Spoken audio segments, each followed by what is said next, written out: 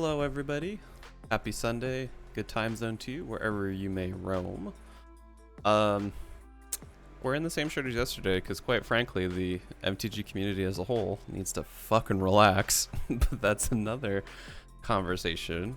Yeah, so if you're here, this is our Sunday Commander building stream. So how this works is I pick a pool of 4 commanders and people on Instagram vote for who they want to see, which, by the way, if you want to participate next time, boop, there's all my info. So yeah, over on Instagram, I will post a stories poll on who people want to see, and this week was uncommanders, not what the Walking Dead commanders should have been, but uncommon commanders. And out of all of those, the big winner we have was Adeliz the Cinder Wind, if I know my scenes. There we go. Adeliz the Cinder Wind. So Adeliz is 1 in Izzet, so 3 CMC, 1 generic, 1 blue, 1 red, for a legendary human wizard. The text reads she has flying and haste, and whenever you cast an instant or sorcery spell, wizards you control get +1/+1 until end of turn. And she's also a 2/2. So definitely under that 4 CMC threshold that I personally love to not really go too far above if I can help it. When I personally build commander decks. So 3 CMC, she can come out relatively early, be super impactful. A pseudo lord, because she's not really +1/+1 all the time, but every time you cast an instant or sorcery, she pumps everyone up more and more. So I think she's great. I've honestly have personally wanted to build Adeliz for quite a while, so the fact that she won out in the poll was actually pretty cool. Thanks for that. But let us get cracking. So as always, too, outside of the commander vote, people on Instagram also vote on what budget they want to see. I have 4 ranges of budgets ranging from between $100 and $200 all the way up to $550 to $650. This week, the 2 lower ends of the bracket were the 2 highest voted. So the most this deck could possibly cost would be $350. But let us give a big ol' spin to the wheel and see what we hit.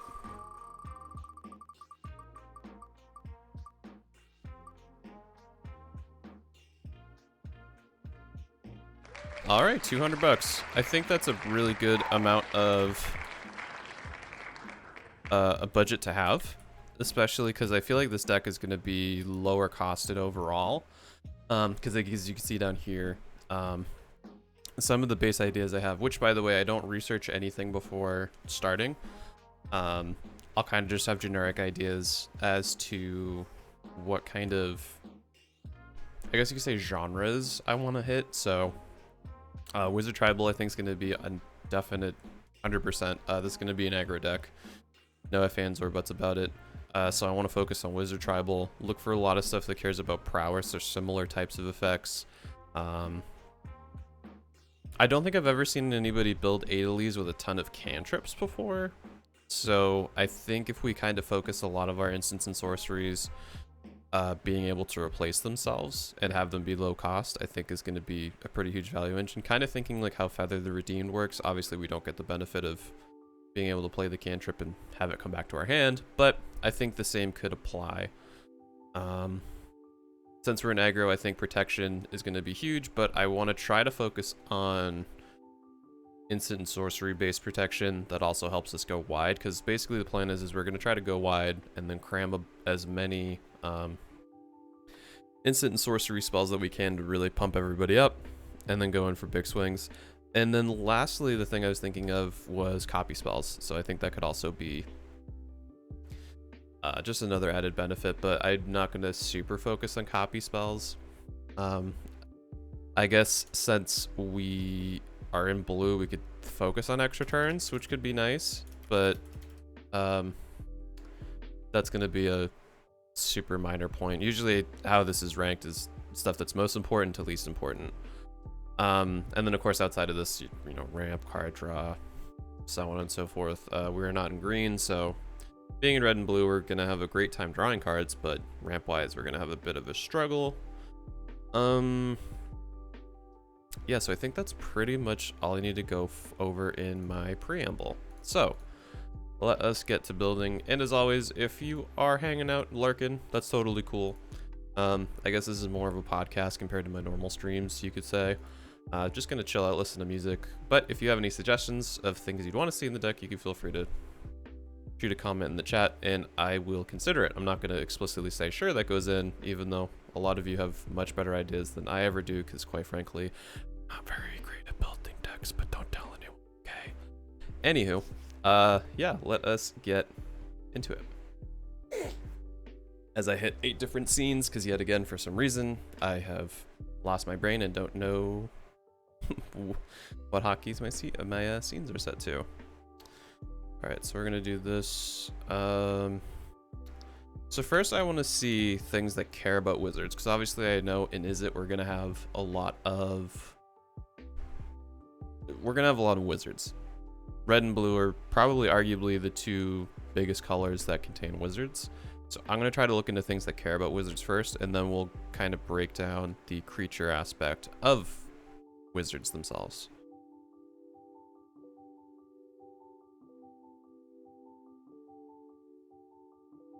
Actually, wait, I just saw... Because if this is a... Okay, never mind.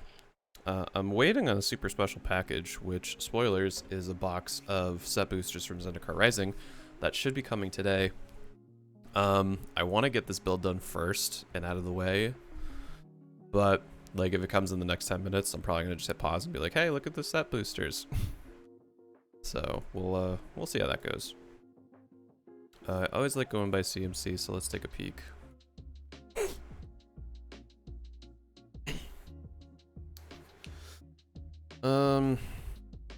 I don't know why they put base camp as tapped. I feel like it's so much better if it didn't come in tapped, and it wouldn't have been overly powerful because it's so narrow. Let's see. Riptide Laboratory is kind of cool, but I don't know how much ETB specific wizard things we're gonna rely upon. So I'll put that in the maybe for now.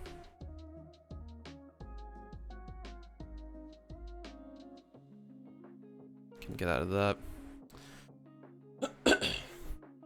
So the new Zendikar cards are going to be interesting. I don't know if a lot of these are going to be super impactful for us, but we'll see.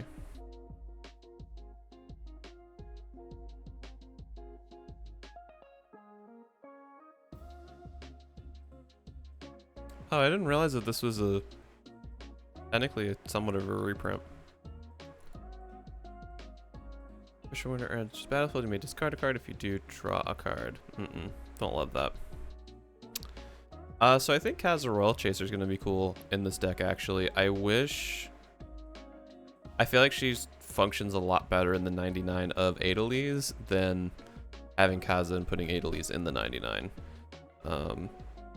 Because let's say hypothetically it's turn 3, we get Adeliz out and Kaza. That means we get 2 less cost on a instant or sorcery spell, which can mean we can cast more into Adeliz. So I absolutely love Kaza for being in this deck. Kaza Royal Chaser.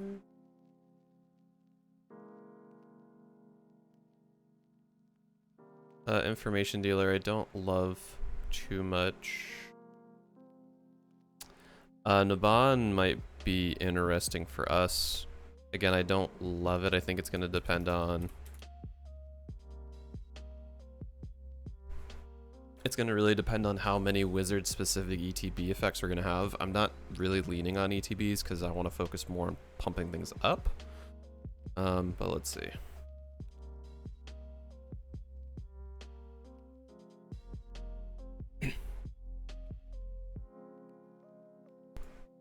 I think certain party mechanic things could be decent too.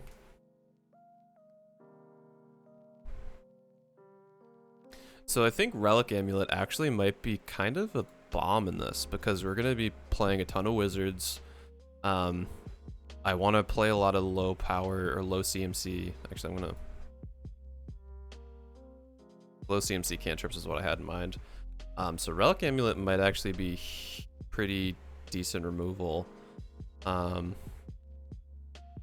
mean, I wish that was any target, but that could end up being halfway decent. I'll put that maybe. Reading into it more, it's not super great, but I don't know. It could be something that puts in work for us. Stony Brook Banneret could be pretty good for us. I'm gonna put that in. Stony Brook Banneret.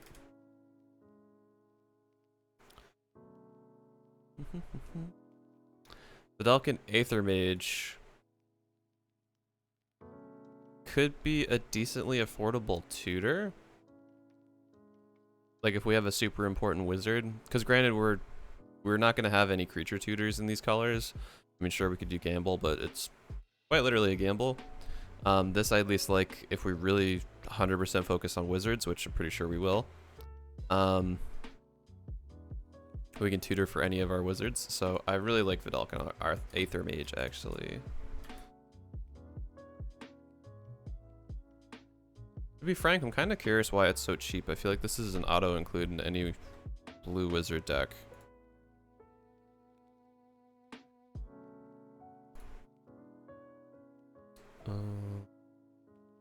Void Mage Prodigy I don't love.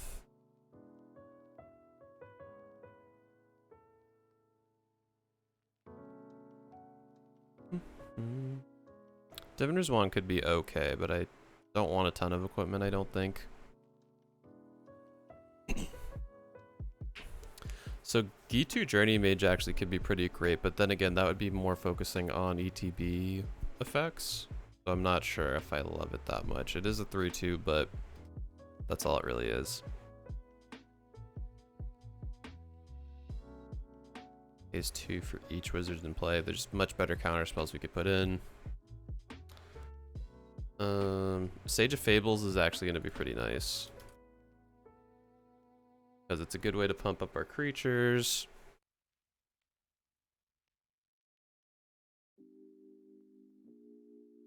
Untapped wizard you control, counter target spell unless its controller pays 1. If it wasn't 3 blue, I'd maybe consider it.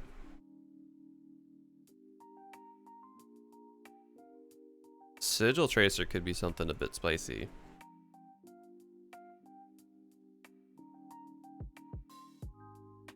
Because one card I definitely want to put in here is Beam Splitter, because I'm thinking a lot of our spells I want to do are going to target our creatures to pump them up. Actually, I'm going to do combat tricks. That's somewhat what I'm going for.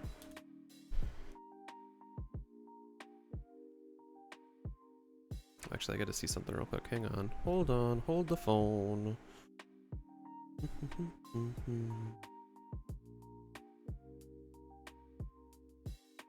good.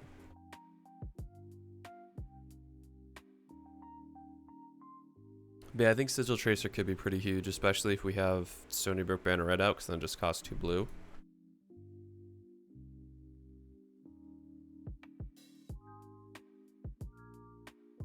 Or at least functionally in my head, I feel like that's gonna do.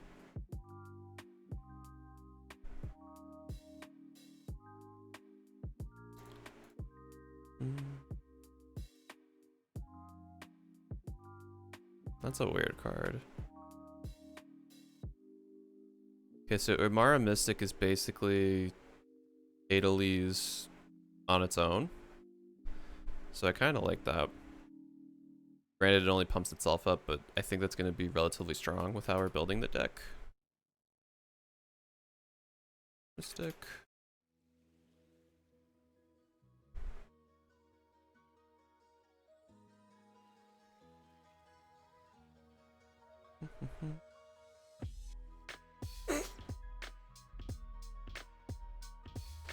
Windrider Wizard. Whenever you cast an instant sorcery or wizard spell, you may draw a card. If you do, discard a card. I feel like that's also just really great value, because that's basically going to be the three types of cards we have in this deck mostly: instant sorceries, Or wizards.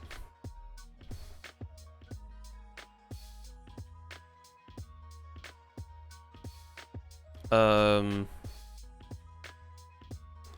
love Wizard's Retort, mainly because we can have a billion better spells. Goblin Wizardry, now that's interesting, because if we do end up having more copy spell effects, or this actually could be an outlet for Sigil Tracer, because it creates 2 tokens, we could immediately tap them to copy another spell. It's not a cantrip, but I actually kind of like this.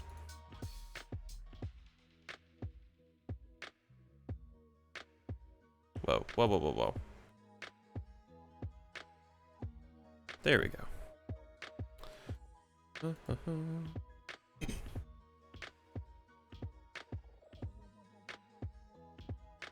Inspired Sprite. Flash and Flying. Whenever you play a wizard spell, you may untap. I wish those whenever a wizard entered the battlefield, but that would be really broken. Kasmina actually might be a good planeswalker because it gives some pseudo protection for all our creatures because we want to go wide. Can also loot for us and give us more wizards, so I actually like Kasmina quite a bit.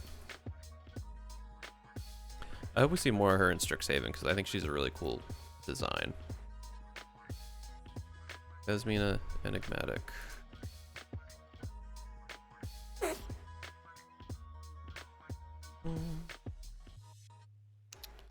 Master of Winds. Enters the battlefield, draw 2 cards, and discard a card. Whenever you cast an instant sorcery or wizard spell, you may have Master of Winds base power and toughness come 4/1 or 1/4 until end of turn. I think that's trash. TPH. Naramiha, yes. Then I also want Dual Caster Mage. It's duh. As duh. That's exactly why.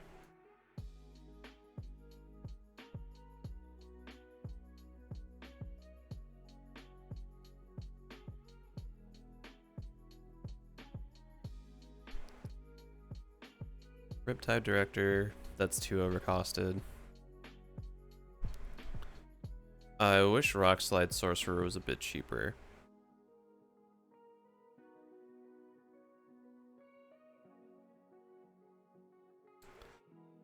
I really want to avoid triple blue. I know Azami's really good, especially because we're going heavy on the wizards, but I want to save. Dawson of Perfection. Whenever you cast an instant or sorcery spell, put a 1/1 blue human wizard creature token onto the battlefield. Then if you control 3 or more wizards, transform. In the transform side, it has flying. Wizards you control get +2/+1 and have flying, and whenever you cast an instant or sorcery spell, put a 1/1 blue human wizard creature token onto the battlefield. I think Dawson of Perfection, I keep wanting to say protection, I don't know why. Dawson of Perfection, I think this could be a good higher end. I don't want to really go crazy above 5 CMC. I think that's going to kind of be where the top end or the end of our curve hits. Unless it's something like an extra turn spell or something like that. But I feel like this is great. All of our wizards are going to get pumped and also have some evasion. Whenever we cast more of our cantrips, it's going to just put more wizards out, which also get the benefit. I think that's great.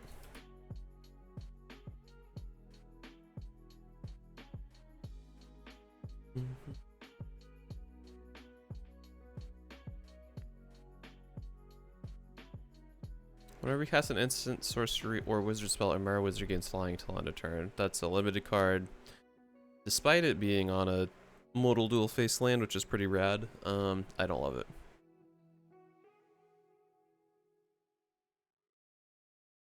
Tap an untapped wizard you control. Return target non-land permanent you don't control to its owner's hand.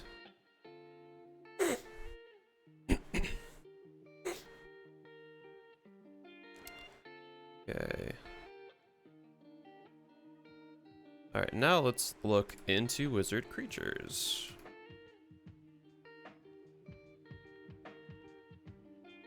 Still have all this up, right? Yep. Actually, let's look at what we're at for the budget so far. Oh, 11 bucks. Love to see it. Yeah, Dose Under Protection. Oh, by the way, I put an off color in the lands just to kind of fill up a slot. Realistically, with how I'm imagining we're going to have our curve set up, I think we can probably end up hitting 37 or 36 pretty easily. 38 is just usually my standard go-to. Because then I got some room to cut down lands if I don't have other things I want to cut. So on and so forth. Yeah, alright. Got a lot of wizards to go through.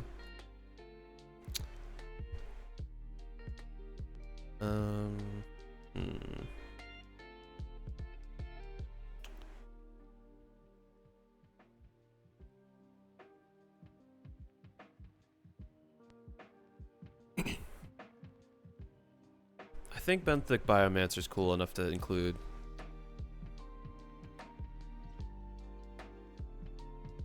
Let's see.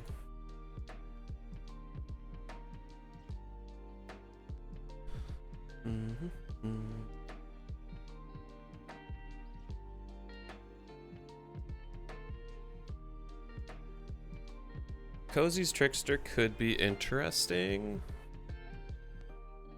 but I really just hate playing cards that rely on our opponents doing things. Personally, I'm just not a big fan of it.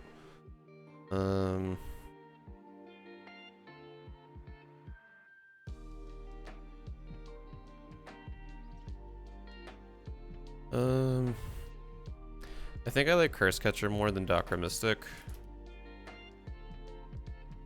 I know it's pretty on the nose with what it does, but it can help us, especially early game or late game if someone completely taps out to cast something. Be like, nope, sack it instant speed. I don't think so. Delver of Secrets. Man, I love the Nilsham art from this era. It's just chef's kiss all the way.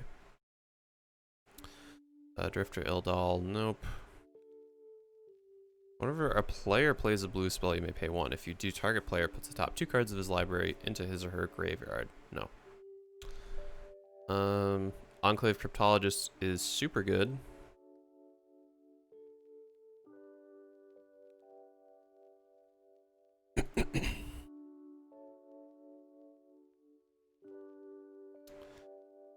Okay, I think Grim Lava Dancer might be a decent choice. Gitu Lava Runner is probably going to pop off relatively quickly too, so let's put both those in, just to see.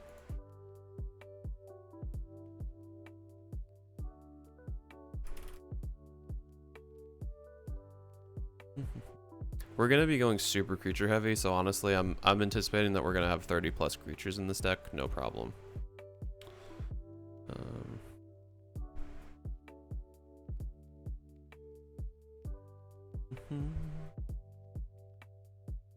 Draw a card, then discard a card.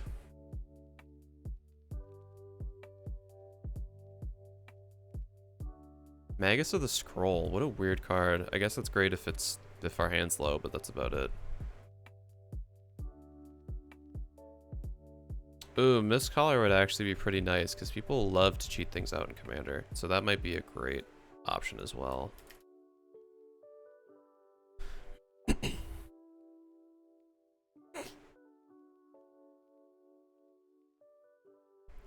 Overwhelmed Apprentice could be nice because it's Scry 2 early on. That can be relatively powerful. Yeah. Overwhelmed Apprentice. I feel like I'm going to have a plethora of creatures I'm going to have to trim through, but Sage of Epiteer could be nice. Basically like a Brainstorm on a creature. That doesn't do much else other than that.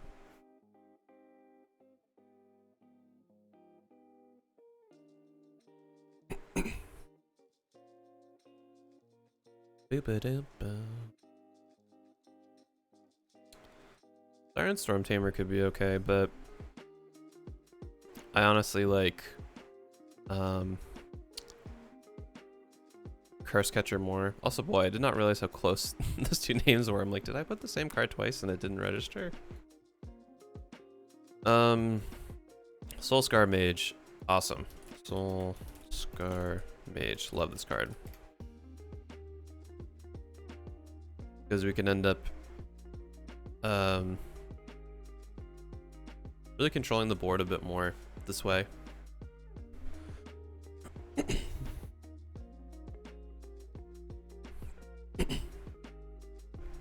Sorry, getting a little tickle.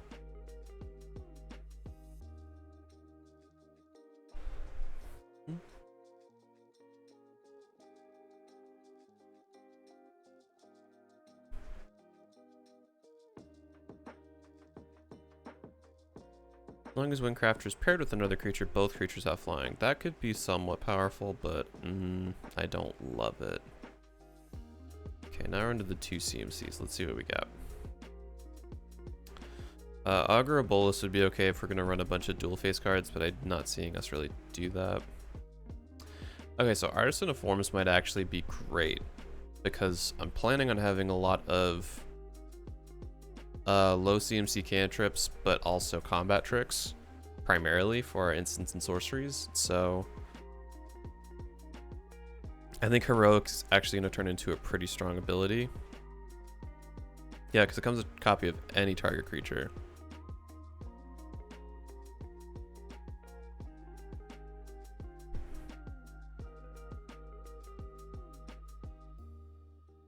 I wish I read that that's still a human wizard. Well, actually, yeah, I would gain the creature type. Never mind. Still be cool though. Baral, Chief of Compliance. Good card, but I don't love it.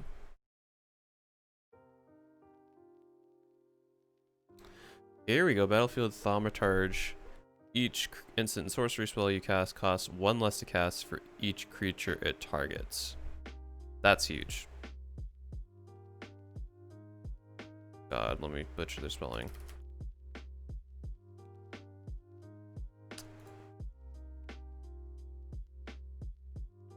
Hey, there we go. Close enough. Thank you, Scryfall, for fixing my mistakes. Meme Splitter, one of the best cards, or not best, is pushing it quite a bit there. But god damn it, keep hitting the wrong scene. I love this card. So that's definitely not to include.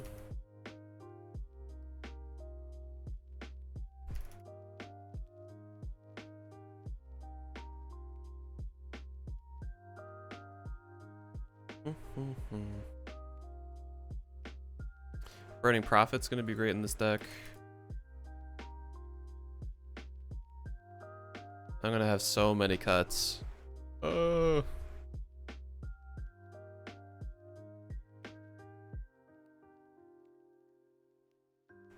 Cephalid Snitch. What a narrow and specific card. Loot protection from black.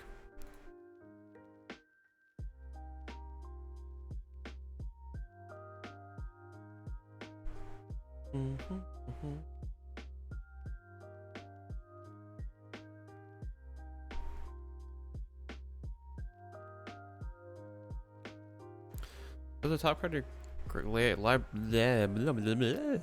put the top card of your library into your graveyard. Add colorless. That's just okay.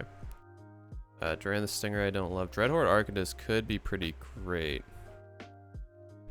Actually, really great.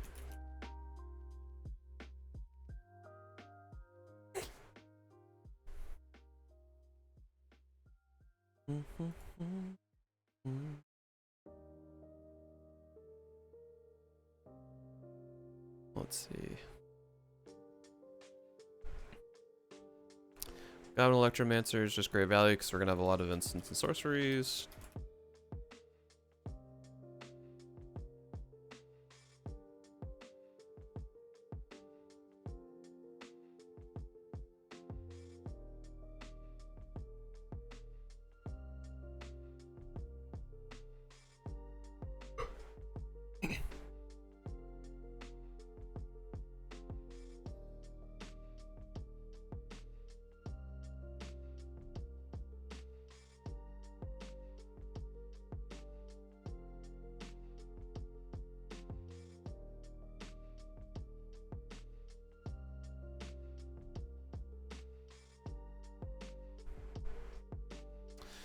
Physic Guild Mage could be okay. I don't love it.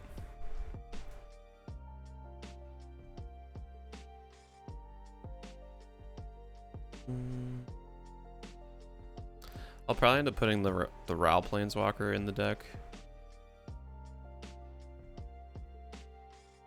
Oh, Lighthouse Chronologist are so cool.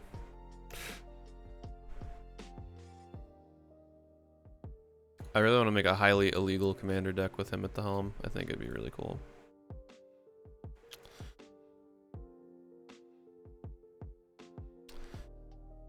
Magmatic Channeler is really cool. Gets huge late game. 2 mana for a 4/4 is great, especially in this deck. Whew.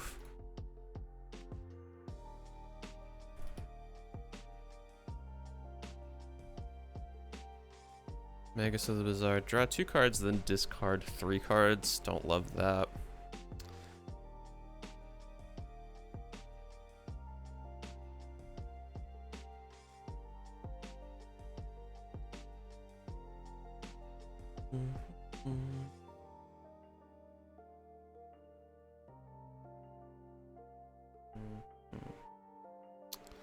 The bond's still on the sideboard because I don't, or the maybe board because I don't know if we're gonna have a ton of Wizard ETBs. If we have a lot, I think it'd be worth running the bond. But outside of that, no.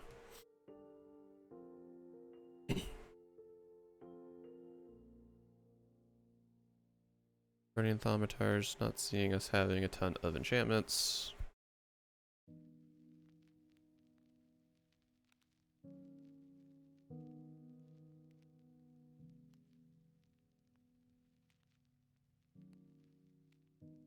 Yeah, Sage of Hours is duh. It's really expensive though, isn't it?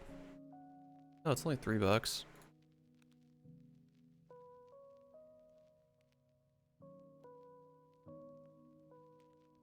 Seagate Stormcaller. Now this is going to be a great card in the deck.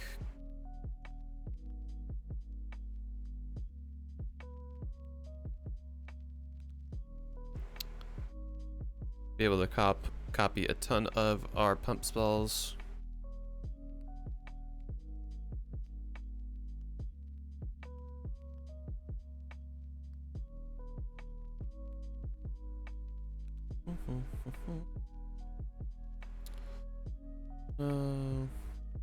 Okay, so obviously Snapcaster. Snappy is powerful. Not sure if we're gonna have the budget to throw Snappy in though. God, that promo version's so fucking cool. I love that card. Anywho, I'll put Snappy in the maybe board just because, not that I don't want Snapcaster Mage in the deck, but I feel like Seagate Stormcaller is gonna be the more affordable option. Granted, it's not exactly the same, but it's kind of the same. Roughly the same idea.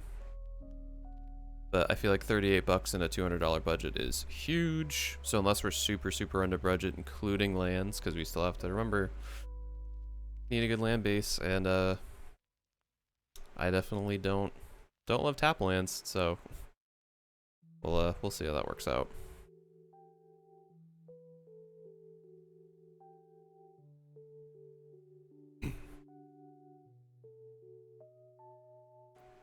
Storm Chaser Mage, I think, is a great choice.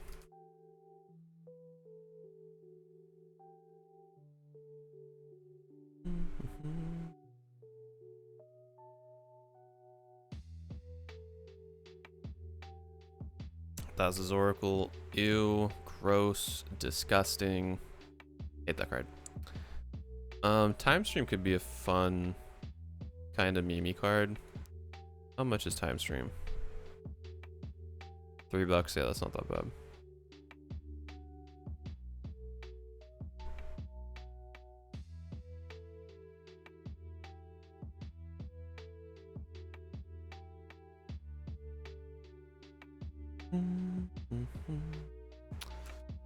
Stream Navigator.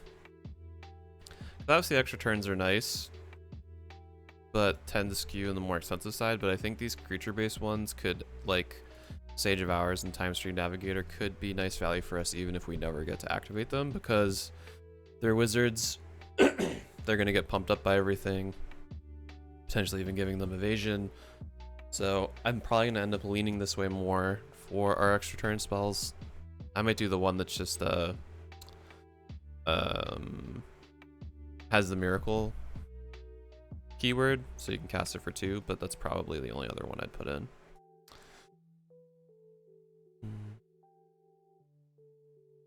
Delirium and Trancer could be cool if we had a way to force creatures to attack it, because then you just, oh, your creature's mine now. Sorry.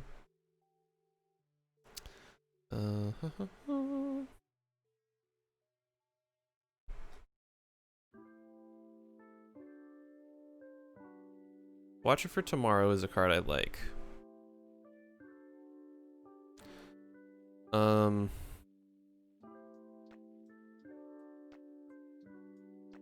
It's a 2/1 for 2, but Hideaway I think is a neat mechanic. We're not gonna have a ton of blank stuff.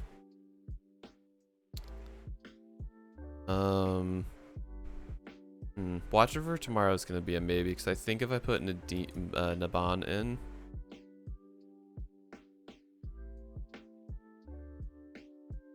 that might be something worth throwing in for us, but I'm not too sure.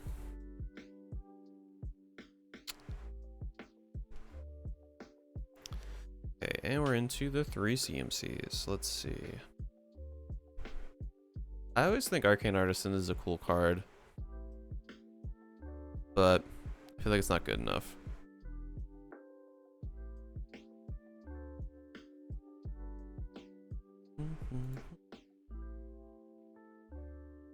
Even Wind Mage is kind of nice. I feel like there's going to be so much more stuff we're going to want at 3 CMC though that I don't love it.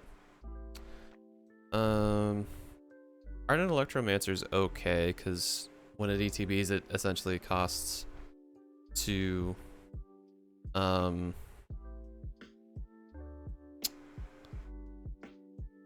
generic, because we do go on back. Hey, V Naruto 24686. Glad my bot is still working to throw out those ban hammers, you stupid spam linkers.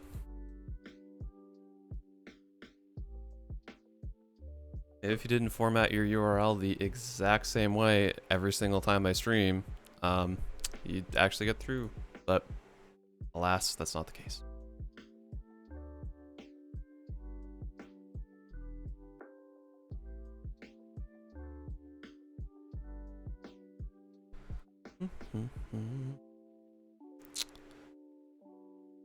So New Baron could be interesting.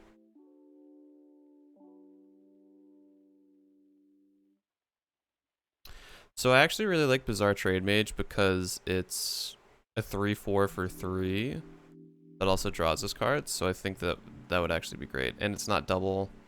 I want to try to avoid double costed mana whenever possible, just because we are in 2 colors. We don't have a great way to ramp or color fix. At least not in these colors comparatively to others. But yeah, that being said, if it's between a 3 CMC that has 2 blue or 1 blue, I'm almost always going to lean on the 1 blue. Unless it's like a crazy good card, like obviously in this case, Dasein of Protection can really close out the game for us. Dual Caster Mage is insane value. Naramiya is also Dual Caster Mage, but also a Lord, which is just huge.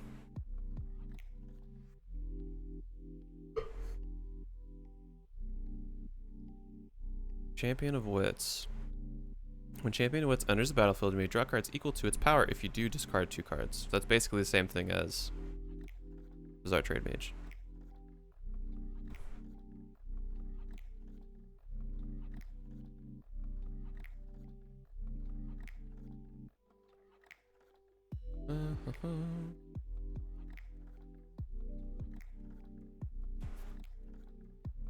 Coralheim Chronicler. We don't have kicker cards. Hopefully not planning on having too many kicker cards, so that's not gonna fly. Still always think that this is the mage's leg for some reason. Feel like their perspective is slightly off. No offense to Chris, because they clearly know how to draw, but I don't know. I feel like that could have been separated a bit more.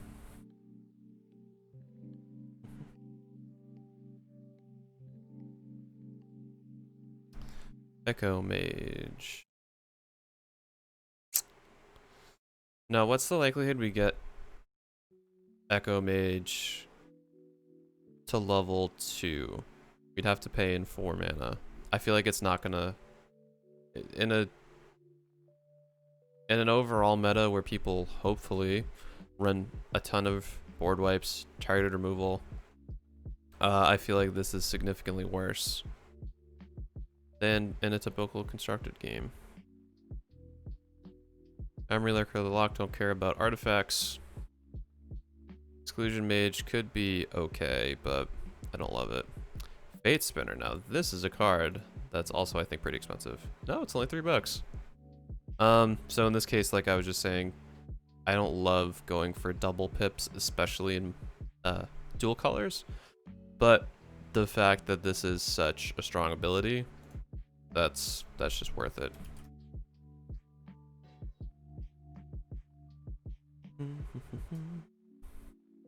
Because it's, do you not want to draw a card? Do you not want any main phases? Or do you not want to attack? Guarantee you most people would probably end up picking... Actually, that's like a... I don't think there's ever a good choice. I guess late game, if you're somewhat ahead, you can just skip your draw. But most people wouldn't want to do that. Flux Channeler is kind of cool because it works really well with Sage of Hours, but we're not having a ton of +1/+1 counter synergies and stuff.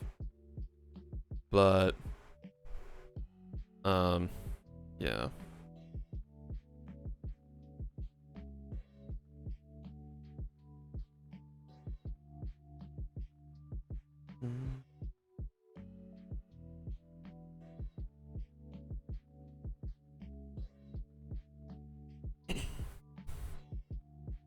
Gadwick the Wizened.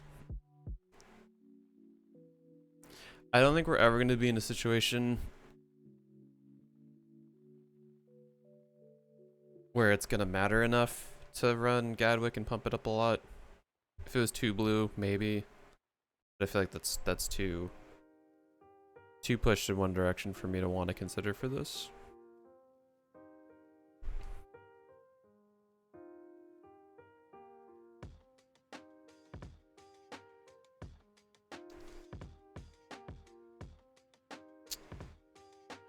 Iron Creek Pyromancer. Now this is a cool card. I'm not sure how much we're going to be drawing, but I like that card.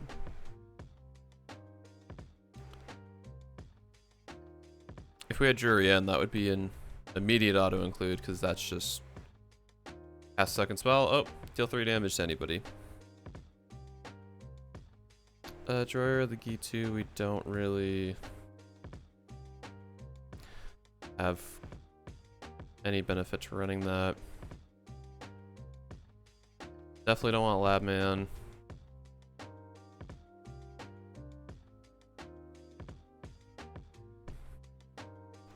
Master of the Ethereum I don't care about. Magus of the Wheel could be somewhat interesting if we don't activate the ability. Thanks, Windows. If we don't end up using the ability, it's a 3/3 for 3, which is nice to pump up.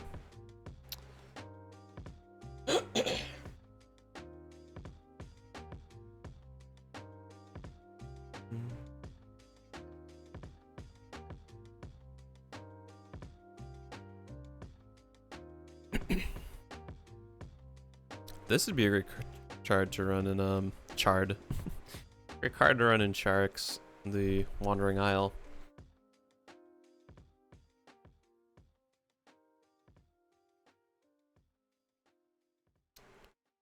Mizium Meddler could be interesting.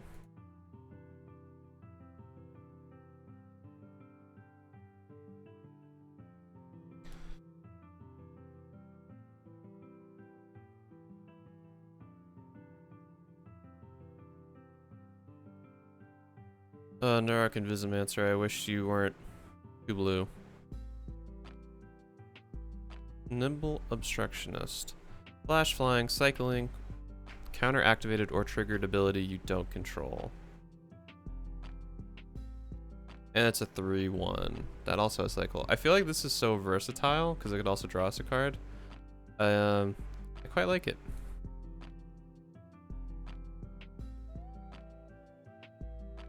Alright, just gonna do a quick budget check, see where we're at. We're already at 73. Holy moly. We're not even through the first grouping of things I want to go over. I'm gonna end this out at 4 CMC. I don't think I'm gonna go further than that. Just for the interest of time, and also I think realistically I don't want to pay more than 4 CMC for quite a lot. I think 3 is gonna be kind of the top end.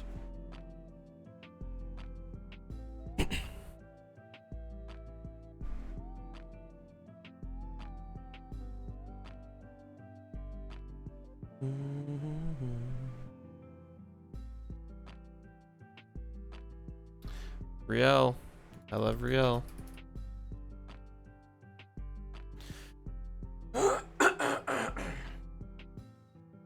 Excuse me. Yeah, I really want to build a deck around her, to be honest. I just love her ability. The fact that it turns a downside into a benefit, at least once a turn. That's just super good. Like huge wheels commander. Sage of Fables is kind of nice. Actually, I already have Sage of Fables, don't I? Yeah. Thought so.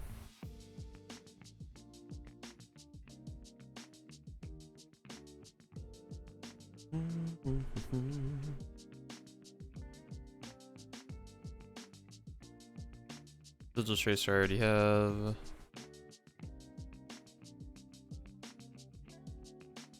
So Skill Borrow could be kind of spicy. Simic Manipulator I quite like.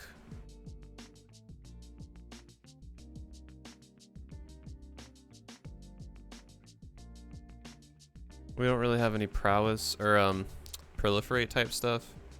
Spellseeker I know is super pricey. Yeah, 17 bucks. That's kind of chunky, but we'll I'll put that on the maybe board if we have room. Because we're bound to have an important instant or sorcery we could dig for. Granted, we're not going to blink it a ton, but it could still be of some benefit.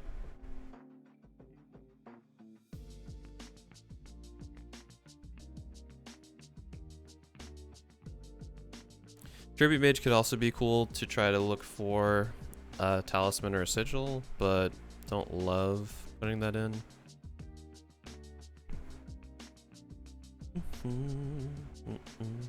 We Dragonauts, of course.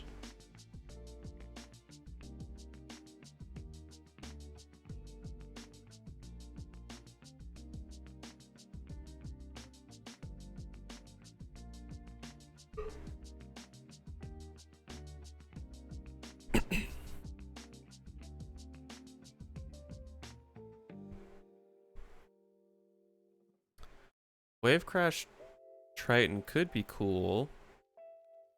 I feel like this should have been like a legendary creature. Like, look how sick that art is. Are you kidding me? I just ended up on a common merfolk. Okay. I guess heroic could be another thing we look into. Heroic. We are gonna want to target a lot of stuff. And if we have like 1 or 2 creatures that have heroic, I don't think it'll be the end of the world. Academy Elite, I don't love. Don't think I'm gonna put that in. It does have a lot of great top end benefit late game, but I don't know. I feel like if I draw that on turn 4, it's gonna feel pretty bad. Archaeomancer, yes.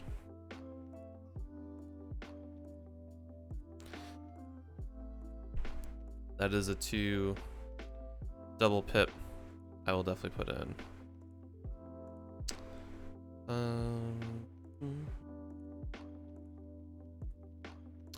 I feel like how it's gonna end up splitting is a lot of our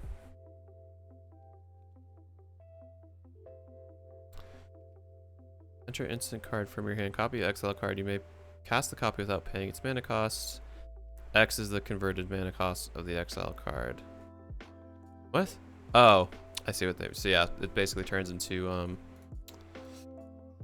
the staff that lets you do that over and over again. That could be a decent budget option. That'll be maybe.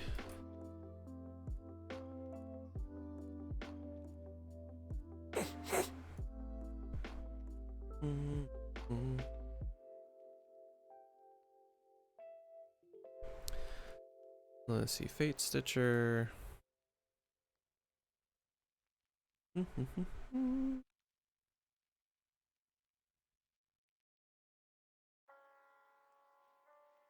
Yeah, like I was saying before, I feel like that creature side we're gonna lean heavier on blue, but it's in sorcery side we're gonna lean heavier on red for all the pump spells. So I think it's gonna end up evening out. Lunar Mystic, you're just okay. I wish you did more, but you don't. Or I wish it was instant or sorcery, because then we'd be able to trigger it a bunch more. Remembering Mystic could be interesting, because it would help us go wide, but we don't really care about illusions too much. So I don't think that's going to be a big benefit.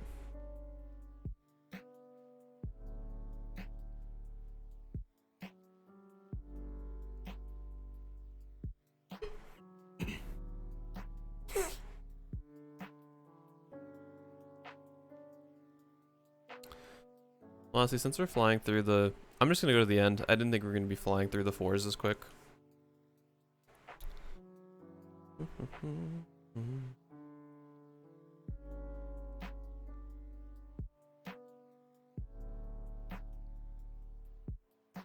Talron, hell no. You've been reprinted. How many times has Talron been reprinted at this point? 8 times. That's a lot of reprints. That card's not that... Like, how come you couldn't reprint Krenko that much, huh? Riddle me that.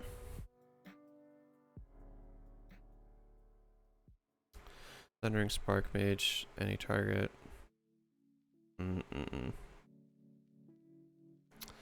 Tempest Caller could be a nice way to open things up. I'll put Tempest Caller in, why not?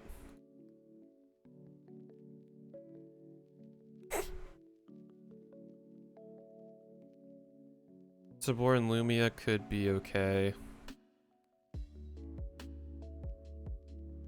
See, the only thing that stinks is we don't have a great way to give everything flying, so if we play a red spell, which inevitably we will, because that's going to be where our pumps come from most of the time, we're going to deal 1 damage to ourselves. To all our creatures, rather, I should say. So I don't love that card.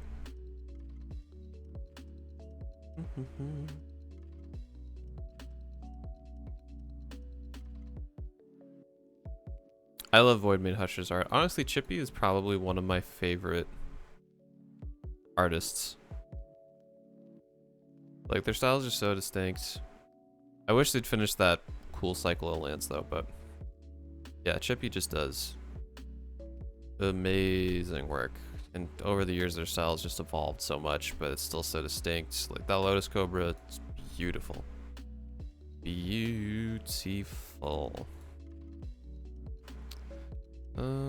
Okay.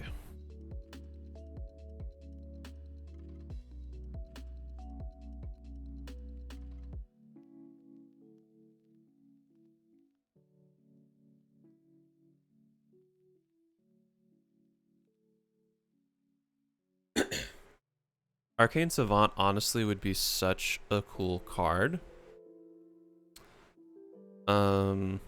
If it didn't have the draft clause. Like, I would honestly love this card. Granted, it would probably be way too broken in Commander, especially because you could just be like,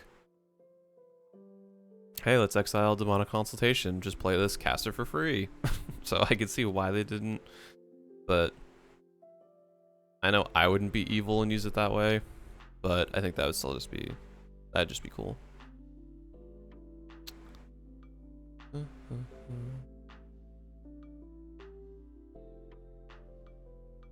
Disciple of the Ring. Don't love it. Not a big fan. Magus of the Future. Future. Minotaur Illusionist. Whoa.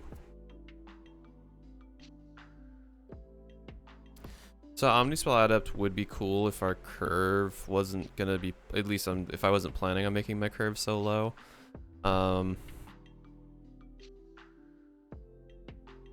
I really want to build a Pauper deck around Pondering Mage.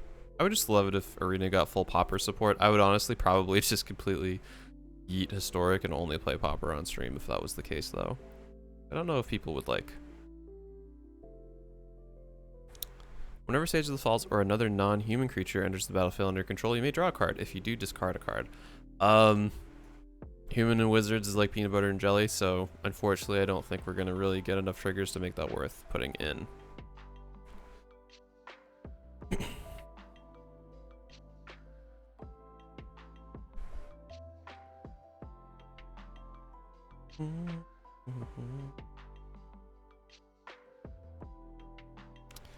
Blade Wielder.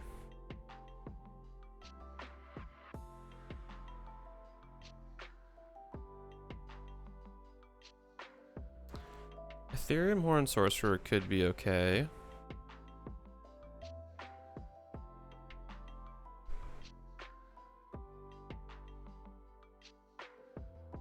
For a little wackiness, it would be fun, but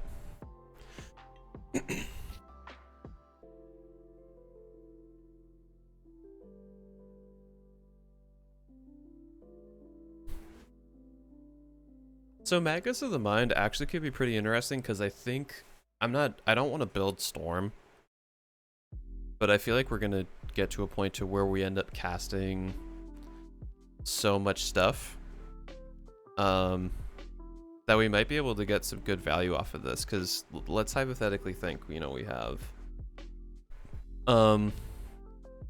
Meme Splitter out, Adeliz, which I'll put Beam Splitter out just to, because Beam Splitter copies stuff. So let's say if we have Beam Splitter, we have Adeliz and Beam Splitter out. So let's say we have 5 total mana. Actually, let's say Magus of the Mind's out, Beam Splitter's out, and Adeliz is out. So what we could do is, let's say we have a 1 CMC pump spells. We target Beam Splitter with both. Both of those copy onto Adeliz and the other one. So right now we technically have a storm count of 4 because we played 2 original spells, copied those, so now we have a total count of 4. Let's say we do Dive Down, which is 1 CMC and Hexproof, so now we're up to a storm count of 6. And then with 5 mana, we would end up having 2 left over, which is fine. So in that case, then we'd have a storm count of 6. We could pay 1 blue, sacrifice this, look at the top 6 cards of our library, and then cast more of them. Obviously, the only downside to this is if you hit any lands, it's essentially useless. But specifically, it doesn't say instant or sorcery, so it's basically anything that's not a land.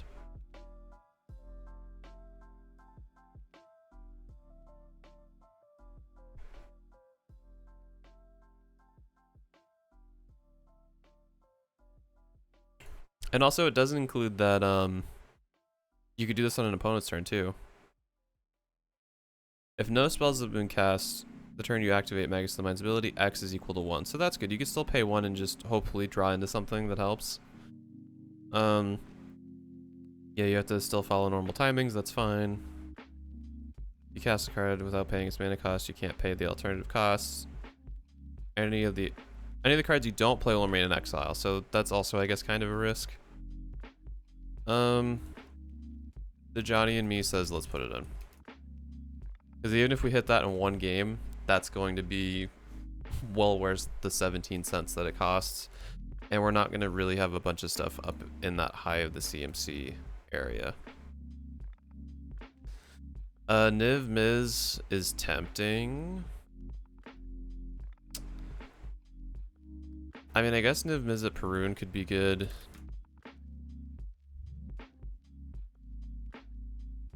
like for the total top end and not really like focusing on it at all. Boy, if Wonder Wine Profits was champion a wizard, that card would be like $30 because holy crap. That would have so much benefit. I guess Dragon Mage could also be cool for a top end.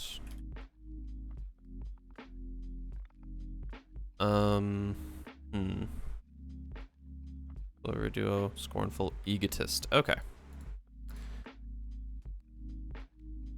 So now I want to go through Prowess.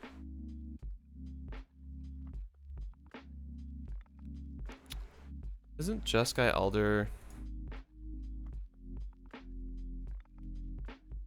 Oh, it's a monk, not a wizard. Okay. Never mind. Never mind. Got these.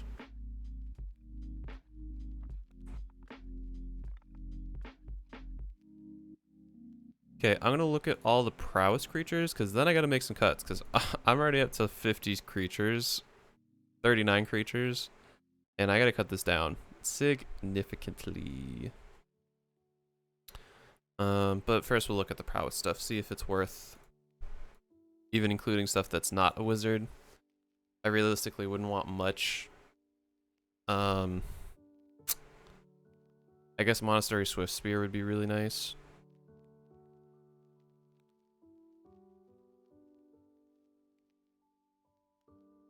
What? Oh.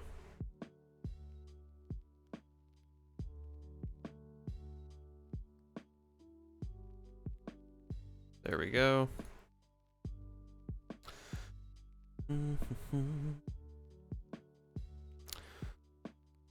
When Abbot of Corral Keep enters the battlefield, exile the top card of your library until end of turn. You may play that card.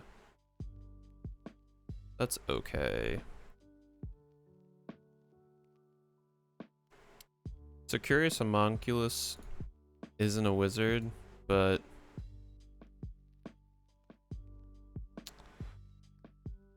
add blood to your mana pool. Only cast instant or sorcery spells. No, I don't love it.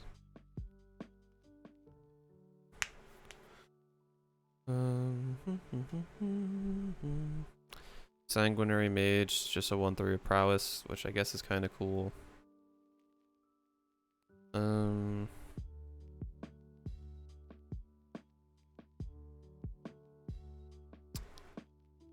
Yeah, I think realistically I don't love any of these.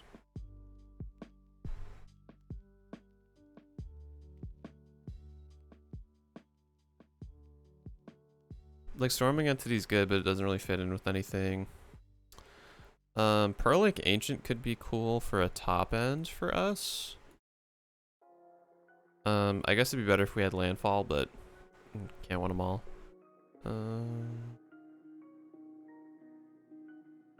Try your hand, draw 3 cards. No, I don't love that. Okay. Alright, let's look at stuff that cares about instant sorcery.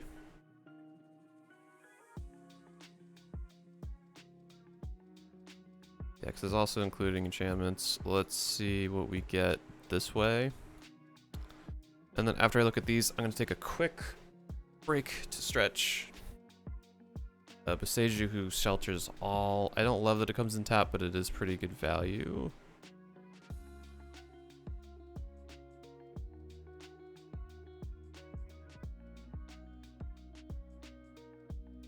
Blister Coil Weird is nice because it does inevitably get Adeliz's ability, despite it not being able to be a wizard. So I do like that quite a bit. Curse Catcher's cool. I mean, I think Flusterstorm is just a great counter spell anyway. But we'll put that on the maybe board because that might be too expensive.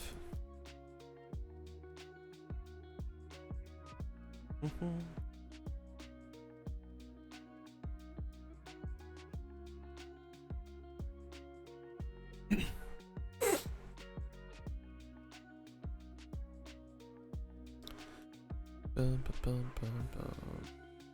Mystical Tutor, same thing. I think it'd be nice to have, but don't know if our budget's gonna end up fitting it when all said and done.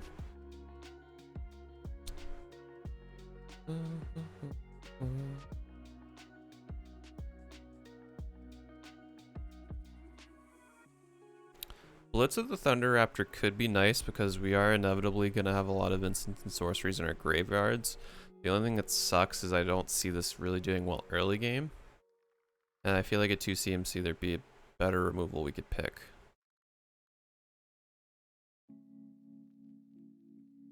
Direfleet Daredevil is somewhat tempting, but I don't love it. Double cast I think is going to be nice.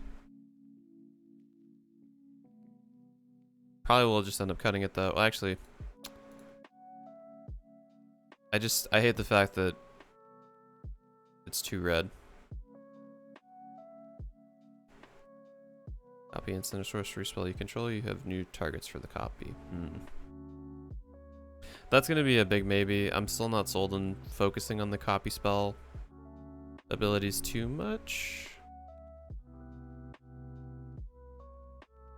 Finale of Promise. 1 instant card and or up to 1 target source card from a graveyard with converted mana cost X or less without paying their mana cost. If X is 10 or more, copy each of those spells twice. You may choose new targets for the copy. So this is gonna, I think this is pretty cheap, right? Yeah, it's $1. I think this has the ability to be a huge bomb late game.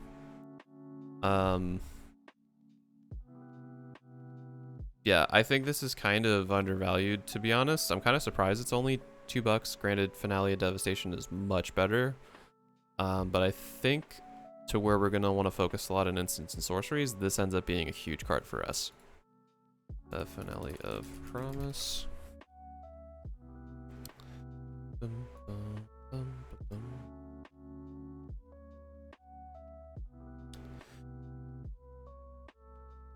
Firemind's Research could be okay. I don't love the cost of it though, so I don't think I'm going to include it.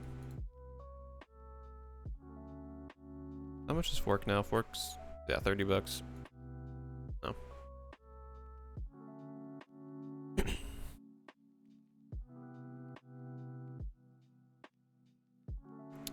So I like increasing Vengeance a lot more than double cast because we do get the benefit of being able to cast it late game too. So let's do increasing Vengeance.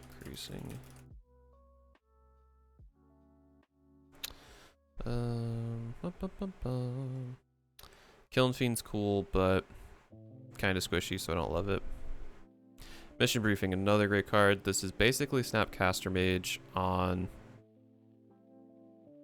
an instant spell, and it's 86 cents. So if you're on a budget and you're looking to...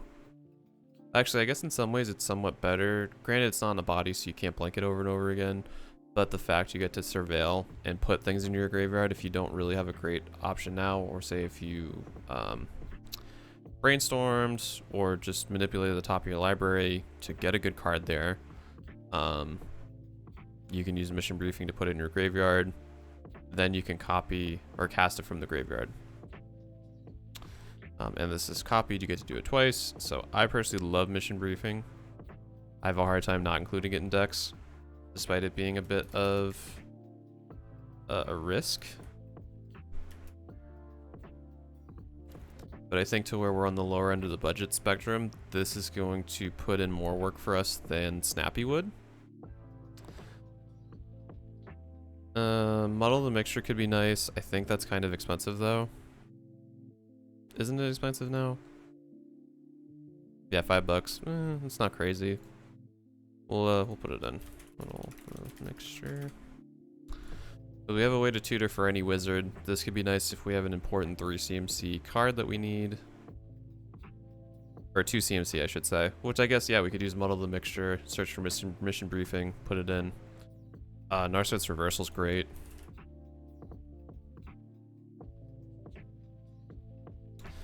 I'm aware I'm putting a lot of things in that aren't cantrips or pump spells, but I think it'll still be doable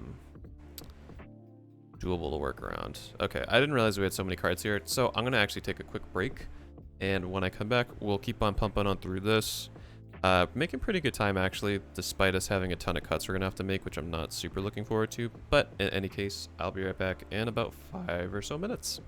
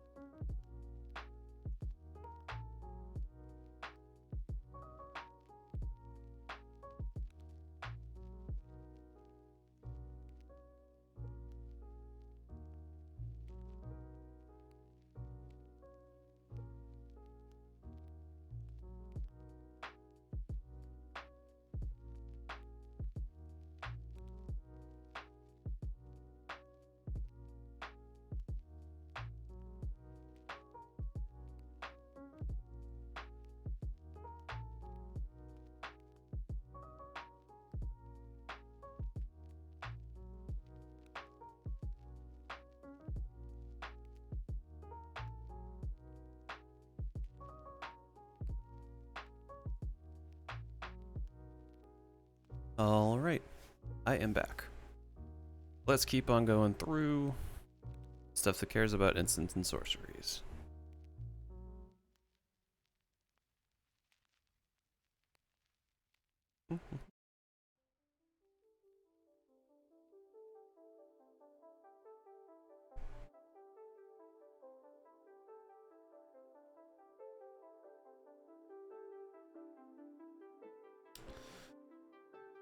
So split decision could be kind of fun, because on the one hand, if it's something everybody wants countered, it's gonna happen. If it's something to where we're gonna win the game, they're probably gonna just vote on counter. But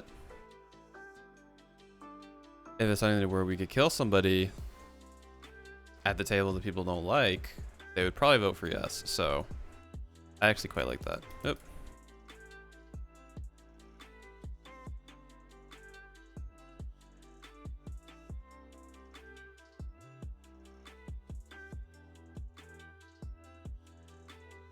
I do word spelling good.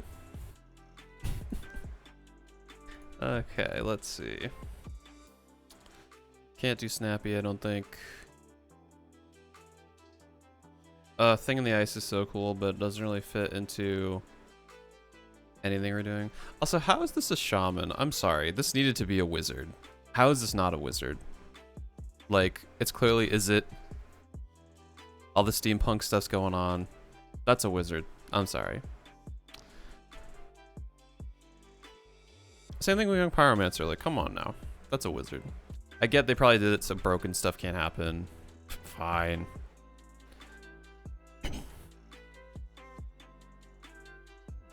So Aria of Flame could be somewhat interesting, because we're going to be able to rack up verse counters like mad. Outside of that, though, I don't really want to give our opponents life, so don't love it. Bonus round is going to be a huge spell for us.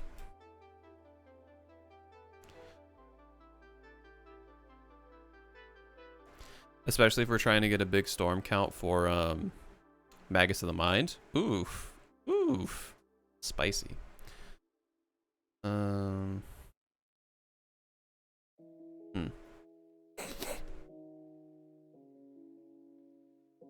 Chaos One could be fun just for some chuckles, for some giggles, but I don't think that's gonna be super beneficial to us.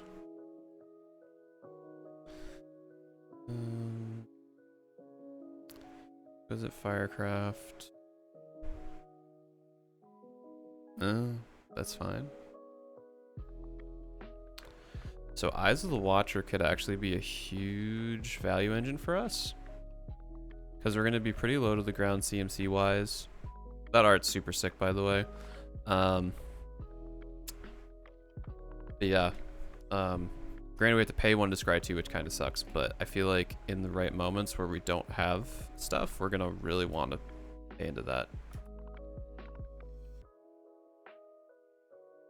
It would be cool if it was whenever a player casts an instant sorcery, but then I feel like it'd be like $50.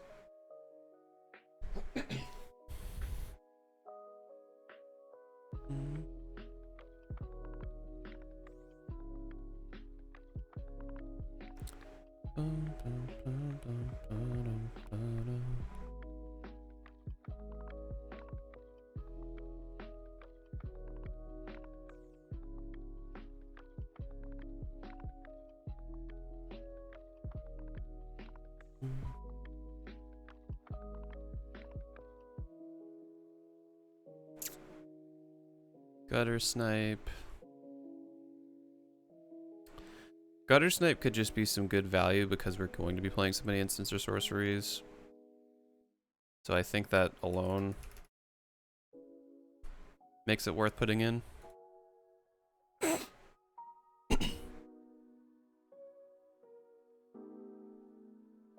Owl of the Horde could be spicy, because raid, we're going to be attacking creatures because we're super aggro.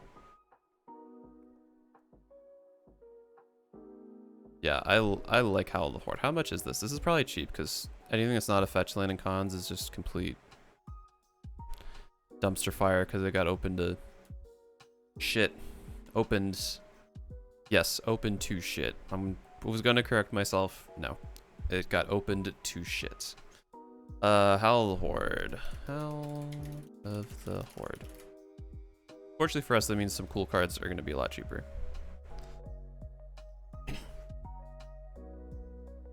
Don't care about mutating. Copy target instant or sorcery spell that targets you.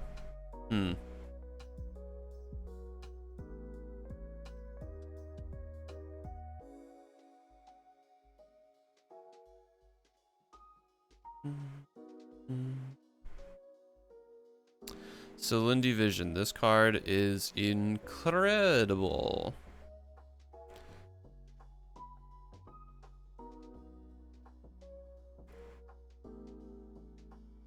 You get to dig for 6, look for something that's a really good instant or sorcery. If you don't need to dig for 6, you have a land on the other side. Smelt Ward Minotaur is kind of cool. I think it's not going to do as much work in this deck, though. I love how Wisnu designed the Minotaur, though. Like, it's, like, kind of stocky and chunky. I think it's very cool.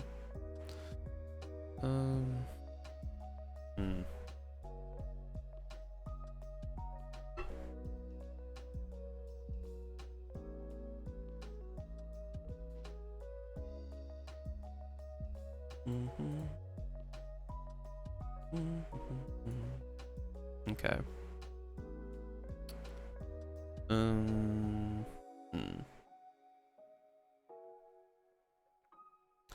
We're not doing a huge amount of copying, so I don't think Twinning Staff's gonna do us any favors.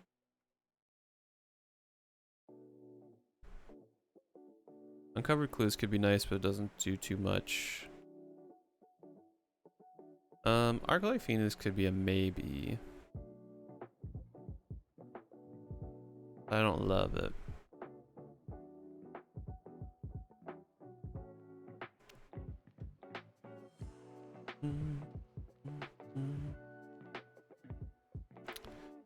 Crackling Drake.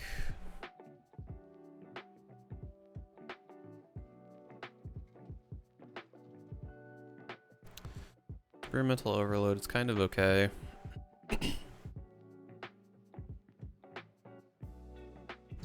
Fury Storm I don't love. Actually, I think I like Jace's Sanctum more than Eyes of the Watcher.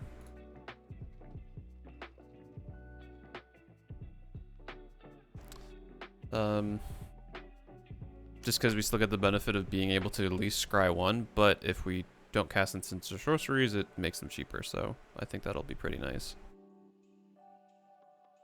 Mercurial Geist. Whenever you cast an instant or sorcery spell, Mercurial Geist gains 3 and 0 until end of turn. That could be pretty decent.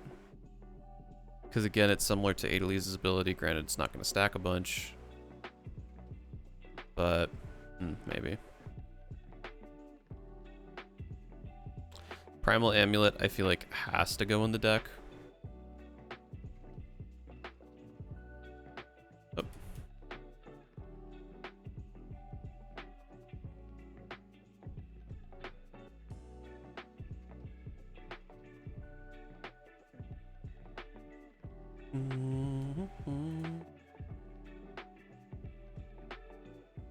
Precognition Field, no.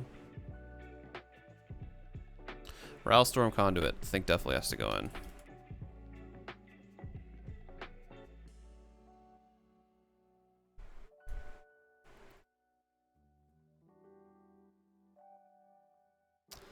So I almost kind of want to put in Repeated Reverberation just for Ral, because then that goes infinite, right?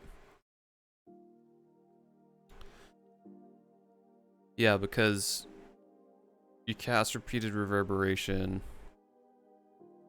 then you get 2 triggers of copying a spell. You could use one of those for Repeated Reverberation. Actually, no, that wouldn't interact the right way, I don't think. I feel like there's some shenanigans to be had that's too big brain for me with that, so I'm going to pass. So, granted, Zada is not a wizard, but the fact that it hits all of our creatures is kind of big pog. big poggies. So I'm going to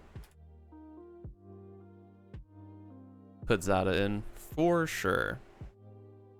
Especially because we're going into that route of targeting our own stuff with a bunch of things and getting cantrips, drawing again. It's like, especially if, like with Zada, if we have something that cantrips and we have like 6 creatures out, we draw 6 cards. Even if the spell's like not good, that's still a huge amount of value.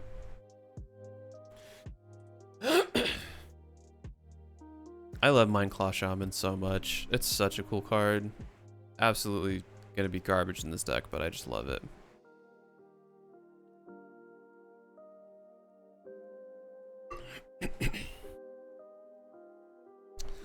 Mirrorwing Dragon might be another one that I want to put in, but I think it's a lot more expensive than Zada. No, it's only $1.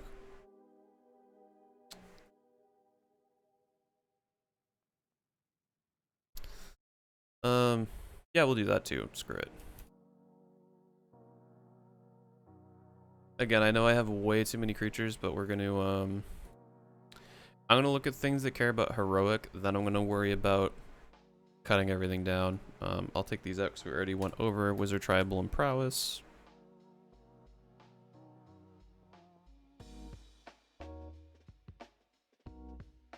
Omnispell Adepts. Still a cool card, don't think we're gonna get value out of it.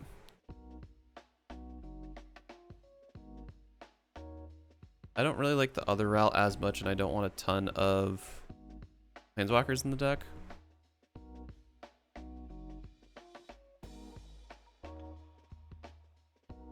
Whenever Sarkar the Bold or an instant or sorcery spell you control deals damage to a player, exile the top card of your library. You may play that card this turn.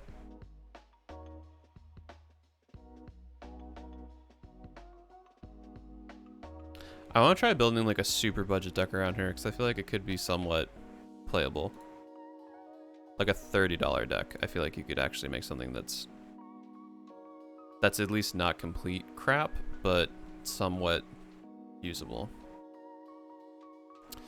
Mirari Conjecture. So I'm kind of conflicted because it does take 3 whole turn cycles, which means technically it would have to go through 10 player turns without getting removed. And the fact that 10 player turns, if someone didn't draw into or have enchantment removal, it's kind of slim to none. If we were more enchantment based, I would love that card, but I don't think it's gonna do what we need.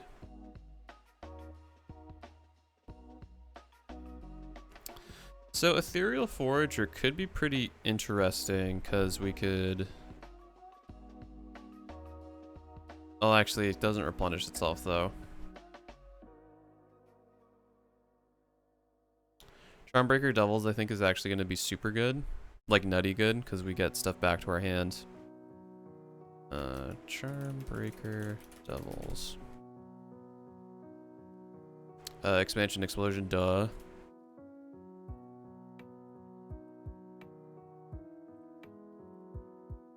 That card's just nutty.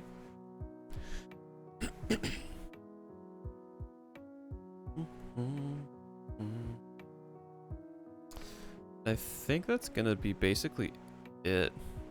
Again, Thousand Year Storm's tempting, but I feel like for the curve we're going for, we're not gonna get a huge amount of benefit from it. I'll put it in the maybe board. If we tend to skew a bit higher or we have a ton of low CMC instants and sorceries. I also think it's getting kind of pricey too. A little pricey at least.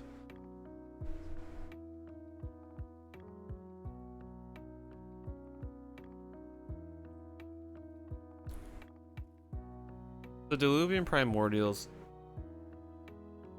interesting because we get to cast everyone else's stuff from their graveyard. And we get the added bonus of being able to exile everything from their graveyard. Again, to where we're not blinking things. I don't think, it's a pretty big bomb, but I don't think it's going to be impactful enough to really make a difference.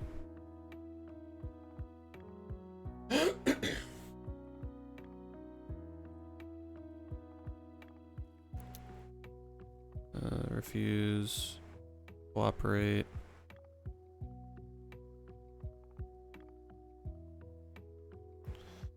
Magic mirror.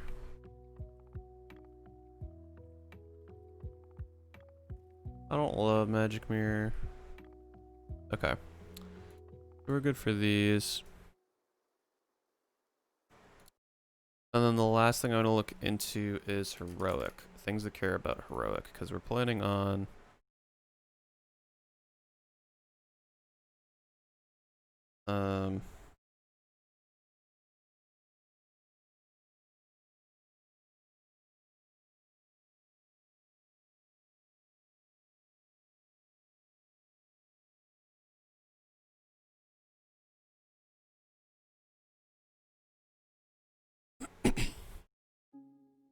okay, we'll take out heroic.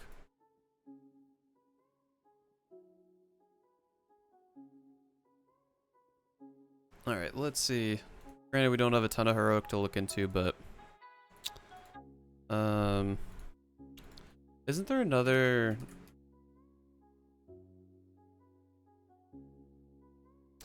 There's another spell. Not bestow, it's the other one. It's not monstrous. It's oh, that's gonna bug me. Strive? Is it strive? Yes, it is strive. Okay, perfect. That's the other one I want to look at too, but we'll do heroic first.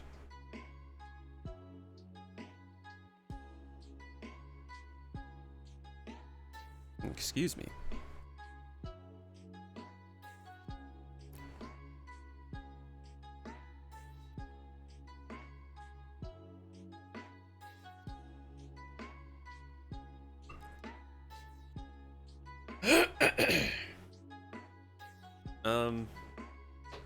We don't care about going wide. A Cronin Crusader would be kind of cool, but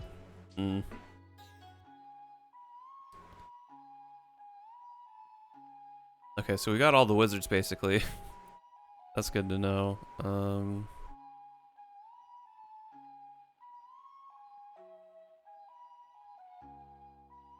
Whoa, that's some cool artwork. I've legit never seen that card before. The artwork is sick. Okay, yeah, nothing here. Was worth a shot. Strive is what I was thinking of, though.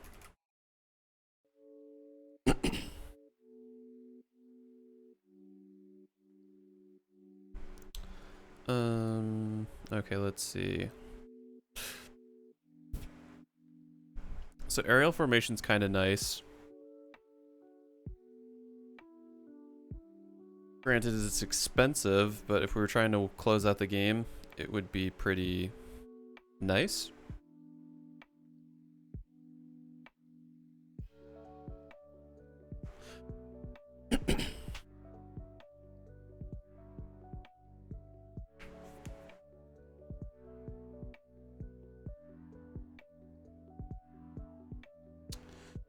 Okay, so I guess do we like, because I don't want to put Rouse the Mob and aerial formation in. So I guess is it better to have everything have flying, or is it better to have everything get +2/+0 and gain trample? Actually, why wouldn't I just do both? What's the worst that's gonna happen? Ooh, Twin Flame actually would be kind of nice, I think.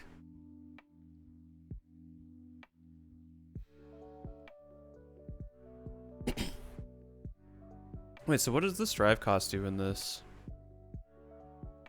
instance? Because, oh, because you target and then you pay the cost. Got it, never mind.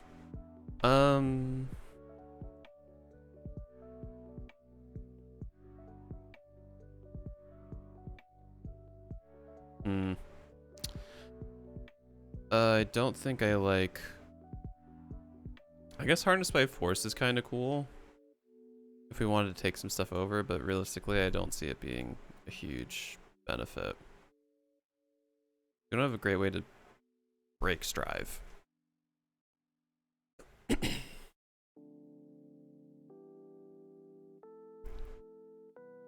Okay, let's look into Actually, first we gotta look into cutting, because we have 45 creatures, which that's way too much. Okay, let's see.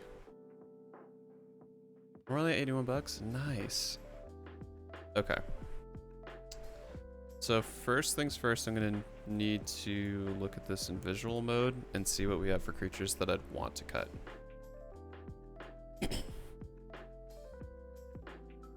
Okay, we have a lot of 1-drops. Not that I hate it.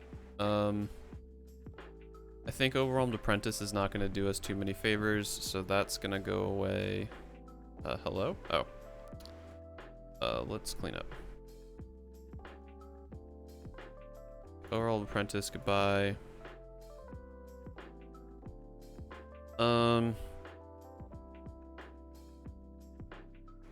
I guess Gitu Lava Runner.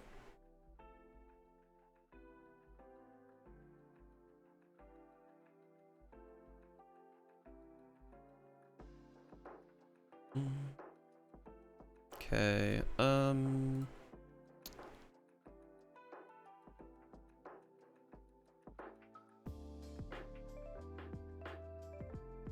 1-drop creatures do we have now? 1, 2, 3, 4, 5, 6, 7, 8. And it's rough. It's actually exactly split, so I kind of like having that many 1-drops. Let's look at the 2-drops now.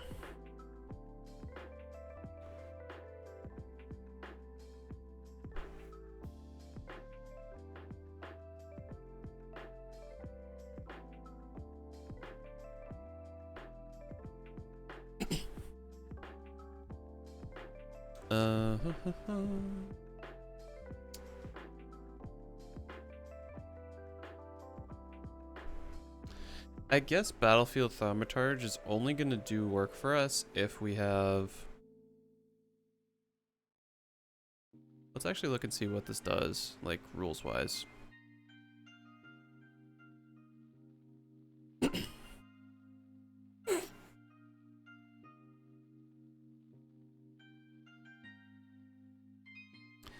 The cost reduction is 1 per target creature, even if the spell targets a creature more than once.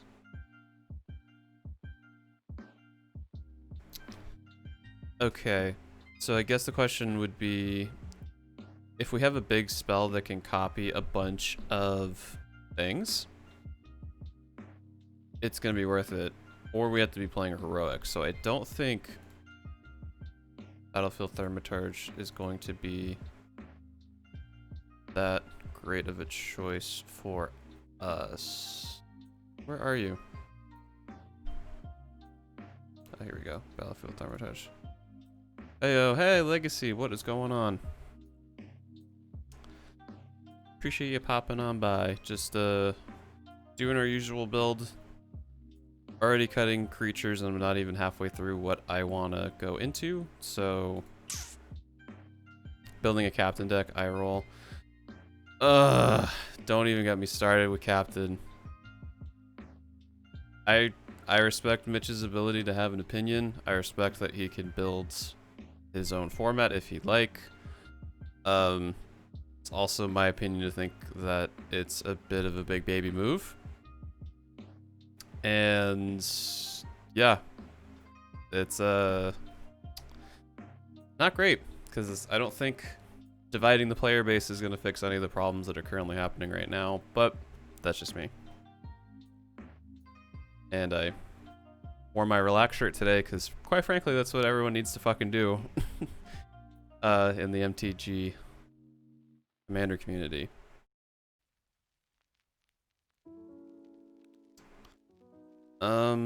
Okay, what else can we cut?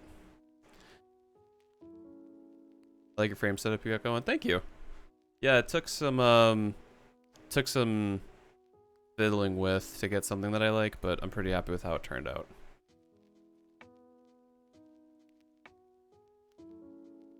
Okay, I mean, Electromancer is nice, but we're gonna be having fairly low CMC creatures, so I don't think it's gonna make the cut.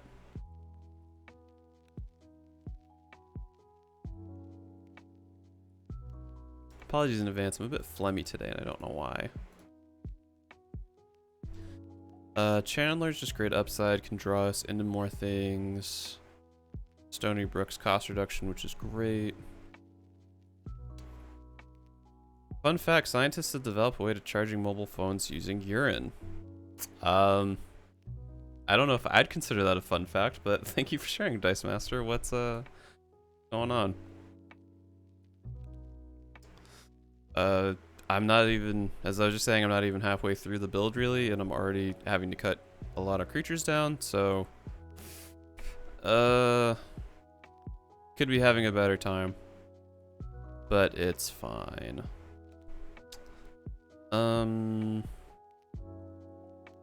Because I don't really, I already got rid of you. I want to keep Prowess. I guess Time Stream Navigator, because I don't really need extra turns, and there's more effective ways to put it in if I had to. And I'll also do Sage of Hours, because same thing. If I really want extra turns, I can just throw in some extra turn spells. Okay, so what about the 3-drop slot? Trade Mage is nice. Dual Caster's great.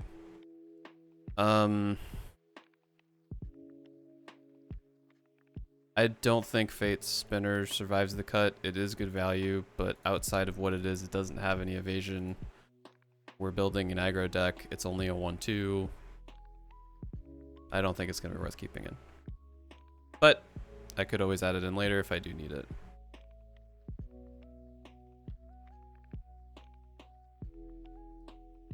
Matt, you see my post in Discord? I have not. I have not visited the Discord yet today, but I will make sure to take a peek on my next break. Gutter Snipe's too good because it's gonna hit everyone. It was yesterday. I had a pretty early night after the stream, so I didn't get a chance to look, unfortunately. Yeah, Gutter Snipe's too good hitting everybody. Mizian Meddler is okay. I guess if it's between Nimble, Obstructionist, and Mizian Meddler, I think Nimble has a much better chance of being impactful. So we're gonna get rid of that. Love Riel too much to cut. I mean, I guess the question is, how many cards am I planning on discarding? Because I don't really care that Riel would be getting +1/+0. Because I mean, we are gonna have a lot of instants and sorceries, but yeah, I'm gonna cut Riel. Love the card, really want to build a deck around her, but I feel like it's not gonna be as good for how we're building things. Mara Mystic is great. Blue Dragonauts is great. Windrider Wizard, yeah, it doesn't come in as a land either, so that's a nope.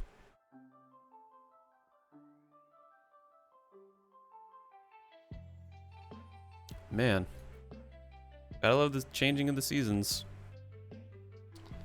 Archaeomancer, yes. Naramiha, yes. It's dual caster, that's a lord. How can I not? Tempest Caller. Tempest Caller is cool because it opens up somebody completely, but I could get other spells that do better things. So Tempest Caller is gonna have to go. Zada is just too good value in this deck. Dose Center Protection is nice because it helps us go wide with more wizards.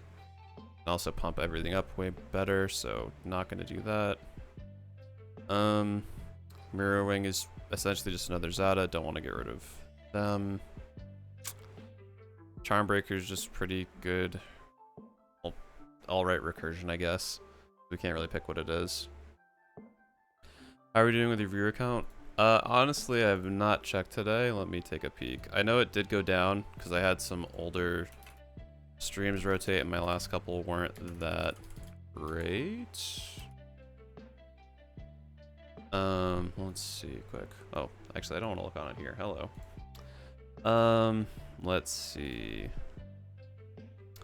As of right now, I am at a 2.5 average, so I'm still on the upper end, but can't seem to break past 2.8. but I'm close. So feeling pretty good about today. Hopefully if I'm consistently above my usual, I'll be able to squeak on in. Magus of the Mind that Johnny and me still wants to keep. Even if we get it off once, it's going to be worth it. Niv Mizzet's great value, but I don't know if it's going to be... I don't know if it's going to really be super impactful. I guess Dragon Mage I was kind of only keeping for Riel, because we wouldn't get the downside of that. But if it's between that and Niv, I definitely want to keep Niv Mizzet. Nizzet, I guess.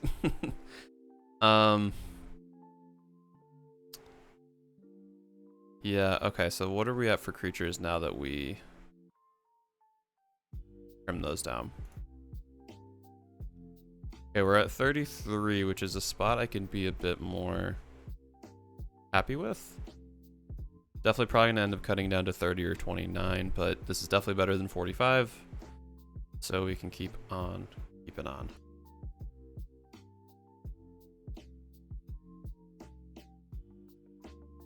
Okay. Next I want to look into... let's look into low CMC cantrips, because those are inevitably gonna have some pump spells. So, draw a card. Oh, that's not what I wanted. Draw a card. And sorcery. Partial type matches. Legal and commander. I'm gonna put it at 2 and see how we get to. So it's gonna be everything that's less than or equal to 2. Okay, 140 is a pretty good amount. Let's CMC.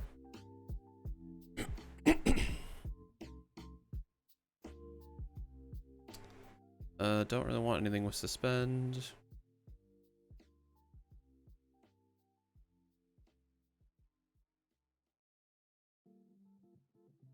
Valduvian Rage could be okay later game. I don't love it though, because on its own it doesn't do much.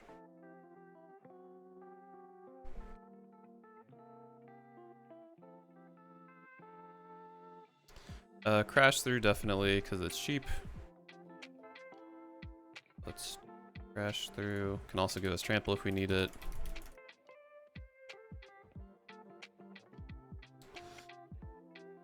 Creature becomes red and gains haste. Don't really care about that too much.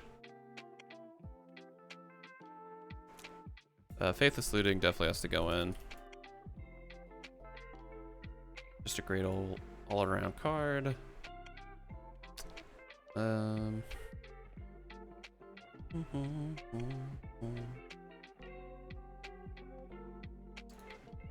Let's see. So each player votes this turn, draw a card. We only have one spell that cares about voting, so I don't love that.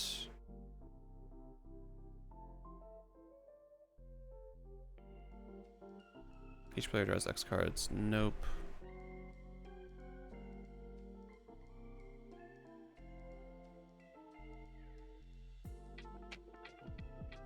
Preordained's just great.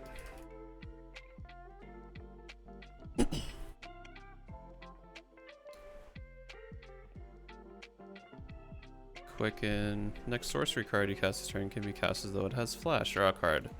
I think that'll end up paying off at some point. Inevitably.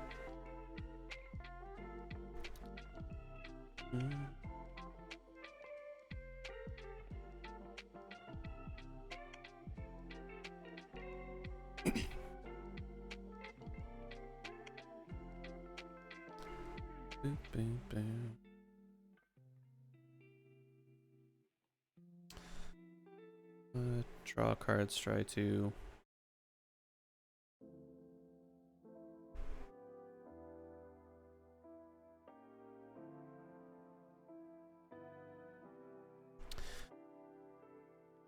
Boy, they had some weird cards in Mirage, because I don't know why the heck you would want to... I mean, I guess if you had a Thievery spell, you could just exile something. Sure. But that's a bit wacky. Visions of Beyond could be great for us late game.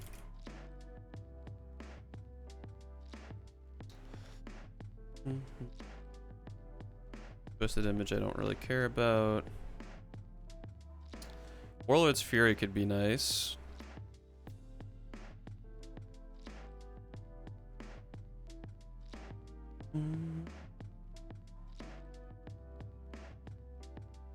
Winds of Change is like super pricey now, right? Yeah, 36 might be a bit too much. Put that in the maybe board. Winds of Change. If we have extra budget to play with, I'll definitely put that in, but I'm not sure how that's gonna go.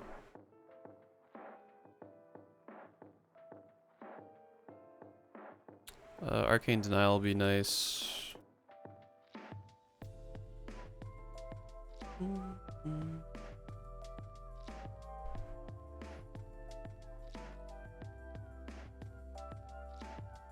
Try to Course is another good one. Because they're gonna be aggrorific. Cathartic Reunion.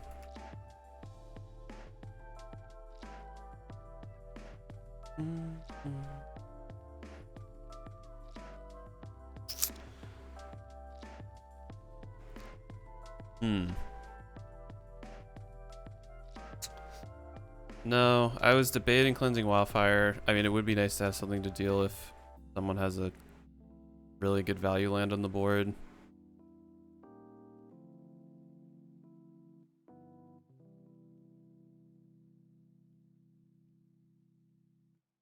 I thought you did not want to discard. I mean, I'm mostly considering these just for the amount of draw that we can get. If I end up having a lot more discard, I'll probably end up putting Riel back. But I just, love Charter Course and Cathartic Reunion for the draw that they give us. Because really, Charter Course isn't going to have a downside because we're going to be swinging on in.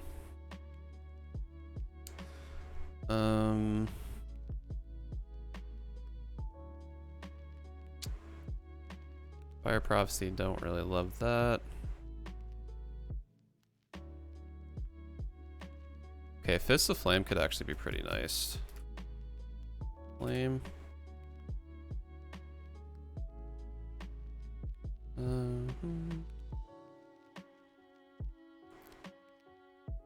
Look out your hand, then draw a card.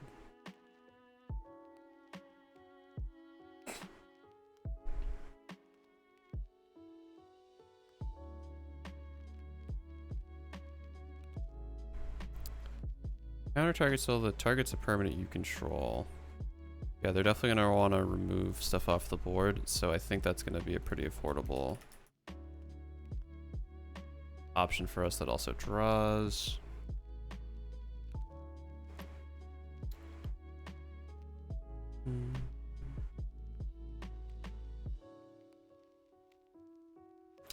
Ooh, Open into Wander could be somewhat interesting. I'm gonna put that on the maybe board though, because I don't love it.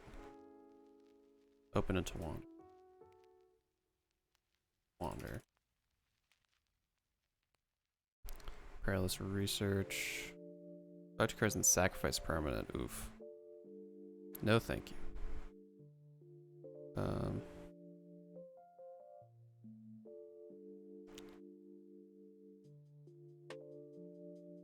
Radical Ideas, great. All the Jumpstart mechanic cards are great. Because we can cast them twice pretty easily. Also, really wish they didn't call that mechanic Jumpstart now looking back, because that sure is hell not confusing.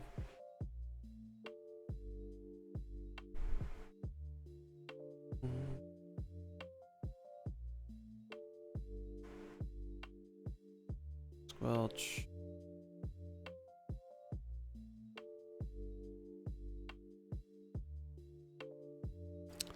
Gorilla Possibility.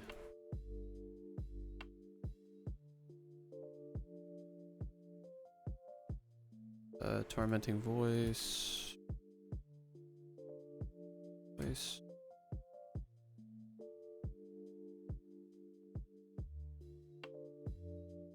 Don't love wild guess.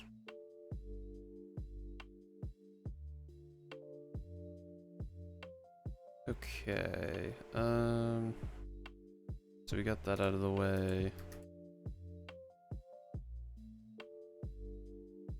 Actually, we'll go back this way.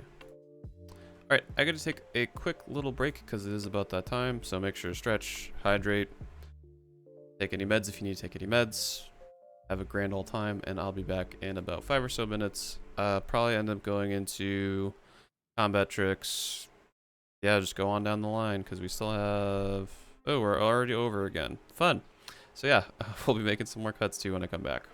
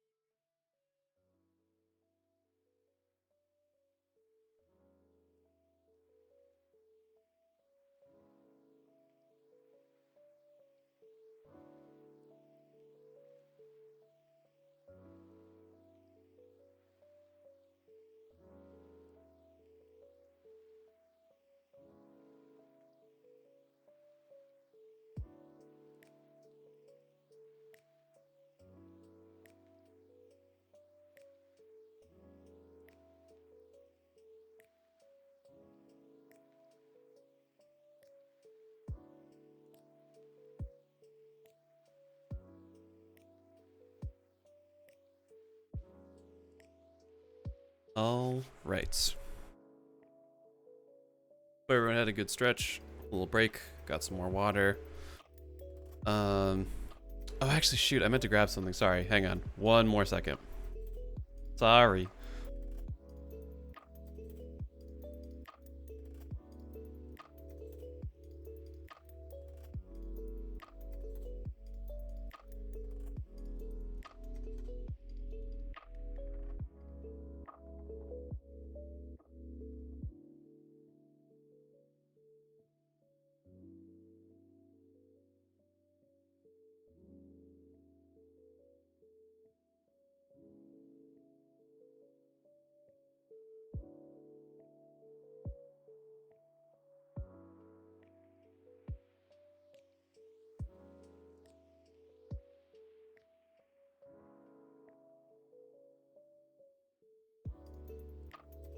Okay, I am back. Sorry about that.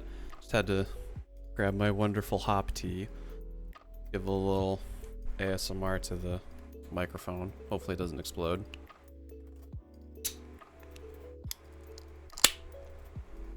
There it is. Okay. Now I can officially continue the build. I was legit just reading about that this morning. Hop tea is so good. I live off of this stuff. It's they have 4 different ones. It's black tea, green tea, white tea, and chamomile. All of them are fantastic. Green tea is definitely my go-to. Also, I splashed my lens.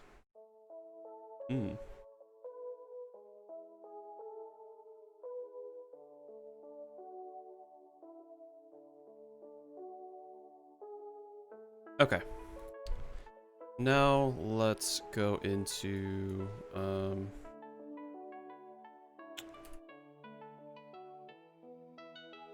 I want to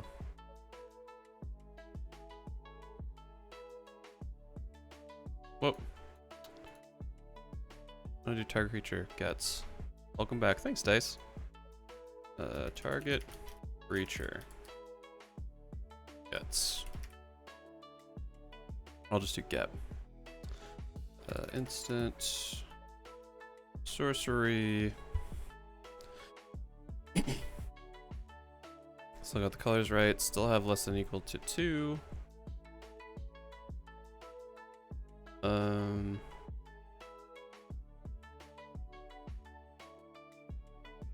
That's a bit better.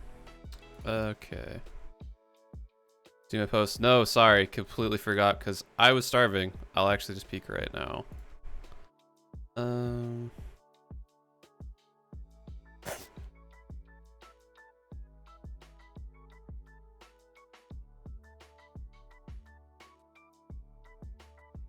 Crops turn guys.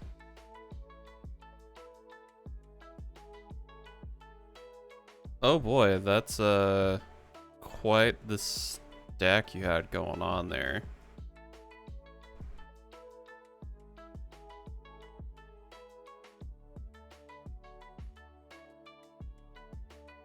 +3 hours of people tutoring someone else's deck.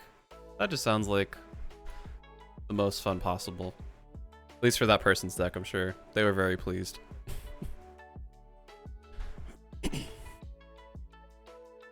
Okay, CMC.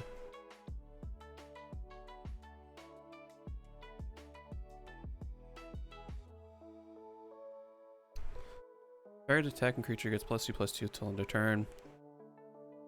I think Bargain's pretty nice. I'm sure there's better spells too, but I'm going to want to put a few of these in. And I think the fact it can give other non-humans trample is nice. We don't have a ton of non-humans, but we have a few. Got some Merfolk, Vidalcan. I think Bargain will be quite nice.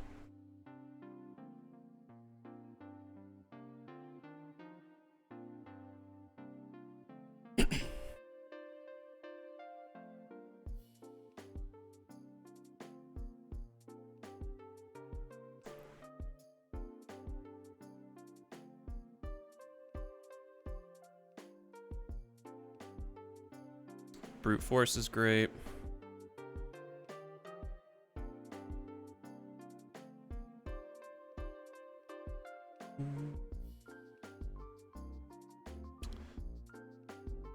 Bull Rush.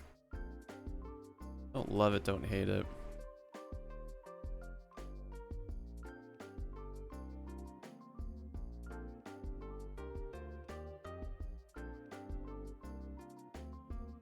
I guess Convoke's kind of cool, but don't see a huge benefit.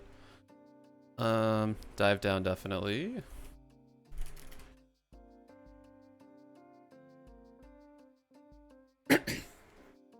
Distortion Strike will be pretty nice.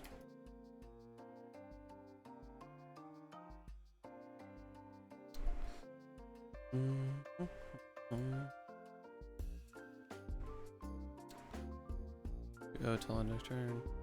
Each Dino Charge. That'll be pretty nice. But it's gonna be so hard cutting like all these cards in like 15 minutes when I go through the rest.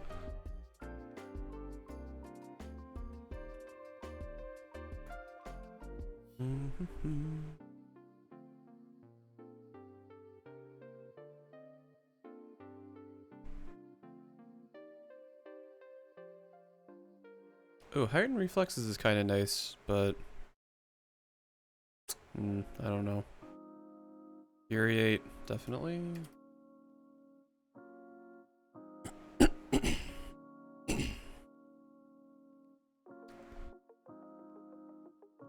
Yeah, Eternal Dominion's a crazy card.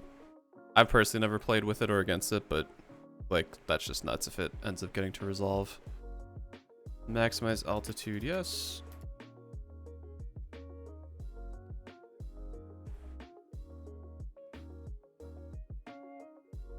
Museum Skin, absolutely.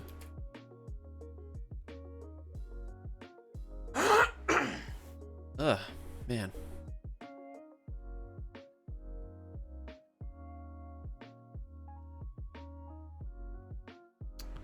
Piracy Charm could actually be pretty nice.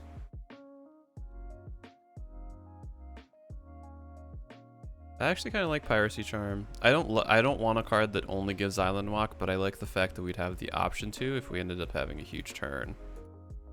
So I could spell Piracy. Alright.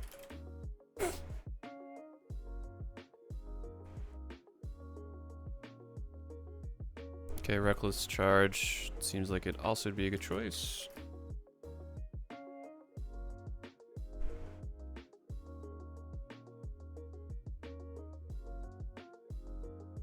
After like 2 turns, we decided to stop shuffling. Honestly, I'm surprised it took 2 turns. But yeah, that's crazy. I like Somewhat Sprint a bit more than Rush of Adrenaline. I know they're kind of functionally the same, but I do like the fact that it gives us a scry. We have a few ways to enable Trample, so I'm not as concerned. But I think that's pretty good.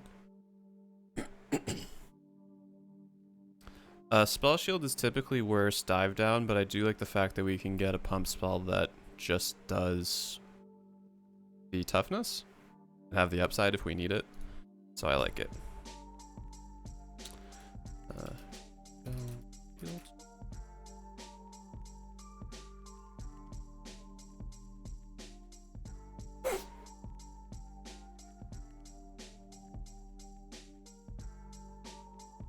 Weapon Surge seems like it'd be nice. Surge.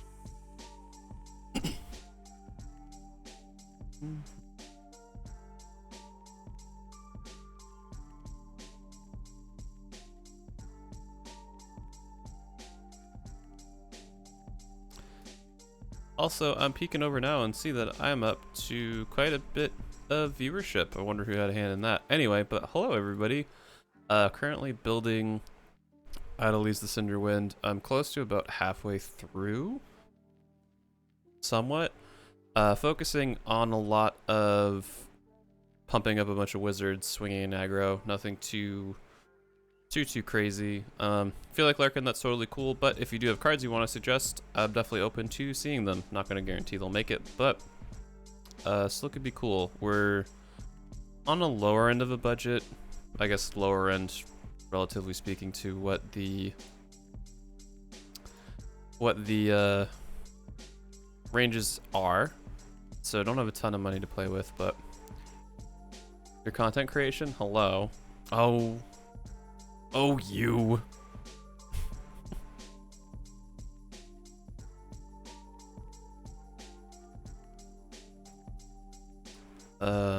Draw a card. Oh, we already have Fist of Flame, so we don't need that. Fist of the Anvil could be pretty nice. Fist of the Anvil.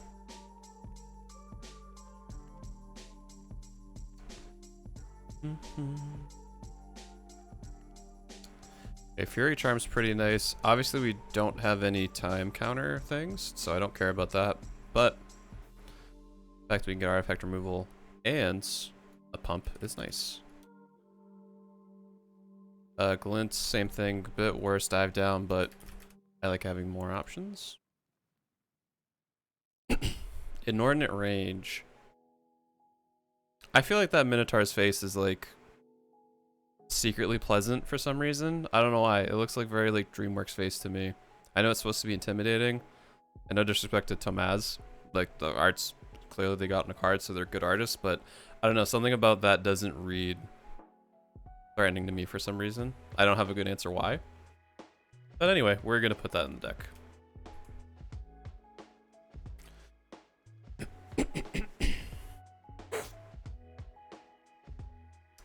Invigorated Rampage. That'll also be pretty nice. Invigorated Rampage.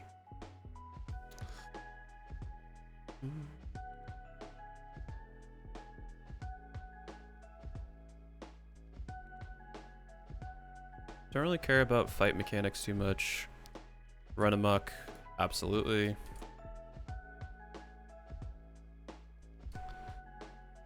Teleportal.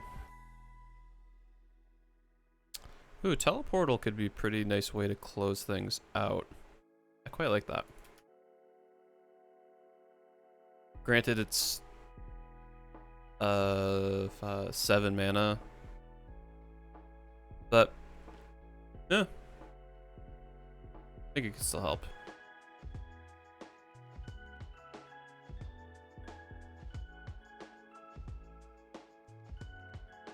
Okay. So combat tricks I think we're pretty good on. We could probably use some more protection. I'm kind of worried to see what our cards are up to. Ooh, 121. That's a lot of cuts. But we'll just push through. Then I'll make the cuts. Actually, what are we at budget-wise? Jeez, we haven't even hit $100 yet. That actually makes me pretty stoked because we can put a lot of the budget into a land base to really make this deck sing. Yeah, definitely gonna have to cut a good portion of those, I think.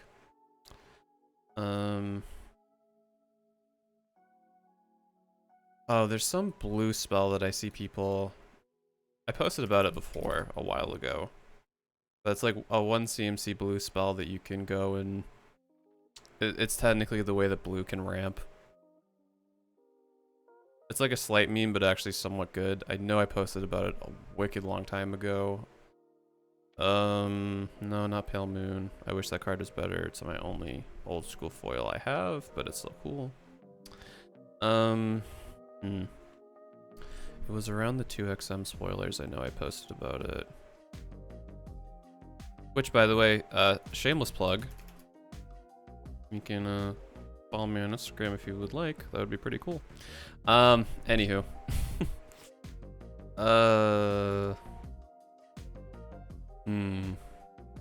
Okay, definitely wasn't this far down. I'm gonna give it another minute and I'll search on Scryfall. I just know it's worded a bit weird.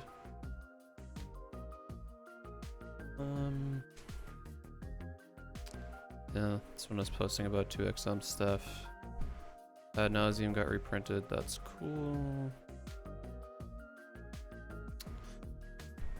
Maybe I deleted the post. I don't know why I would have though. A bit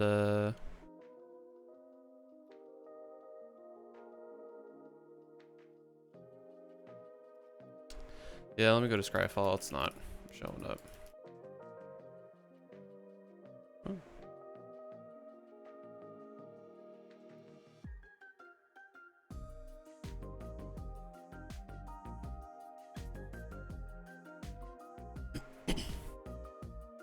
I know it's a blue spell. I know it costs 1 CMC.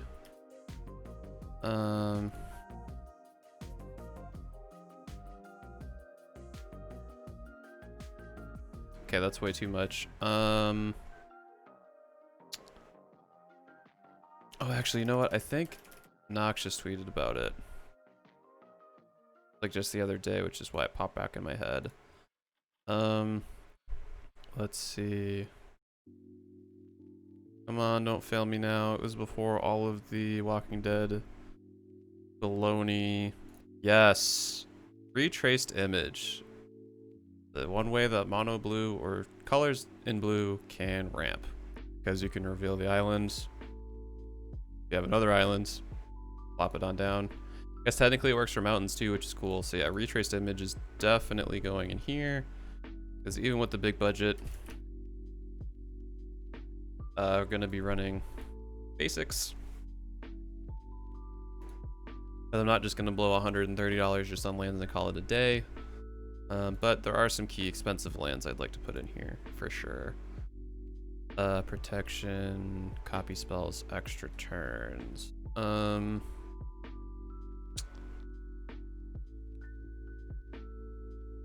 gonna put extra turns under maybe because I don't think we're gonna really need it. That's more of a bonus. I'd rather go through, see how much good stuff we can put in for the extra budget we need, and then work our way to a better overall deck rather than just spending, you know, 20 bucks on one extra turn spell and thinking that that's really gonna help. Protection.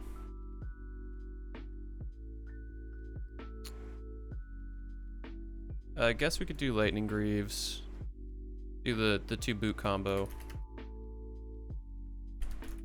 Lightning Greaves and Swift Foot Boots. Those are always handy. I'm sure we'll need Soul Ring, Arcane, Signet, Talisman of Curiosity, I believe is the new one. Talisman of... Is that what it is? I'll be somewhat impressed with myself if I remembered that. No, that's the Simic one. Shoot. Talisman of Creativity. Okay, I was halfway there. I'm giving that to me. Creativity. Booyah. Alright, now 127. Oh boy. Sorry for punching the mic there. Hello. Let's see.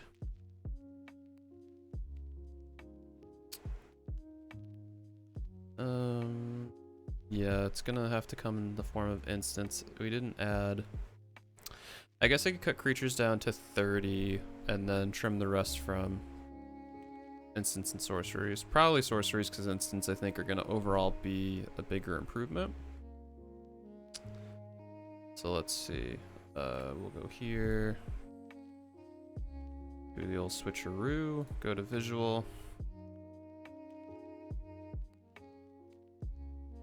Alright, first things first, how's our curve looking?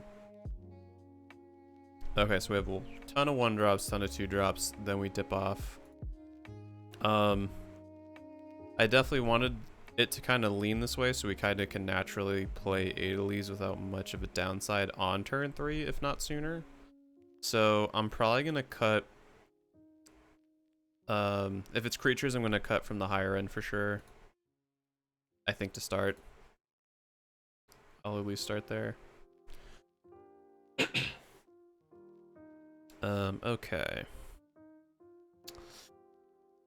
Niv Mizzet is just really great value. I have a hard time getting rid of it. Magus of the Mind is kind of memey. I think if it's between Magus or Niv Mizzet, I'm going to keep Niv Mizzet in. So let's get rid of Magus of the Mind. Unfortunately. Cards seem really cool, but...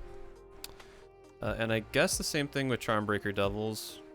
It is a good card, but...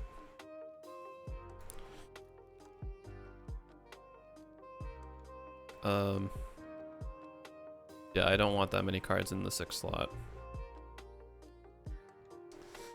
Yeah, Dose Under Protection's too good because we get to go wide really quickly, and we can pump up all those blue wizard tokens. So Zata and Mirrorwing functionally are the same card. They're just worded a bit differently. I don't know if we're gonna ever have both of these out. The only thing it stinks is one of them's not. If one of them was a wizard, I'd say cut the other one for sure, because we can just whatchamacallit, use Vedalken Aether Mage to tutor for a wizard. Wizard cycling's probably the most goofy name for a mechanic I've seen.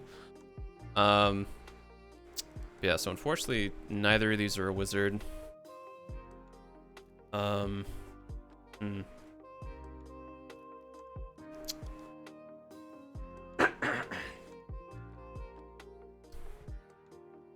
I guess if I'm trying to keep my curve overall lower, Mirrorwing's the one that has to go. So let's get rid of Mirrorwing. Okay. Now if we go back to visual, we should have 29. Or we have just 30 creatures. Yeah, 30 I think is a number I'm confident enough in keeping. There's probably one or two more I could cut if I wanted to, but I think the majority of them are going to come from the instants and the sorceries.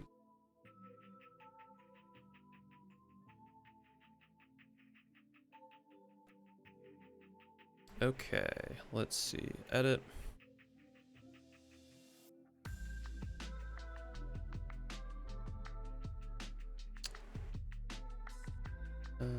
Oh, what am I doing? I need to go here, put it on visual. Alright, creatures I'm not touching. Pretty happy with our creature base. Kasmina gives us more wizards and protects our creatures, so I don't really want to get rid of her. Ral is just goofy, stupid good.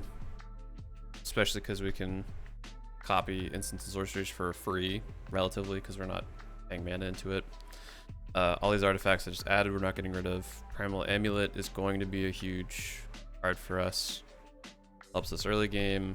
Late game, we can make things on counter or duplicate things for essentially free. I guess this is slowly turning into somewhat of a storm deck, which I didn't really want, but I guess it happens. We don't really have any storm payoffs though, so I guess I'm more hesitant in calling it a storm deck.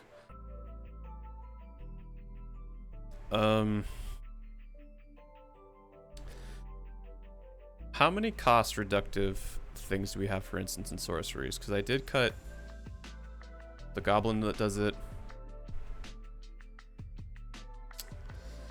I guess Jace's Sanctum could go because Primal Amulet is filling the same function and has better upside. Jace's Sanctum being able to scry every time though is nice. But I think if I was only going to keep one, I think Jace's Sanctum is definitely worth getting rid of. Okay. Instance I'm probably not going to touch as much just because this is going to be the bread and butter of what we're looking to do. But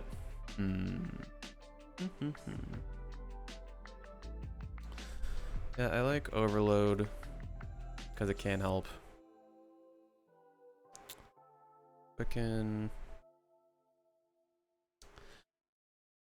I guess if I'm going to inevitably end up cutting some sorceries, is Quicken really going to make the difference? It's nice that it cantrips. Let's see hypothetically what sorceries as of now I could hit if I wanted to. So we got Trample, draw a card, another pump spell, which you don't really need. I guess we could Faithless Looting if we had to in Instance View, which is kind of nice. Preordain's kind of nice. Guess we could Retrace to Image and somewhat be green if we needed to. Well, actually no, because we'd still have to follow the timing restrictions, so that wouldn't work. Finale Promise at instant speed's kind of great. I guess same thing with Teleportal. Bonus Rounder would be cool. Yeah, realistically I don't see us really needing that. Whoop, went too far. Yeah, like it. I guess with us having so few sorceries, and we're gonna probably inevitably cut some more, it's nice that it draws a card for itself, so it's not a complete waste, but like for one CMC, I'd rather have a Mizium Skin or a Piracy Charm than keeping Quicken. That's at least my rationale for it anyway. I don't think there's going to be anything else in the 1-drop slot, for instance, I'm going to want to get rid of.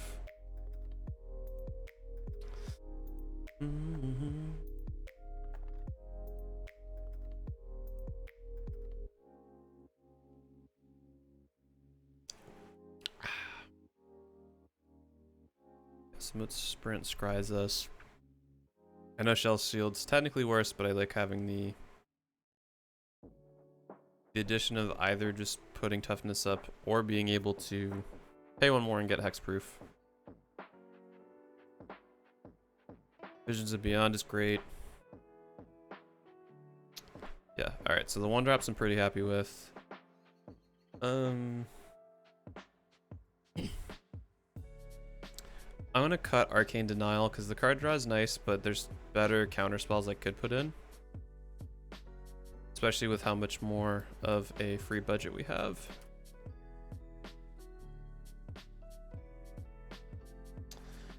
Fist of Flame has pretty good upside if we've drawn a lot.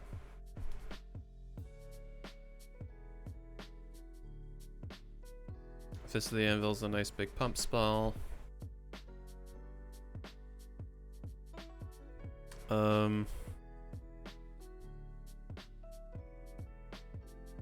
I think I'd rather something else that's not Fury Charm.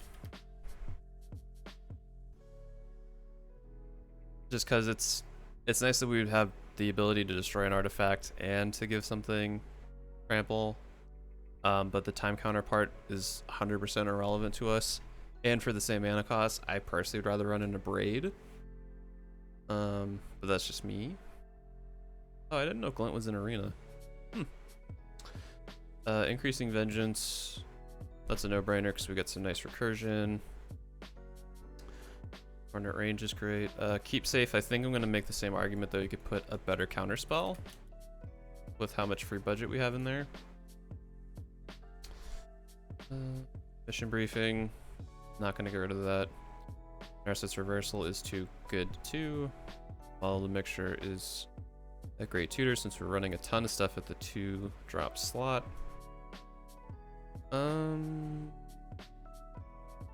I guess Radical Idea is super not great. Jumpstart's a cool mechanic and a cool set. Thanks again, Wizards, for naming that the exact same thing twice.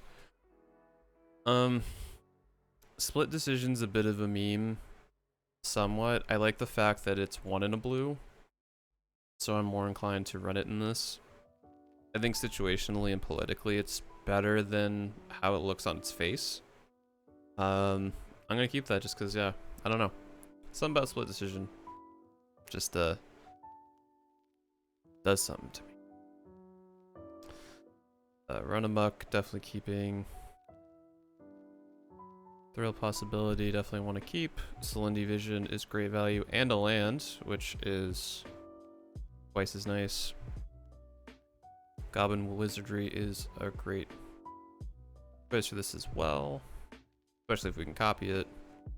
Advanced Explosion, duh. Okay. Now comes down to the sorcery cuts. Is it Distortion or? Yeah, Distortion Strike. Distortion Strike's cool, but I don't love it. I guess the same thing with Maximize Altitude. I don't love. Preordain's too good value. I don't want to get rid of that. Reckless Charge we can get rid of. Retrace Image definitely keeping. Warlord's Fury I still want to keep.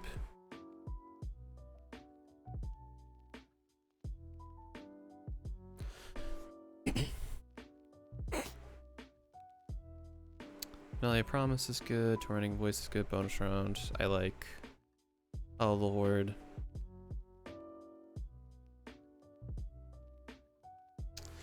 I guess if I was going to keep Hollow the Horde or bonus round, because I definitely don't need both. So bonus round is until end of turn, whenever a player casts an instant or sorcery spell, that player copies it and may choose new targets for the copy. So that's everybody in the game. Whereas Howl of the Horde is just for us. It copies it, but if we attack with the creature this turn, which we're definitely liable to do in an aggro deck, copy the spell in additional time. You may choose new targets for the copy. So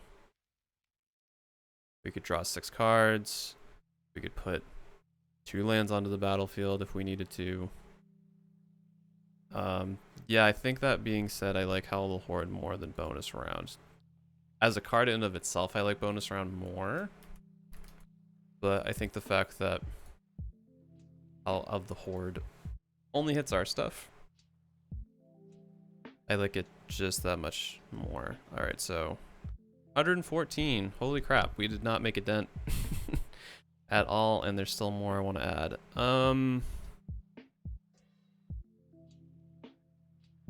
Okay, well I think we could definitely afford to go down to 37 lands. That's 100% a fact.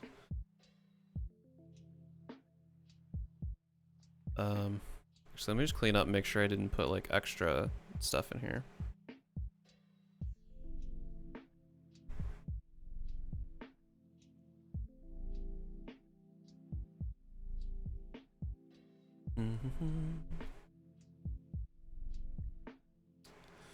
Okay. Okay, we still have a ton of 1-drops.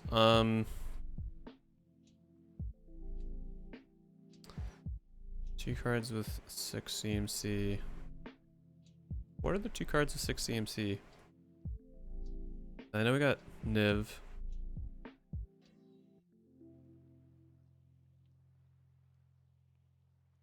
Nation Explosion is technically 4.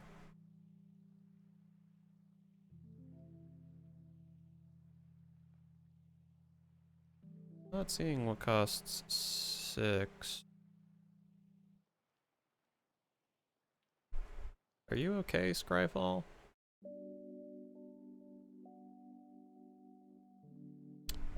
I guess we can see when we go into oh, 1,000-Year Storm.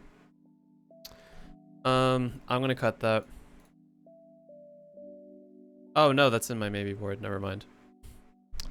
Never mind. Like, I didn't think I put that in the deck.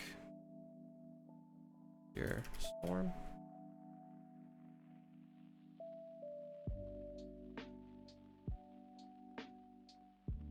Okay.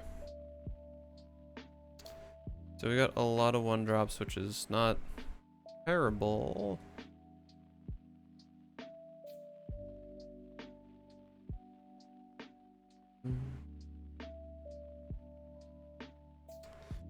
Okay, gonna go back into the visual view. No, I wanted to open you in a new tab, bucko.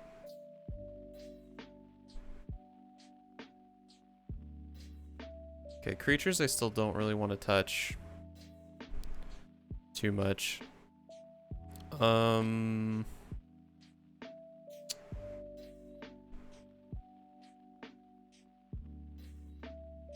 Actually, if I had to cut one more creature, I don't want to go, 100% don't want to go below 28. I think for an aggro deck, 29 is still a good number. Anything below 28 though is not happening. So what gives us the least amount of value? I guess, well, technically we're not really running Vidalcan Aether Mage as a creature. We're running it as a tutor, so I guess we're technically at 29 creatures already. There's no way in hell I'm casting that unless I really need a blocker, or we happen to be playing against the Slivers deck. Gutter Snipe's too good value because it pings everyone. Nimble Instructionist is kind of niche, but it's nice that we can cycle it. It's a 3/1, which is a good body for Adeliz to pump up. Sage of Fables is too good to value. Armara Mystic is basically Adeliz if we don't have her out. Granted, it doesn't give it to everybody, but We Dragonauts is also good. Well, actually, I guess Umara Mystic and We Dragonauts are kind of the same thing, eh? They have the same stats. Both have flying. Just Umara Mystic has the upside of also triggering when you cast wizards. I like both of them though. I don't really want to cut both of them, so I'm gonna keep them for now. Chaomancer, we're not really gonna be doing blank shenanigans too much. It'll just be nice to get something back. I guess we could cut our Chaomancer because it's a 4 mana 1/2. We do get something back, but we also have a few other ways to get things back. So I think our Chaomancer is going to be the one to go. Okay, so we have to cut 12 cards. Nowhere close to the budget, but I don't hate that necessarily. How much draw do we have? So we have 1, 2, 3, 4, 5, 6, 7.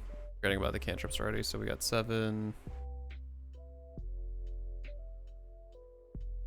Kinda 8. 9.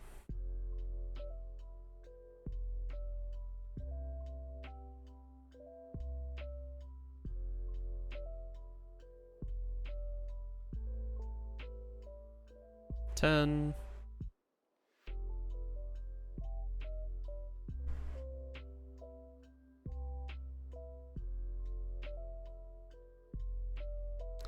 Okay, so we have 10 sources of card draw. It's not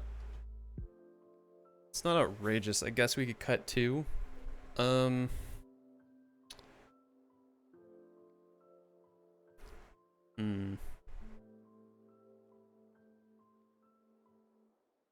Okay, I'd probably end up cutting Tormenting Voice and Warlord's Fury.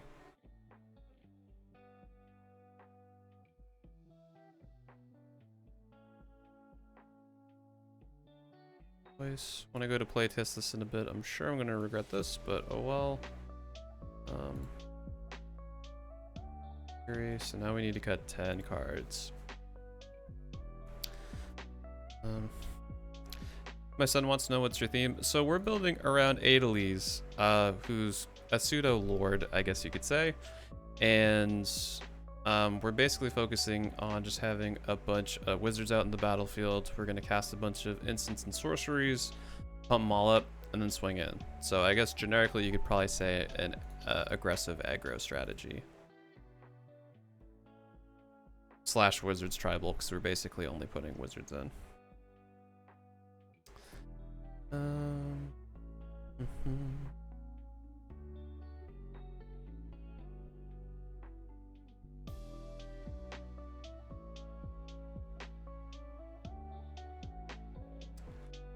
Okay.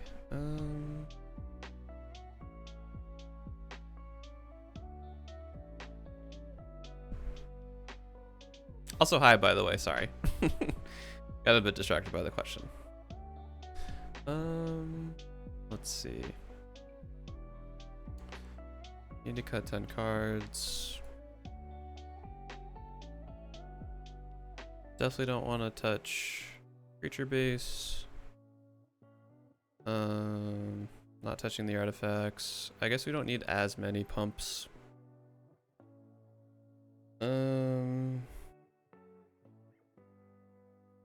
Let's go back here. Okay. Alright, so what are our 1 CMC red pump spells? Any wizards riding dragons? We have a wizard dragon. That counts. I think that's about the only one though. Sadly.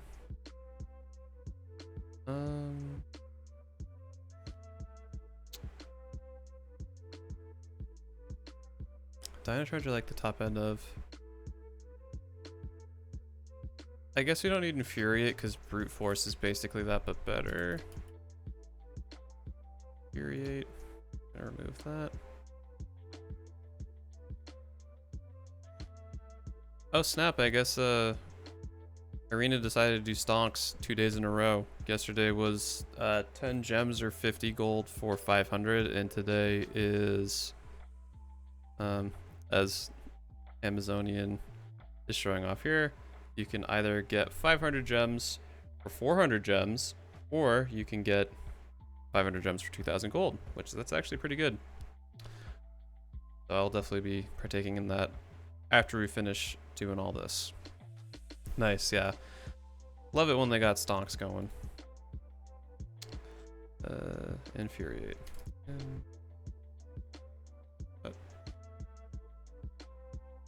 Oh, did I already cut Infuriate? Is that why I can't find it? Pretty sure I did. Yeah, I did. Okay. So Infuriate can go. I like Submit Sprint for the Scry. Considering I just blew 20k gold to get Pathways Glory. Oh, jeez, that's a lot of gold. Yeah, the Pathway lands are super good though. So I do not blame you.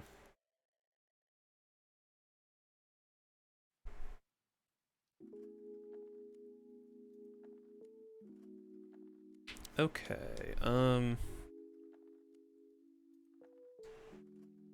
so I like the fact that Bargain gives trample to everything. I was Scrooge McDucking, so it's okay. That's fair. I mean, if you're gonna ball out like that, you gotta Scrooge McDuck every once in a while. I think Weapon Surge is kind of lackluster, so we're gonna get rid of that.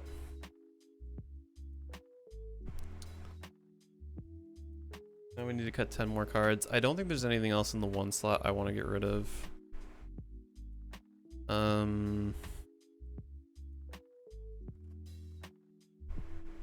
Yeah, there's nothing else in the one slot I'm gonna want to get rid of. Fist of the Anvil is pretty cool just because it's +4, which is kind of nuts.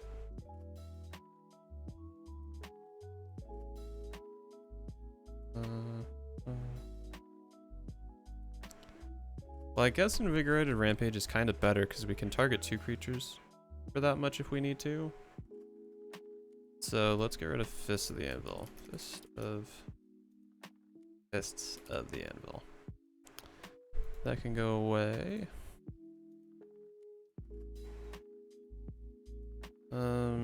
Still want to keep that. Transmute will be nice.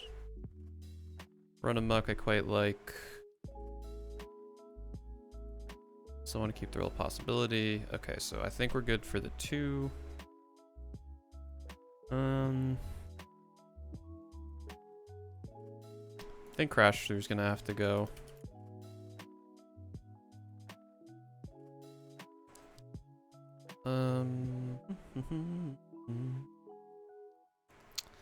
Okay, with this, what are we? Oh no, why did I cut that? Scryfall.com. It's fine, it auto saves. Nobody look behind the desktop. There's no man behind the curtain. Everything is fine. Okay. We are at how many cards total? 106. All right, so we're getting closer to where we need to be.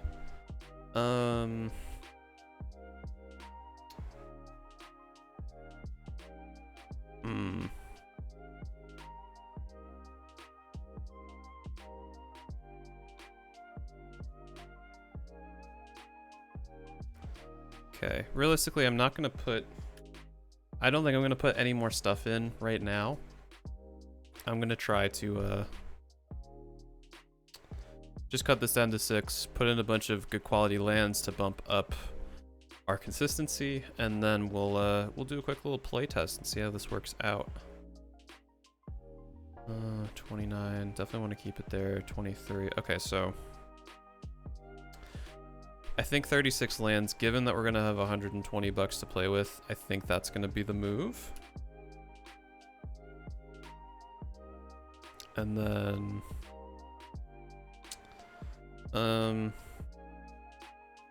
I keep looking at Gutter Snipe. It's, well, actually, let's just look at all of our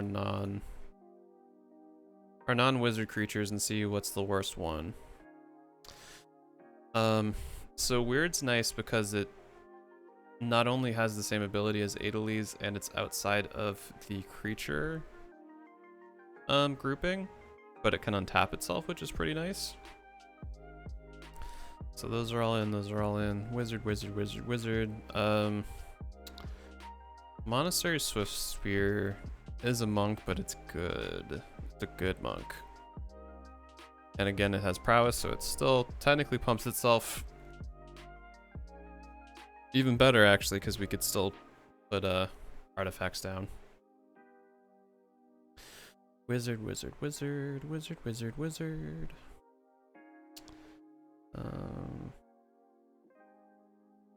Yeah, Gutter Snipe's good, but is that legit the only? Oh no, Zada. But Zada fits our theme more because we're trying to pump things up. Yeah, I think Gutter Snipe's gonna be the one to go. It's not an easy cut, but even though it does give good value, I don't think keeping it. Like, I don't think not cutting it and cutting a different creature is gonna give us more benefits than just cutting Gutter Snipe at that point.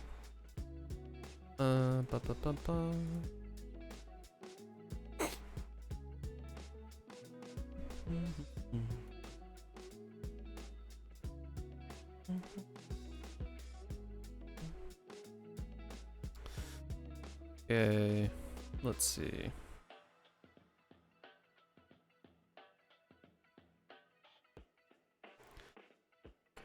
We're down to 4. Yeah, 4 cards we need to cut.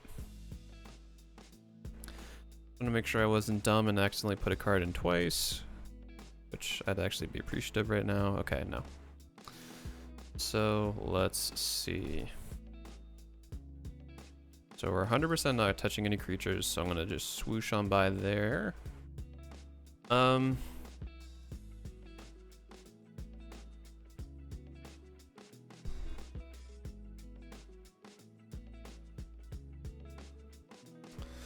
Yeah.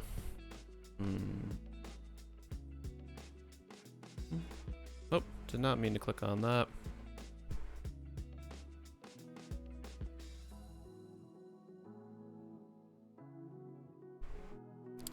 I guess the thing with Overload is it's technically not targeting other creatures. Not that that's a huge distinction. But just like, for instance, if we had where the heck is he? Like, if we had Beam Splitter Mage, it technically wouldn't proc. I mean, arguably it still doesn't matter because we're hitting everybody, so that doesn't matter as much. But it doesn't work as well for Zada because Overload isn't targeting, it's just each. So I guess I could cut Dynacharge. Mizium Skin I think is too good to keep because it's essentially half of Baroque Intervention. Is there any other overloaded stuff we have?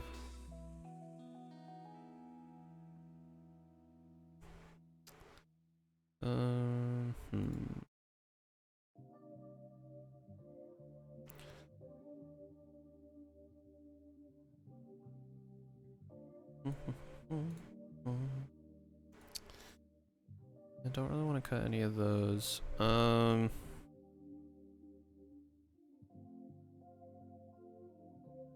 mind's telling me to cut Split Decision, but my mind's not going to win today. I guess Fists of Flame is more conditional.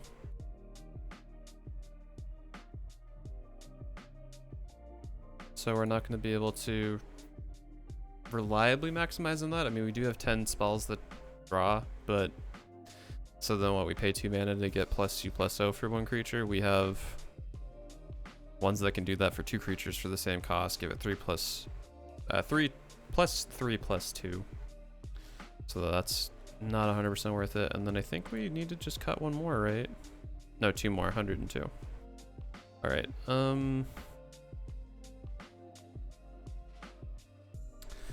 I'm gonna cut. I want to cut one more 2-drop and one more 1-drop. Okay, is there a creature here that's just a stinker? I don't think so, in the 1-drop slot.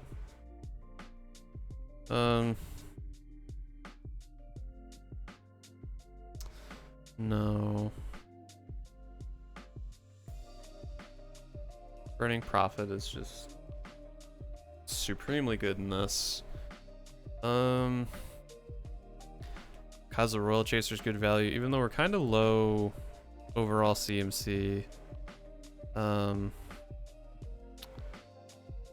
like if we have 3 wizards already, Goblin Wizardry becomes a 1 CMC spell, which is pretty rad.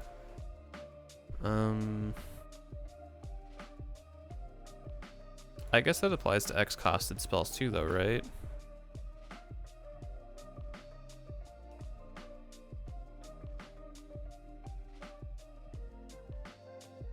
Yeah, gotcha. So that could actually be a pretty handy way to get Finale Devastation out early, or to hit pretty hard with Explosion. So I definitely do like keeping Kaza. I guess Magmatic Channeler is probably the weakest of our 2-drops. Granted, it could become a 4/4 for 2, but it doesn't have any evasion. We don't have great ways to give things evasion. It can loot, which is, or no. It impulsive draws, I think that's the correct term. Which can be nice, but we have a lot of draw engines, so I think that's going to, well, not engines, but cards that draw. So I think Magmatic Channeler is gonna go. And then let's see.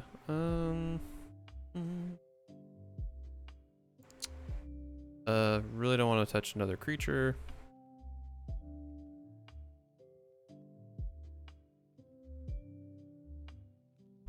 I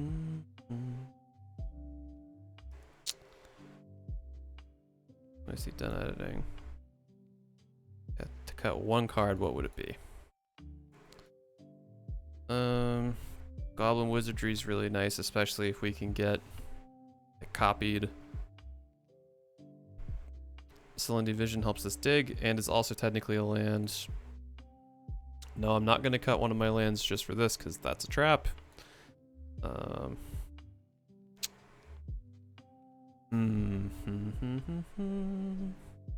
I guess split decision, as much as I want to keep it.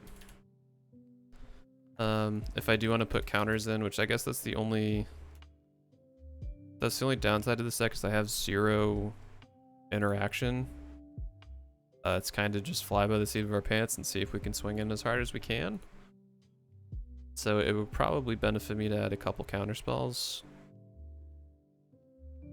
But let's see where the land base takes us first, and if I have a bunch of extra Cashola lying around, because it's still technically an instant, so it would help pump things.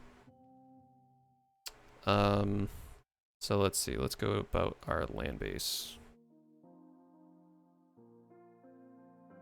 Let's go in here, we're gonna do lands. Whoop. It's not a basic. We're gonna need red and it, and then we're gonna need legal and commander. And then in the interest of time, I'm just gonna EDH wreck this list, cause duh. Command tower, definitely a good choice. Don't really care about those, I don't think. Don't really need fetch lands. Steam vents, yes.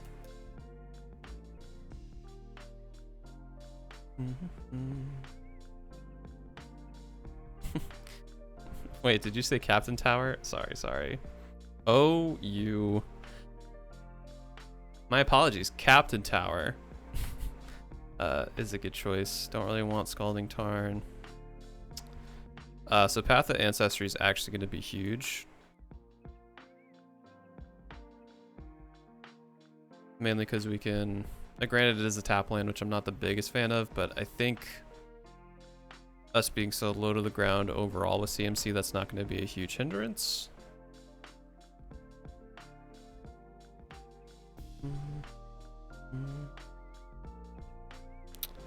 I think we got the money. How much is reflecting pool? We definitely have the budget to throw that in, because it's like 18 bucks, right? Yeah.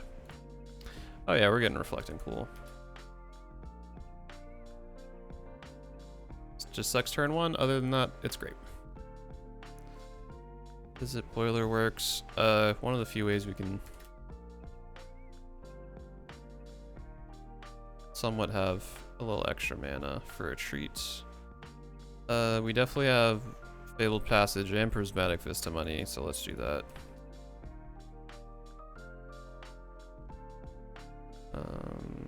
Fabled Passage. Shivan Reef, sure. What do we have for budget now? Oh, already at 150, nice. That's actually really, really good.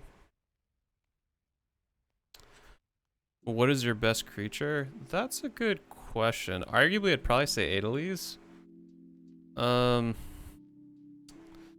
if I had to look at some that I really liked, it would probably end up being...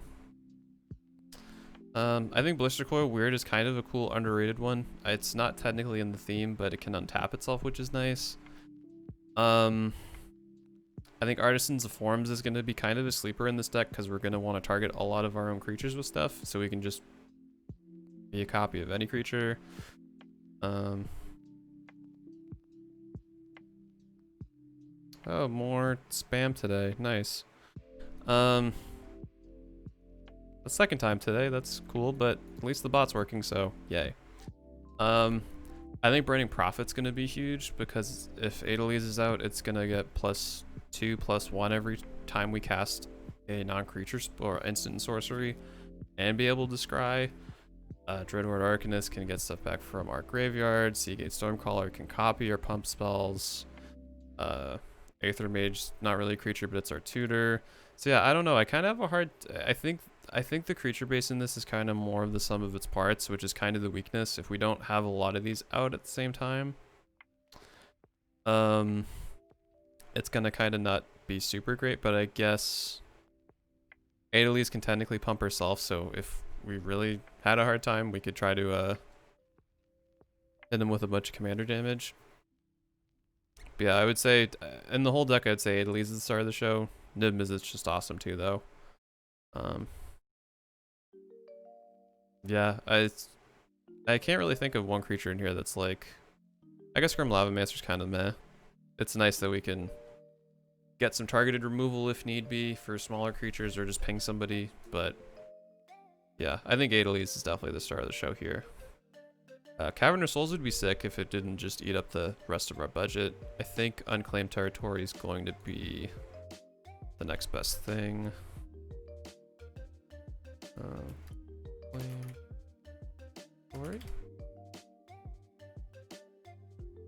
Temple of Epiphany I don't really care about. Field Gate I don't really care about. Field of Ruin would be nice. Field of Ruin. I don't really have a bunch of counter stuff, so that's not going to be super important. Cascade Bluffs, yes.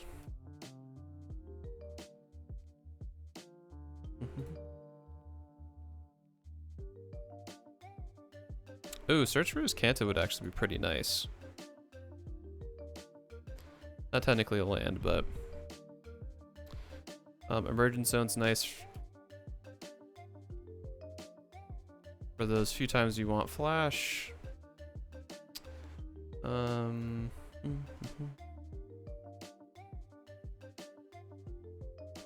Fiery Islet, definitely. Fiery Islet. Spire Bluff Canal could be good early game.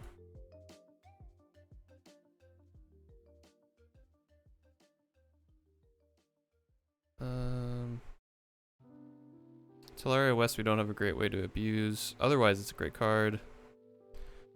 Ooh, Terrain Generator is definitely good.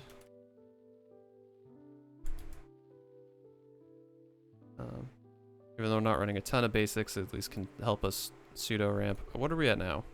176. Wow, okay. We are not touching that budget, which is cool with me. 52. Go to 19.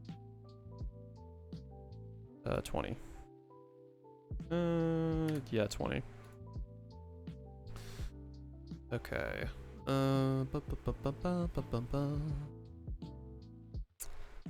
Anything else that could be of a benefit to us land-wise?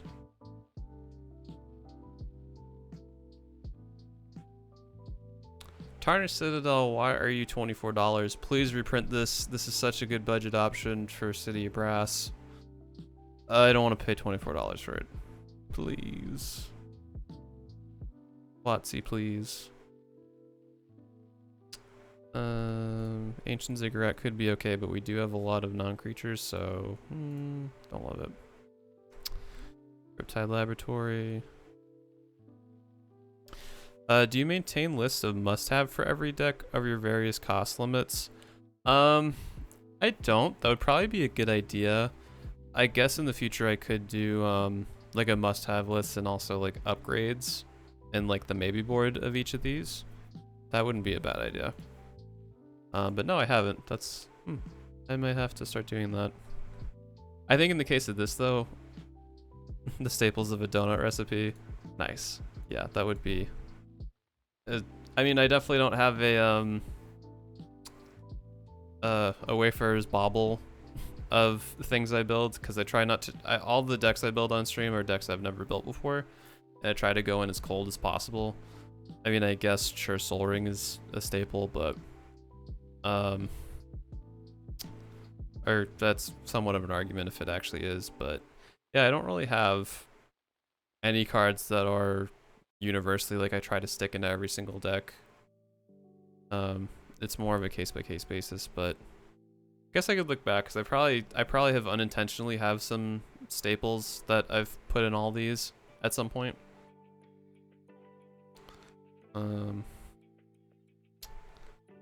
Okay, so we still have 74 bucks free. I kind of want to ball out with some counter spells, and then I think I'm going to call this relatively done. Because I like our land base, we have a good mix of basics and non-basics, so we're not going to get completely screwed if we're playing against people that hate one or the other. I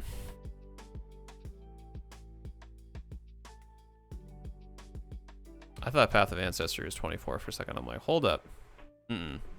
That's not the case. Hello, hey Samurai, what's going on? Thanks for popping on in. I don't think you've been around for one yet, but this is my weekly, I build a commander deck on stream. I'm just about finished, so probably in like 20 or so minutes I'm going to be hopping in on Arena. So I know this isn't typically your bag, but I'll be back climbing the ladder somewhat shortly. So we're basically done. I just need to look up, let's see. What am I looking for? Counter spell. I mean, I don't really want Force and Negation in here, just because that's going to be over budget, as cool of a card that is. But let's see, Commander, and I want Moon Red Search. Nope.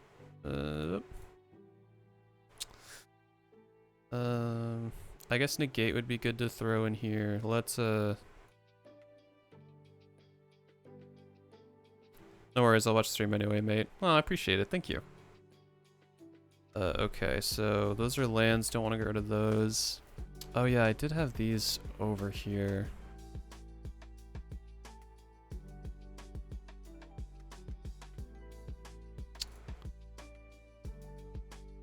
I'm gonna throw all these away because they are like some improvements you can make. Like obviously, if you had the budget for Snapcaster Mage, definitely throw that in here.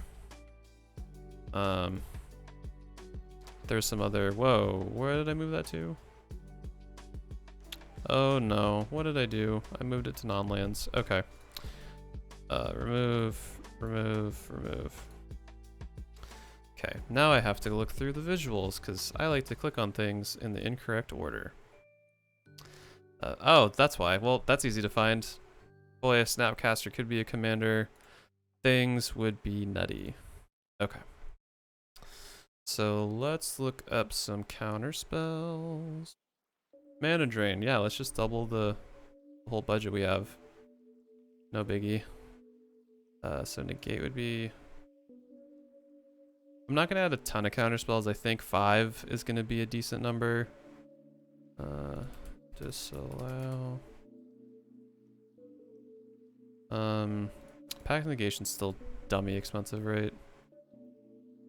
Yeah, 24 is too much. At least for this deck it is anyway. Muddle the mixture we have, which is 1 counter spell, but typically we're going to want to save it for transmuting. So I don't think that's going to be it. Flusterstorm I think would be great.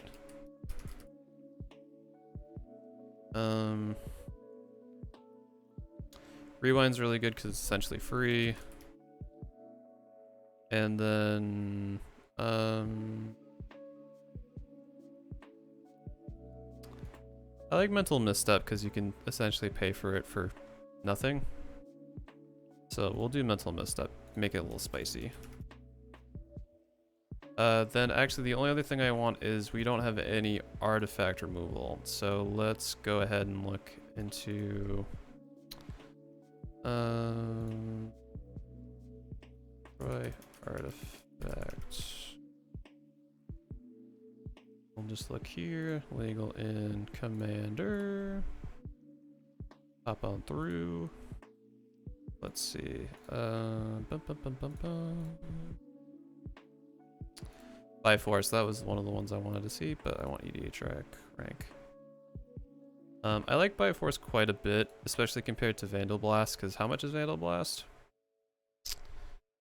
Vandal Blast is $6. I'm pretty sure Bioforce is like $1. No, 40 cents.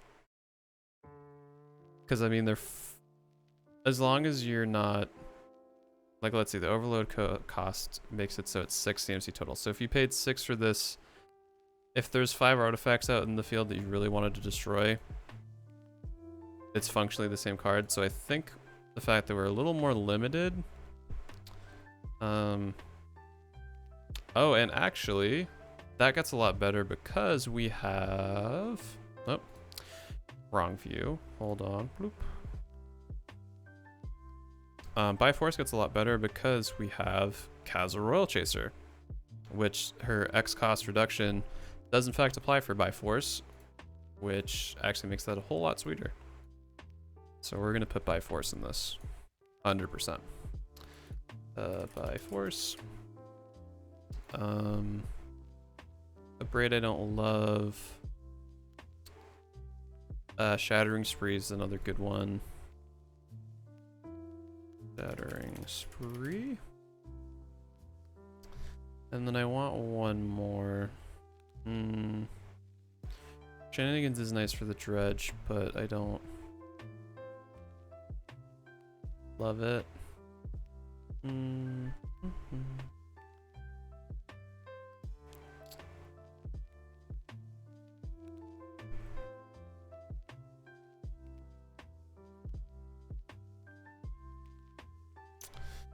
Okay, so normally this wouldn't be something I would consider, but I think Destructive Tampering could actually be pretty nice because we would be able to destroy an artifact and we would also be able to get around non-flyers, which I think would be huge. Granted, we're also not running any board wipes, but I don't think we're going to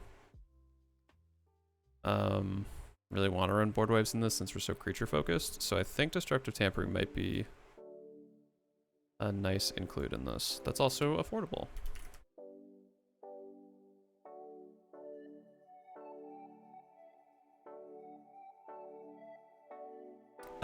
Okay. So now we need to cut 8 cards.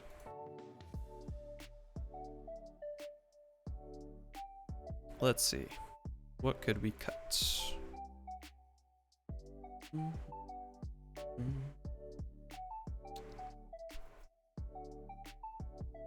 Okay, let's start with Flusterstorm and Mental Misstep. If we go over here.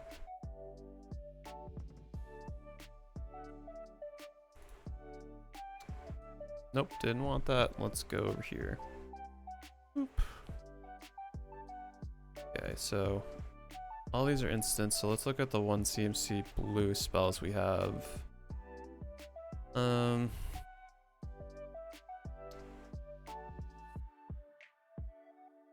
Okay, I think Shell Shield's going away for Flusterstorm. Okay, just do Flusterstorm.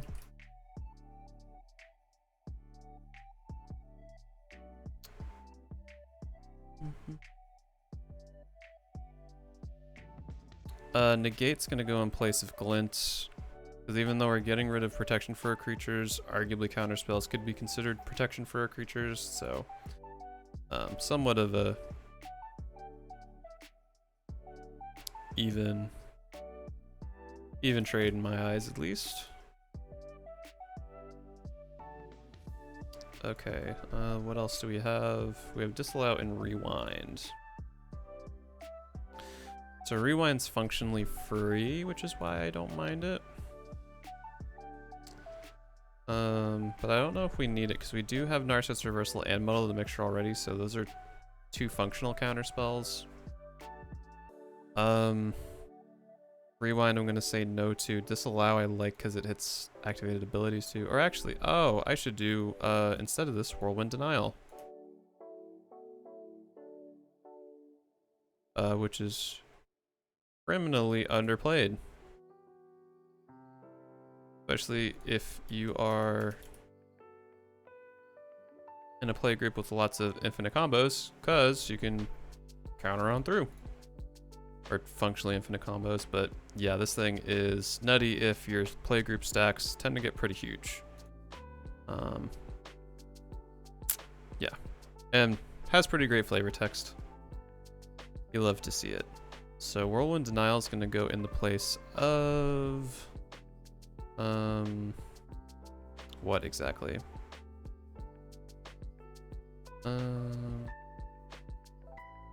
See, the thing I like about Narset's Reversal is it helps us out, so I don't really want to cut it. Actually, we should refresh this so you see what we have actually to work with. What's our curve at? All right, so we're still pretty high on the 2s. I'd probably cut a 2-drop to put this in. Let's get rid of...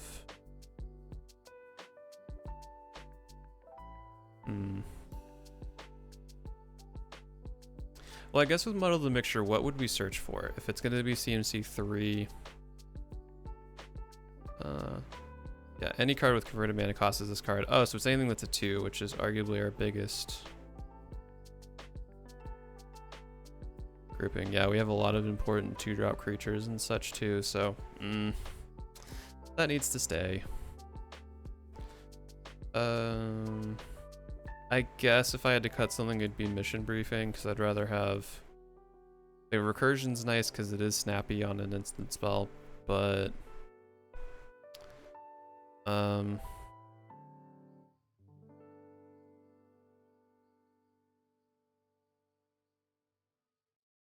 Actually, no. I'm not going to put Whirlwind Denial in. We'll go 1 less counterspell, and I think we'll be okay. I just love Mission Briefing so much. I think it's really underrated. Unless you can play Snappy, then obviously just play Snappy. But last but not least, I think I'm going to end up cutting Mizium Skin for Mental Misstep. Actually, do I want to cut Mizium Skin, or what are you doing? Mizium Skin gets 1/0. Dive Down gets +3. I think Dive Down would be the one to go. Or Mental Misstep. Mental Misstep.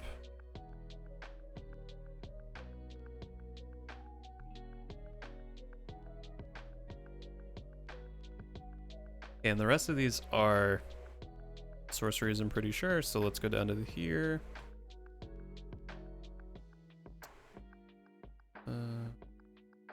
Oh, actually, there's not really any I want to cut, huh? Yeah, 'cause we need draw. We need draw. Finale of Promise is a huge bomb. Howl the Horde can be huge for us too. Teleportal can be a game ender, so I don't want to get rid of that.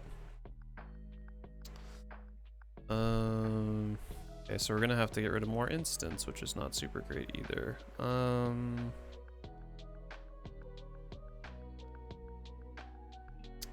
I'm not gonna keep destructive tampering because we're gonna have to cut 2 cards. You know what? This might be risky, but I think the fact that we have a lot of mana fixing capabilities here and we're relatively low on curve, I'm gonna go down to 35 lands. I normally don't like going down this low, but I think at the behest of being able to add more artifact removal, that's gonna help. I guess between these two I like by force more, so let's do this. By force. Okay, clean up. Done editing. Okay. And we're still about 20 bucks or $16 under. So let's go to EDH rec for Adeliz and see if there's any high budget baller options that I could upgrade. Let's see, expensive. Psychotic Rift would be cool, but that's still a little too pricey.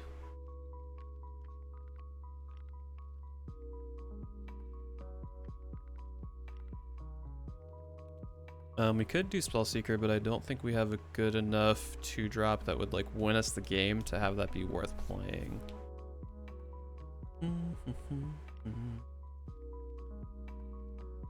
I mean, I guess we could just put in Artifact Ramp if we want to be boring, right? That would probably be the best way to go. What's utility artifacts? What would be a good one to pop in here? Not doing Skull Clamp stuff. Sensei's Divining Top, sure. Let's just drop 50 bucks. Done.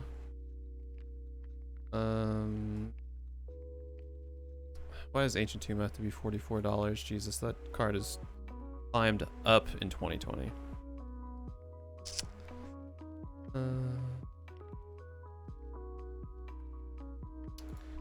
Okay, I guess out of these we could do...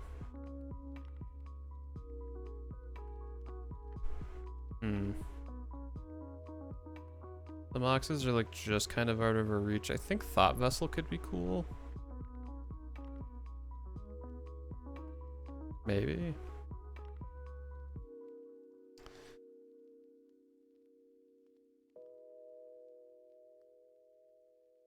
Yeah, because these are all too pricey. Too pricey.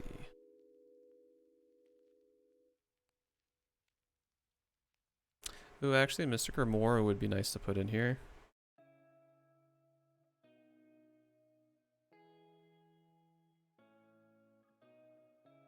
Actually, how much cheaper did Rhystic Study get with the Jumpstart reprinting? It did not. Cool. Okay. Thanks for the little supply on that too, by the way. Yeah, so I think Mystic Remora is going to be a more budget option that's friendly for us with that. What's a 1-drop we could get rid of? I think Piracy Charm could go. Definitely. I'd much rather have people pay for the fish. Mystic Remora. Alright, now what is our budget at? 189. I like trying to go as close as possible without going over, so let's just see. Let's just mess around. See how we can try to maximize this.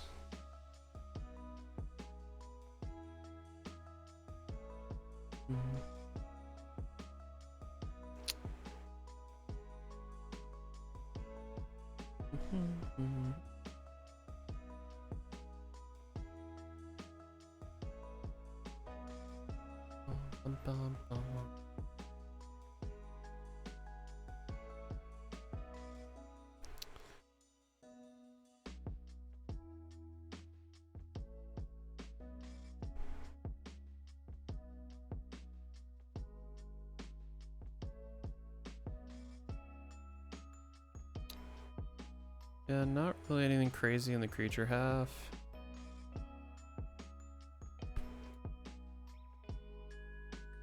It's like either things are way too far under budget or they're too far out of our budget range to want to include. I mean, I guess I could put Mystic Remora back, and then we could put in because we do have a lot of draw capability. Let's put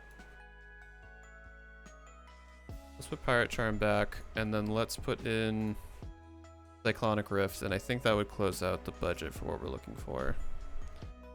What's a 2 CMC blue? Well, mixture, mission briefing. Narcissus Reversal, let's put in Cyclonic Rift. Seeing as we don't have any board wipes, I think that's going to be the best that we could do. Ooh, 199. Perfect. Okay. So I'm going to take a quick break to just run use the restroom, get some more water, and when I come back, I'm going to pop this into Tapped Out. Going to do some quick solitaire games just to see how everything feels and if there's any adjustments. And after that, I'm going to be hopping into some Arena. But I will be right back in probably about 4 or 5 minutes.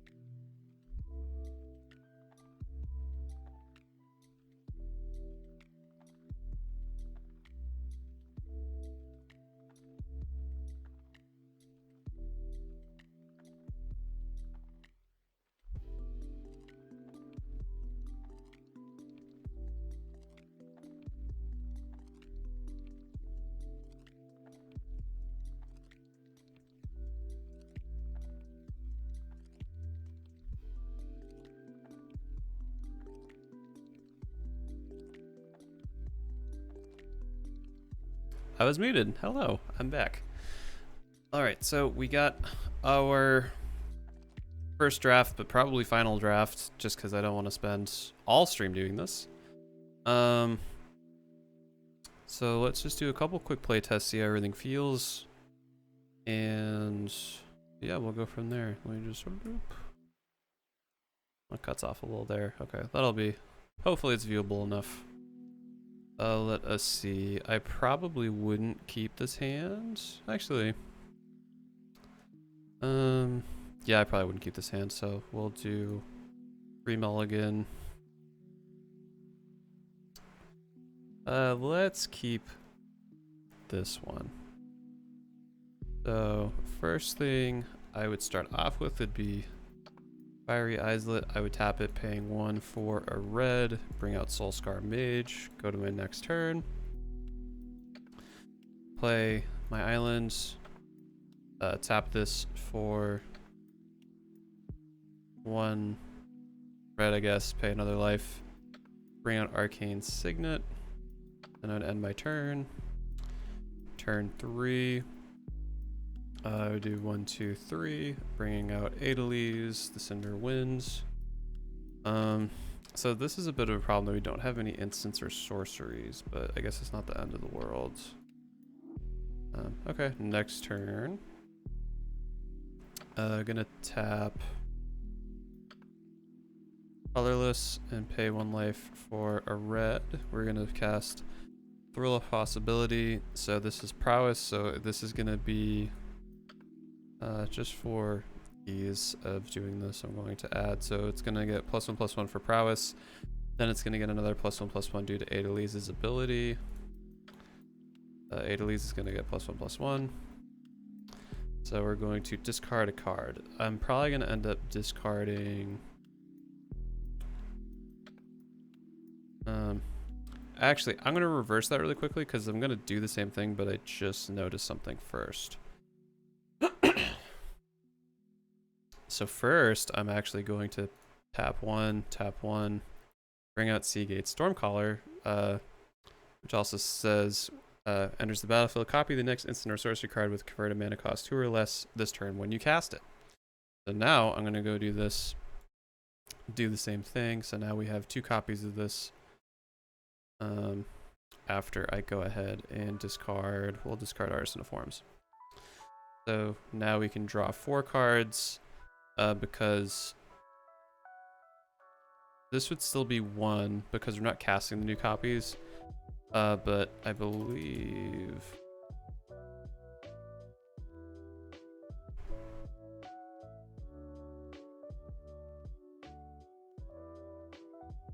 okay, Prowess is on cast 2. We're not casting it, so it doesn't count, but that's fine.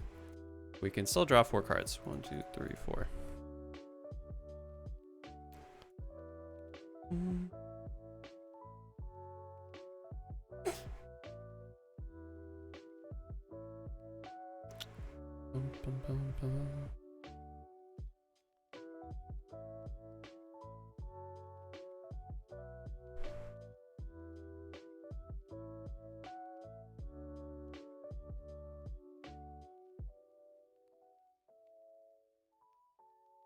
Okay, let's see. So I think that would pretty much end the turn. Obviously, we'd probably swing in for 6.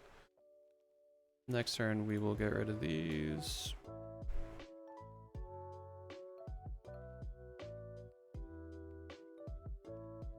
Get rid of these. Boop, boop. Okay.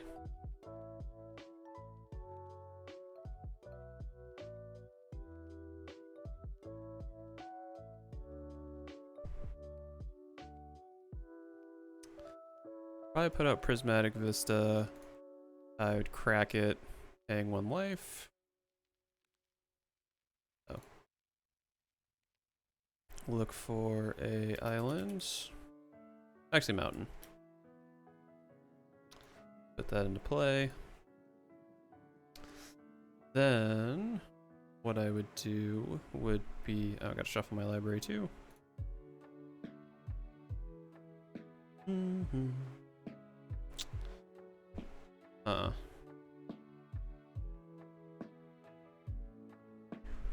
probably put out Docent of Perfection, so we'll do 1 red, colorless, 3, 4, blue, Docent of Perfection, and then I would end the turn.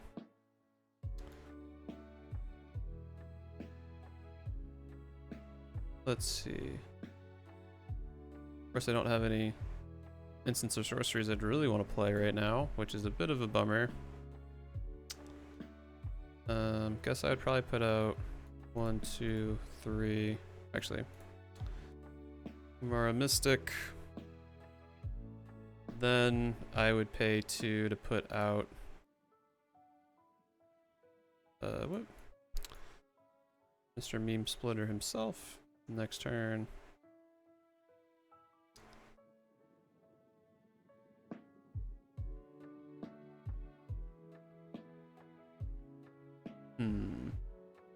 Okay, so I think what I would do this turn then is I would pay. Technically a Mara Mystic got +2/+0, but that doesn't matter because we didn't attack. I would probably do, let's see, there's 7. 1, 2, 3, 4, 5. Okay, we wouldn't be able to do it for that, but what we could do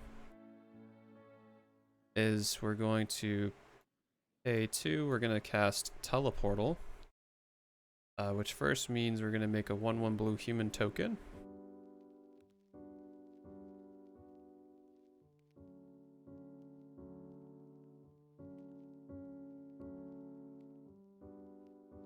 And then I'm going to have it target Beam Splitter Mage, so this gets +1/+0. But because Beam Splitter being Beam Splitter, I'm going to also have it target Umara Mystic. So first thing that would happen is all of these get +1/+0, or +1/+1. Boop. Boop. Boop. So this ends up being a 5/4 because of its ability.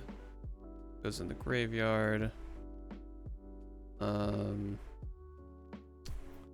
if you control 3 or more wizards, transform, which we do. So we're going to transform you. So now everything gets +2/+1 in flying. So yeah, these are all pretty big and honestly kind of a big turn 7. Obviously, we're not going to have any interaction against this just because we're playing solitaire, but I'm liking how our board state's looking enough. Let's restart. I'll do a couple more hands, and then I think I'm going to call this one pretty good. No lands. Don't like that. Got a couple lands. Oh, actually, I did the wrong mulligan. Whoops. Here's the for free mulligan.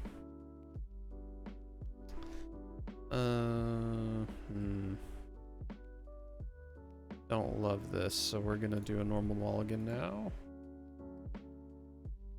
Okay, I like this hand a lot more. We don't have a ton of options, but we do get lands, which is nice. So we're gonna do Cascade Bluffs. Next turn, we're gonna Reflecting Pool. I'll tap this for Lavamancer. We will end the turn.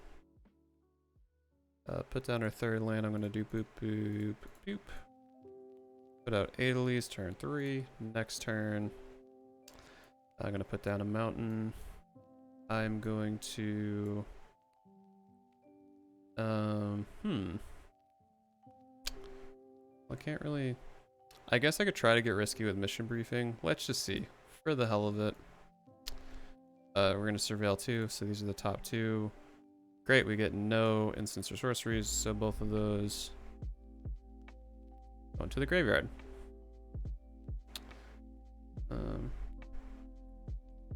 Actually, I would probably put, because I forgot you can choose any number, I'm going to just put Spire Bluff, and then this is going to go back on the top.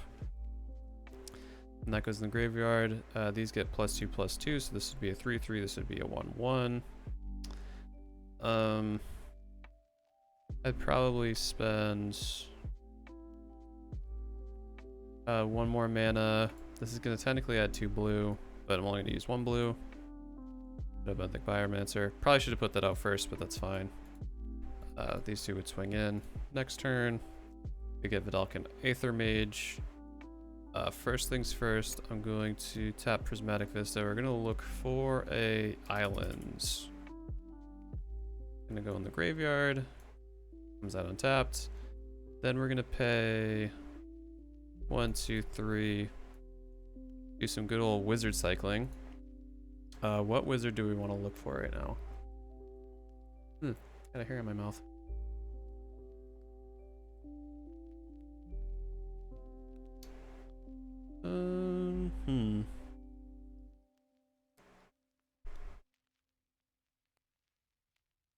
There it is. Ugh. Sorry about that. I would probably want to do Bizarre Trade Mage, to be honest. So I think that's what I would do. My hand. I have to reveal it, right? Oh, reveal it and put it in your hand. Okay, so then that comes out. And then we shuffle. Then I would pay to adapt Benthic Biomancer at +1/+1. We draw a card, then discard a card. Okay, well, I'm definitely going to discard Trade Mage. Gonna go to our next turn. 1, 2, 3, 4, 5. Actually, hold on. I'm gonna tap this for 2 blue.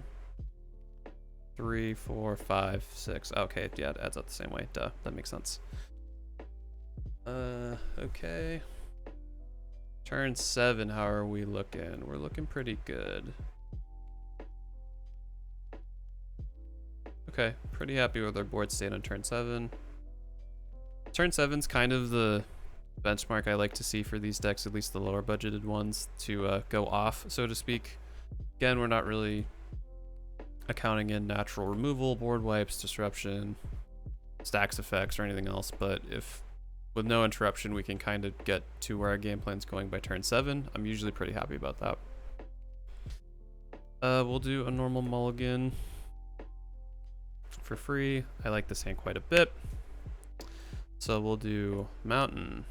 Tap that for a Soul Ring. And end the turn. Next I'll do Prismatic Vista. We're gonna pay 1 life. Gonna crack it. We're gonna look for an island. We're gonna pay this for Adeliz. We're gonna have 1 floating colorless that I can't really do much with. So we're gonna go to the next turn. Then I'm going to put out Reflecting Pool. Would tap this for a red. We'll bring out Blister Coil Weird. Tap this for a red. Bring out Soulscar Mage. Go to the next turn.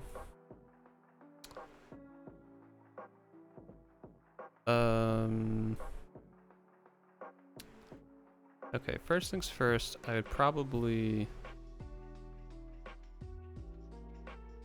Yeah, I guess I'll preordain. So we're gonna scry 2, then draw a card. So we're scrying 2. I'll put this... Actually, I'm gonna put this on the bottom of our library. And then draw a card, get that back. Everything gets pumped up +1/+1. This actually gets pumped up to be a 3/4, which is nice. Then I would tap this for 2, get an Arcane Signet, and then swing in. So we'd hit him for 6, 8. Turn 5. Ooh, here we go. All right, so we're gonna tap for 1, 2, 3 in a red. We're gonna get Zada Hedron Grinder. Then we're gonna pay a red and a blue. We're gonna cast Run Amok, targeting Zada Hedron Grinder. So first things first, everything's gonna go +1/+1. You're gonna get +1/+1. You're gonna get +1, or actually go up to 3/4 because prowess stacks. And then Zada says, whenever you cast an instant or sorcery spell that targets only Zada Hedron Grinder, copy that spell for each other creature you control that the spell could target. Each copy targets 1 different of those creatures. So all these are also going to get 3/2 top of that, so they are a 6. 6-7, 6-6, 6-6, 5-5. And that's a pretty big swing for turn 5. Okay, let's see. Piracy Charm, Land Walk till end of turn. Okay, so the rest of these are counters. Probably swinging again. Mostly just want to see what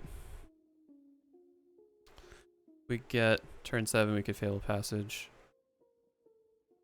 Okay, so overall, I feel really good about where this deck kind of sits. It's not going to be anything hyper competitive, but like I said, I think by turn 7, or even earlier, we have such a low floor overall for how much our CMC is.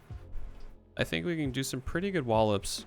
I wish we could somehow get some more creatures in. I'm having a hard time cutting stuff, so I can't really think of too much I would want to change. Really quickly though, I'm just gonna change the lands in here so I know what we can have for our colors, and then I'm gonna hop on into Arena. 9 islands. Okay. Oh, and if you're looking for the deck list for this, I always have it on my link tree. That's in my Twitter and also my Instagram for a week. After that week's over, it's hosted in perpetuity on the Discord. So you should come join that and hang out too. Okay. So this is done. I'll set a name for all this later. Still right at the budget. You love to see it. These are good. Okay. Let's go over here quick. And let me just check something really quickly. And then we'll hop on into Arena.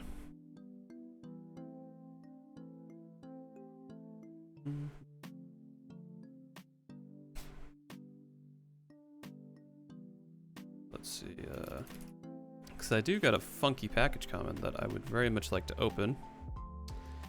If we... Oh, really? It's gonna ask me for a password. Fine, I'll use my phone then, because I am lazy.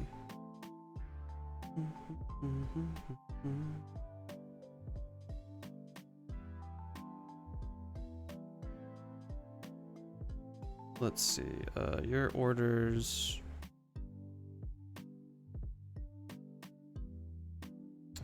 Wow, it doesn't even say out for delivery. Okay, so I might not get it in time for stream. I have a set booster box of Zendikar Rising coming that I really want to open on stream. So I'm hoping that comes before the end of stream, because that'd be pretty cool. But alas, it's not here yet, so let us close all this down. Don't save. Let me just change my info. And we will get to climbing that ladder. I'm going to switch up the music too, because we've been... well, let's do this.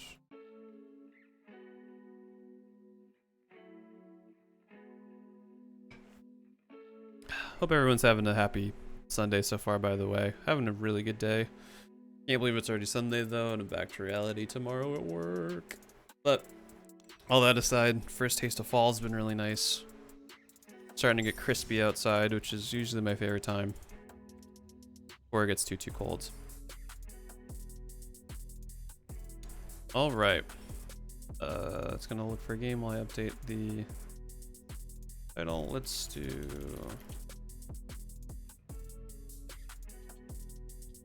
We'll start off with some mono black today. Why not? Feeling frisky. Go to deals. Yes. Oh, great. I spent all of my gold yesterday because I didn't think they were going to do another deal.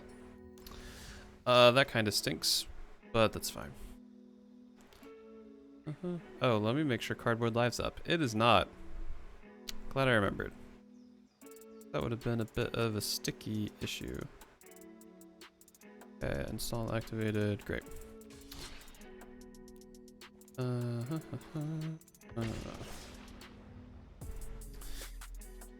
Phew. That was an extra chonky building stream, but happy with how that went. Fortunately, I had way too many cuts earlier on. Usually it ends at around 3 hours in, so a little behind schedule, but maybe I'll stream a little later today. We'll have to see. Okay, this is kind of a baloney hand. I like this one a bit more if we draw into our lands. Actually, I keep forgetting Agadeem's Awakening is a land. Since we don't have a turn 1 play, I'm going to end up playing that first. Unless we draw into a turn 1 play, then yeah, this is going to go tapped. I gotta say, I like the 2D artwork a lot more than the 3D models.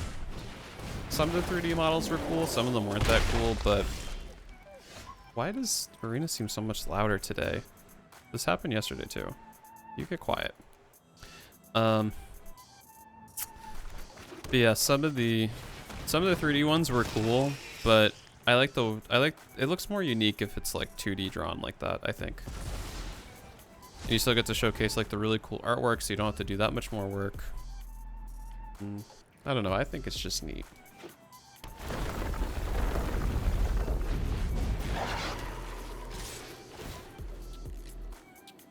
Okay, well, I'm gonna take that. Let's see, they're elemental. Hey, that's good news for us. We can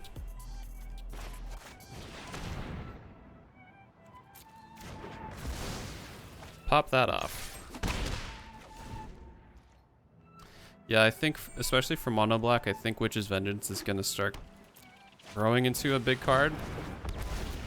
Because there's a lot of tribal decks running around. Particularly rogues, I found it do some pretty good work in. Boy, it'd be great if I wasn't flooding though. That's for sure.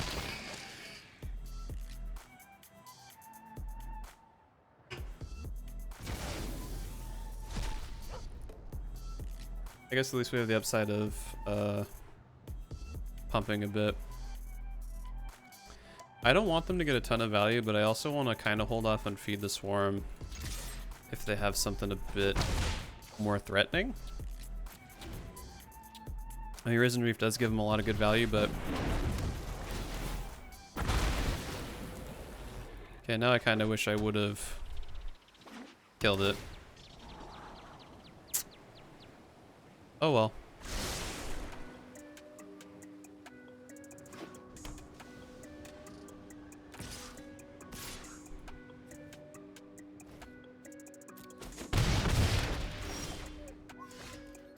Okay, odd, even, odd. Alright, so we're gonna do this. We're gonna hit... Actually, we're gonna have to hit even, huh? Because, yeah, 0's even, so... We'll hit all our own stuff, but that's fine.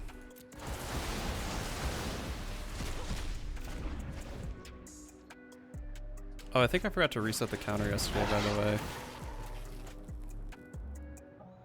Okay. Oh goody, more Bolt Hounds.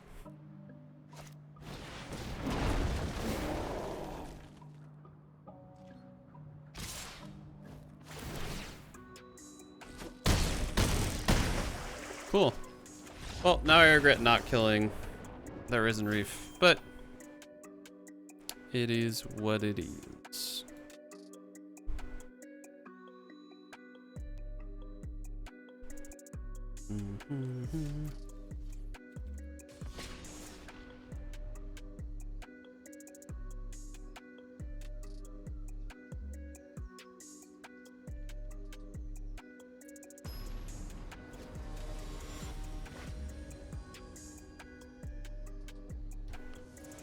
Okay, let's see. They got an Ugin avatar. They have Ugin sleeves. Are they going to be playing Ugin? I'll be very shocked if they don't. Boy, these hands this morning are just... Or this morning, what am I saying? It's 1 o'clock. These hands this afternoon have been garbo. Just complete garbage. Thank you. Something finally somewhat playable. Let's put you back and let's put... Screamy Mr. T back.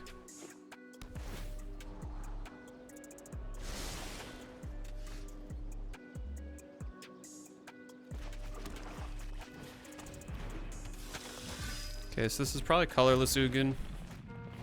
I had to guess. or mono brown Ugin.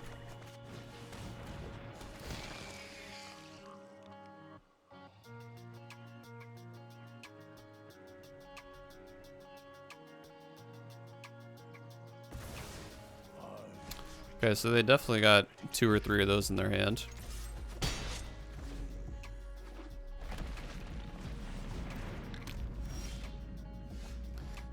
Okay, we're gonna have to try to close this out pretty quick.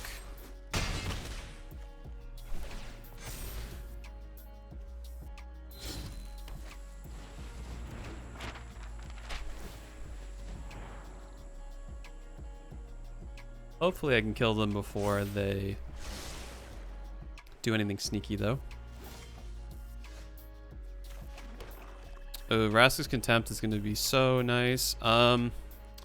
Let's see, Ugin's 8. Can they cast Ugin? So they'd be able to do 1, 2, 3, 4, 5. I think I'll be okay to attack one more turn.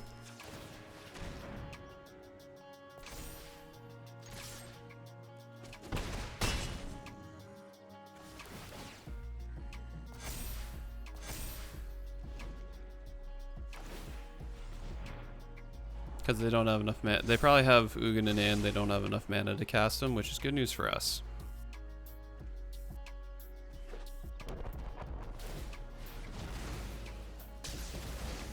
That's fair. Okay. I need to save my mana.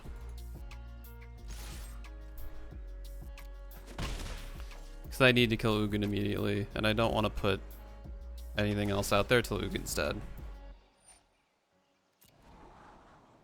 That's for dang sure. So now they definitely have the mana to bring him out.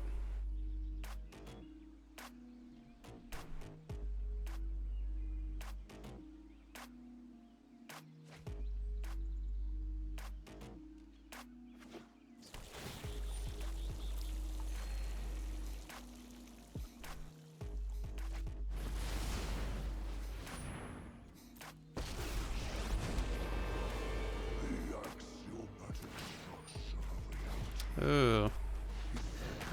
Sucks to suck.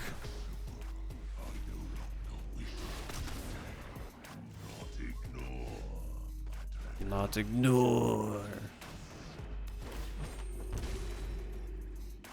They have another one in their hand, I'm basically screwed, but...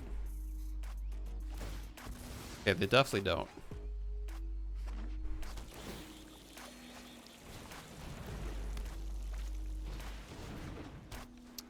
Okay, we got like... Oh, okay, we don't have a few turns. Okay, just... God damn it. Well, I'm gonna have to do this. Actually, no, I don't. Because the 2 damage is gonna be more to their face than what I'm gonna have to be up against.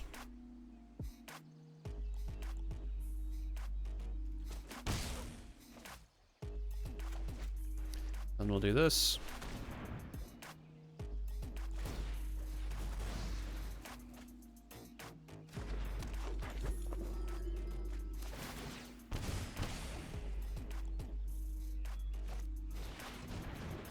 They are digging. Oh, do they have another one in their sideboard or something?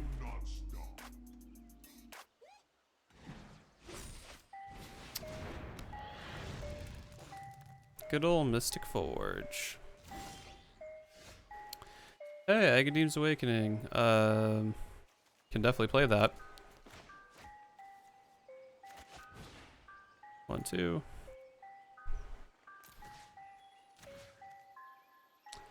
They don't have anything in their hand, but it's fine.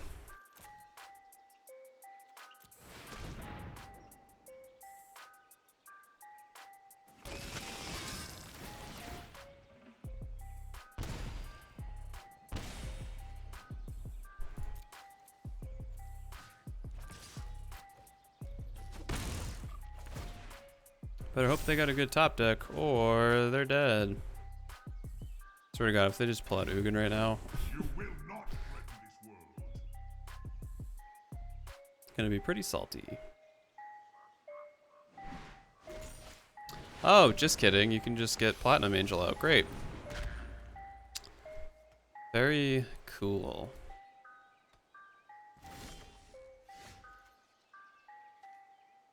Oh, actually, I have a removal spell, so I'm glad I saved that.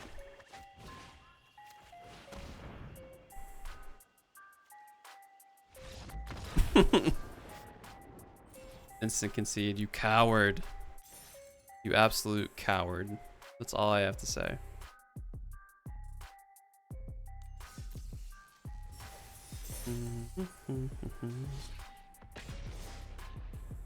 So close to diamond.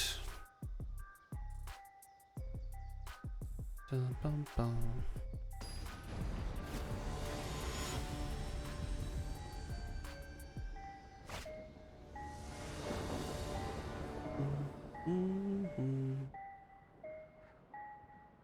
Okay. Hand kind of stinks. Don't really want to keep it. Where I run a bunch.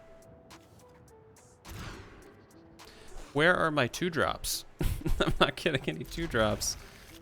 I feel like the shuffler's broken today or something, man, because this is deplorable.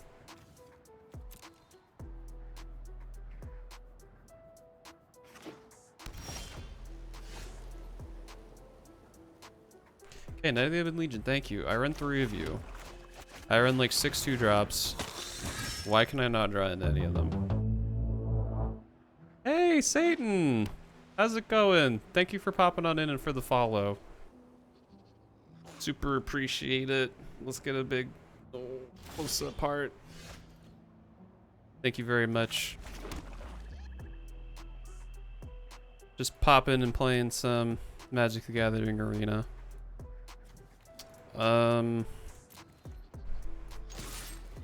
Hey, I'm good. How are you? I'm doing wonderful. Having a happy, good old dangle, funnel, autumnal Sunday. Hanging out, playing some cards, all that good stuff. Season of Growth, okay. Biggie creature time, perhaps? Maybe? Probably? Sounds nice and chill. Yeah, it's been a really relaxing Sunday. So, I certainly cannot complain. Got some tasty green tea. I'm not getting completely stomped in the handful of games I've been playing, so all in all, today's a win.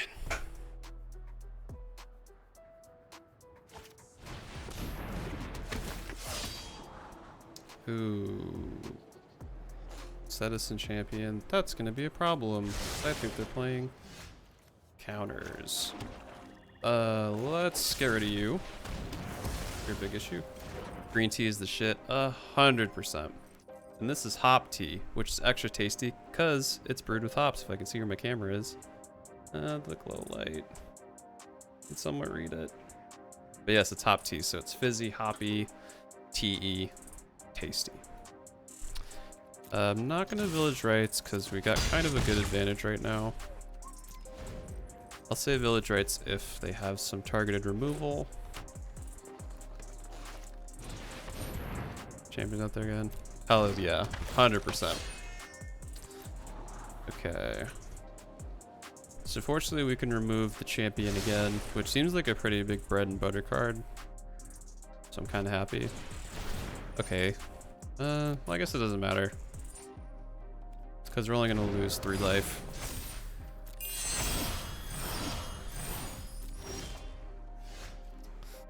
Ooh, Grim Dancer kind of spicy though. Spooky boy in the hand. No, we got to get rid of this. I could get rid of Season of Growth, but ultimately I think that's not going to prove good enough value for them if I can just keep removing their stuff. It's pretty poggy-woggy. Ooh, I do not like you.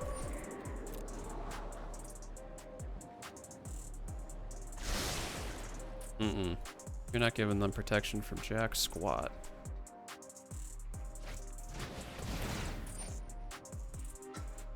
What is this now? Oh, you get to fly. They fly now? They fly now. Okay. Pass. My turn. All right, come on, big draws. Not. Need some lands. This costs 3, I only have 4. Let's do Grim Dancer and we'll make it so they have Menace, so they can't block, and Lifelink. That'll be pretty cool. Okay, they lose a life. Yeah, we'll swing in. Because they're not going to sacrifice it and they're not going to block. That's good news for us.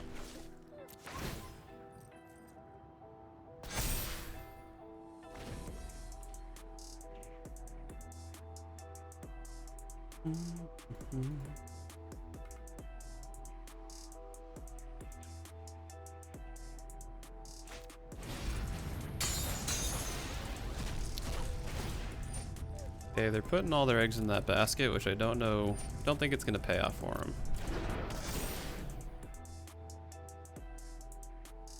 Not thinking that's gonna be what they want.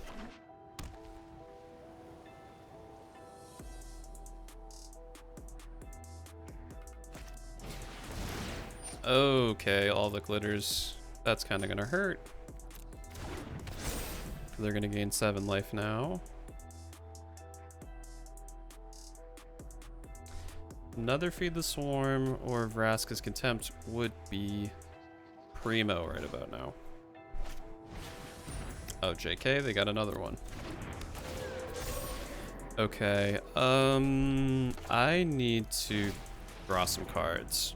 So unfortunately,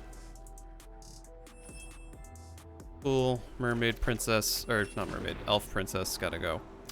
Okay, a land would be great. Not two Garys.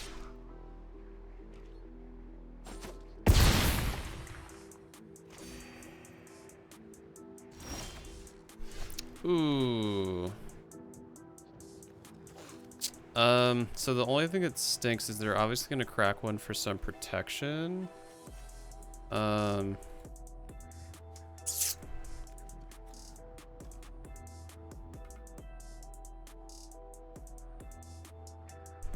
actually, JK, this does give by protection because it's not targeting anything. Huzzah. Alright. So the board gets wiped, which kind of stinks.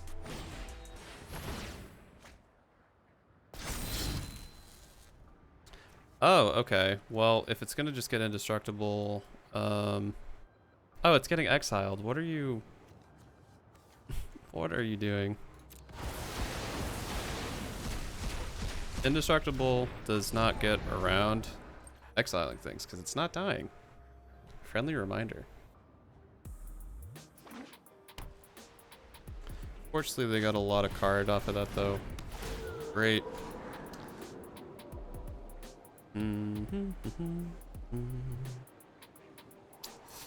Pat my floofy dog while I wait. Goodest majestic doggo. Never getting another pet. How could I? That dog is so dang cute.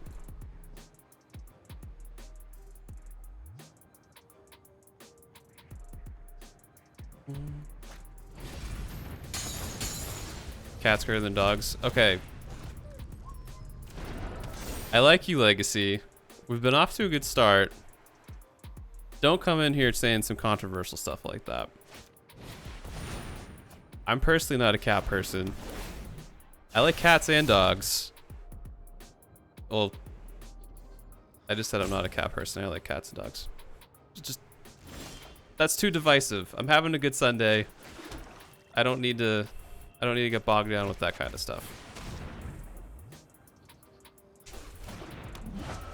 But you have to admit, this is the floofiest, goodest doggo that could be.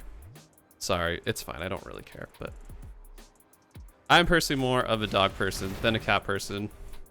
But I haven't really met enough cats in person to really have a huge distinction, so I could be converted if I met the right cat. Just unfortunately, the handful of cats I've met have not been super nice. Okay, realistically, we probably lost this because they keep getting some great creatures out with all their enchantments. Yeah, we lost this one, unfortunately. Can't do much against the 17-16. Doesn't feel too great, but it's fine. We'll win some, lose, and lose, but at least we get to win some. We're gonna switch colors because A, I'm having better luck with this deck, and B, I want to hit my dailies. So that's what that's all about.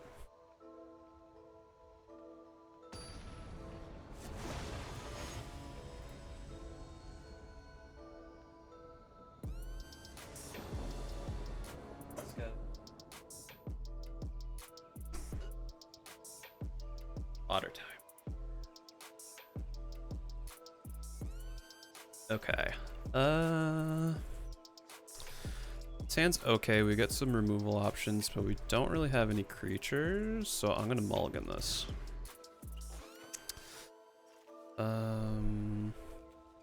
Yeah, I like this a bit more. We can get Hazoret back later. So let's do this. I wonder if they're playing red-black sacrifice. Oh hey, red and black. What a surprise.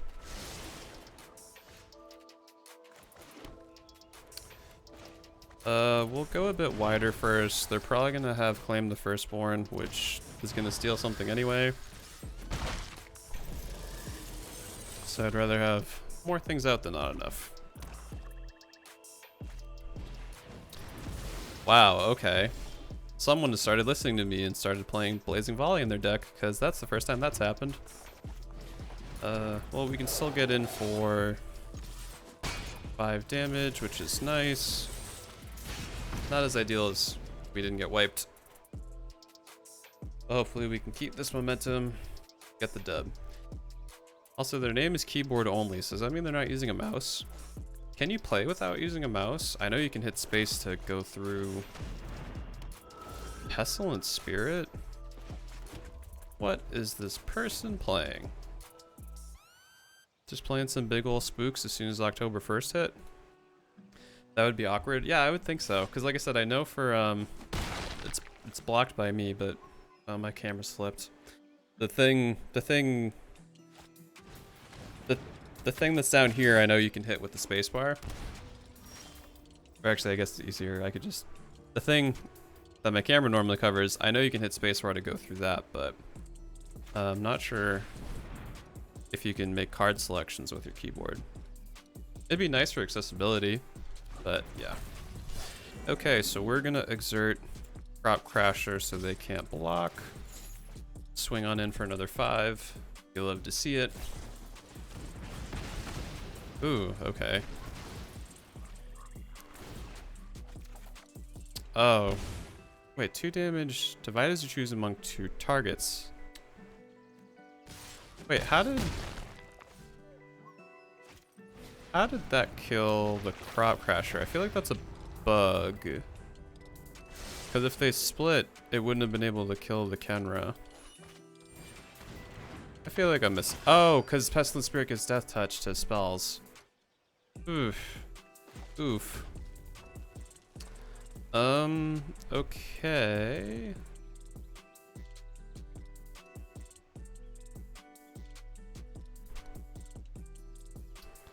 Okay, I don't want them to be able to reanimate and get this back. On the other hand, I don't want them to have Pestilent Spirit out to kill my stuff like that again. I think I have to use this on the Arcanist, unfortunately.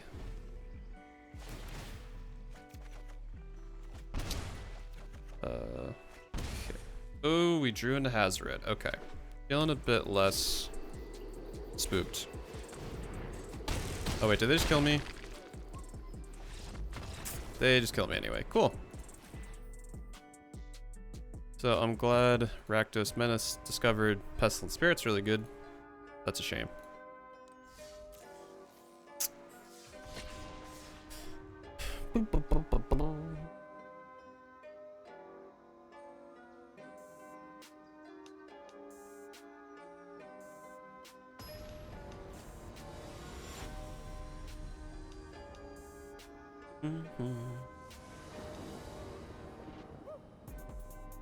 Alrighty, got some early removal. We can play Kenra turn 2, probably draw into a 1-drop, so I'll give this a shot.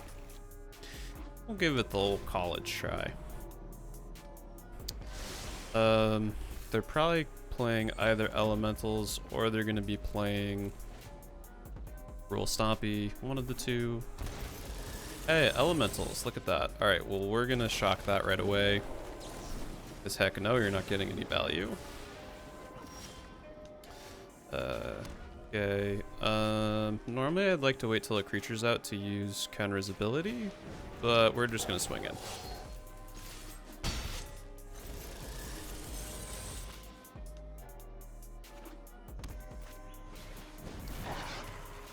Okay, that's fine, I'll take 3. Or 2, that's right, because it's only others. Okay, so let's see. I'm going to Firebrand. I'm going to swing in. Then I'm going to cast View of the Critics, because they're going to have a lot of creature-based things that I don't necessarily like. So I'm going to try to save a Braid to use on our next turn. I don't think there's any good artifacts that run in this deck. It's mostly creature-based. Yeah, they just like to go wide and smack me in my face. But to be honest, ooh, another +1 for Blazing Volley. Great card. All right, so unless they somehow have a board wipe, which I'm pretty sure they don't run in this deck because they're so creature heavy, I think we got this in the bag. Okay, Thunderkin Awakener. They can't really attack though. Ooh, they're trying to pull something out. What? Hey, you can't kill me though. Good game, I guess. I guess they tried for a Hail Mary, but it's not gonna work. We're gonna exert you so they can't block. Swing in with everything else. Can't block. Good game. A valiant effort for sure, but they came up short. Once again, almost into diamonds. Seem to be hitting a wall at 3 wins. Hit that wall for about 2 hours last night, which was super fun, and I definitely didn't get salty or complain at all. Nope. Nope, not once. Not a once.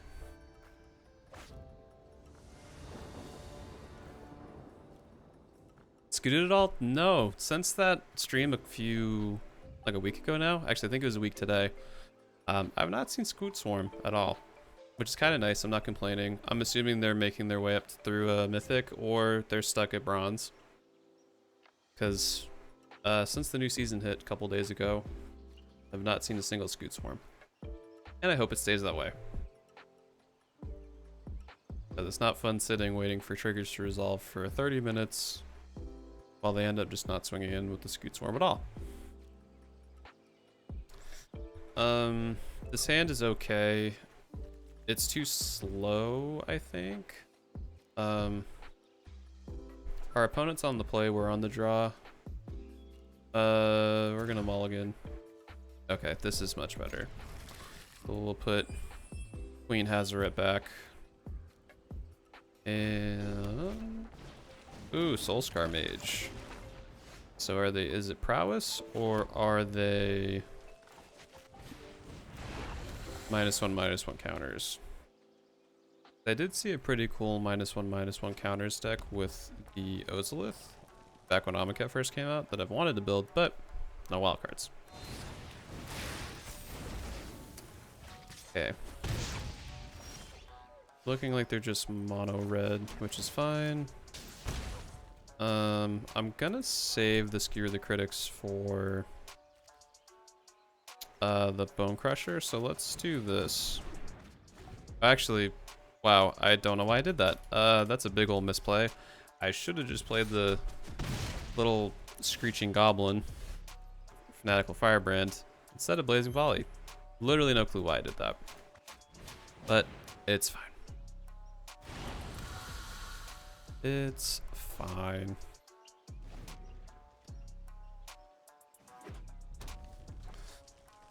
I really just want them to get Bone Crusher out. If I can draw into another mountain and they get Bone Crusher out, I'll feel pretty okay about being able to remove them. Okay, wow, they're just going full on burn. Okay, well, this really stinks. But seem to be a bit mana screwed, so I don't have many great other options at the moment.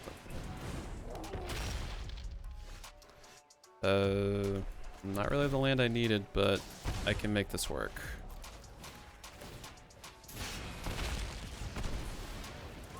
Rather than take two than, or I'd rather take two than them deal four to me, so. Kansas Piling. Man, this deck is just full of fun times. Hey, we hit our land. Okay, so first things first, I'm gonna do this. I'm gonna ping them in the face for 1, so we can cast Screw the Critics for 2 less. Gonna boop the Piling. Then next turn we can bring out Hazoret, and hopefully they don't somehow get like 80 things on the board this turn, and I can actually hit them. Just kidding, they got their own Hazoret. That's kind of a problem. I'm really behind, so I can't afford to attack. But also, if I don't attack, they're 100% going to eventually kill me. So I'm going to bank on them not being able to empty out their hands. And I'm just going to swing in. See how it goes.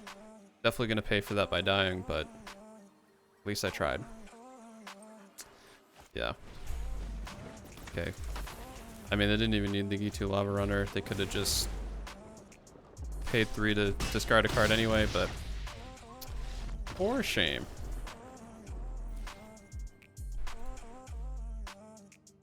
I'm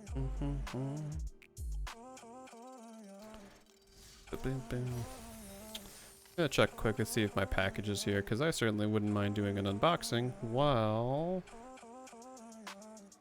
I'm getting stomped. But at least I got my gold. Don't have enough for the daily deal, huh, though? Yeah, it's 2,000. Shoot. Okay, is my package gonna arrive soon? Still no updates. Is it at the front door and they just never told me? Which is also very likely.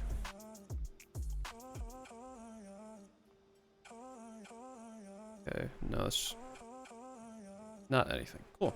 Okay. Alright. Theoretically, I could hit the wins today to get enough for the free stonks, so keep going with this, because until now, I was doing really good with this deck last night. At least relatively well.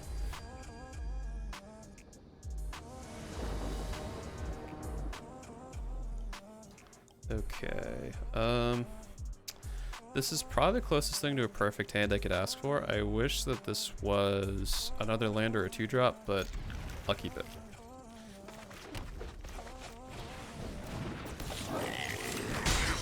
I'm a bit worried they're playing mono black control.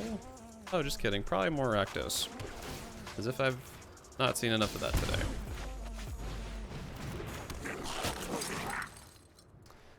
Oh, can't +1 that. Whoops.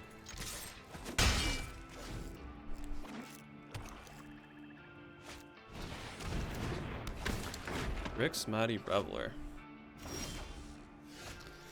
Okay, at least we're hitting the lands we need to, so that's good news. I'm gonna save the Crop Crasher for when they have a bigger threat on the board.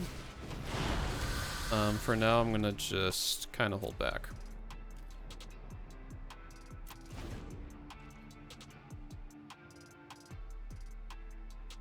What I'd like to do next turn is draw into another land.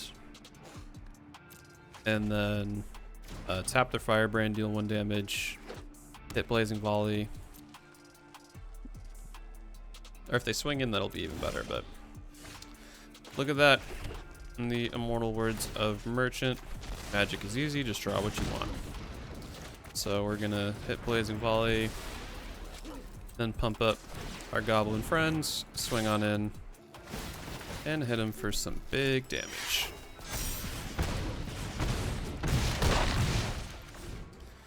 Okay, so if they only bring out a creature and don't disrupt our board state right now, I think we got this in the bag. Yeah, they are digging. Alright, I think we have this one. Good game. Nice.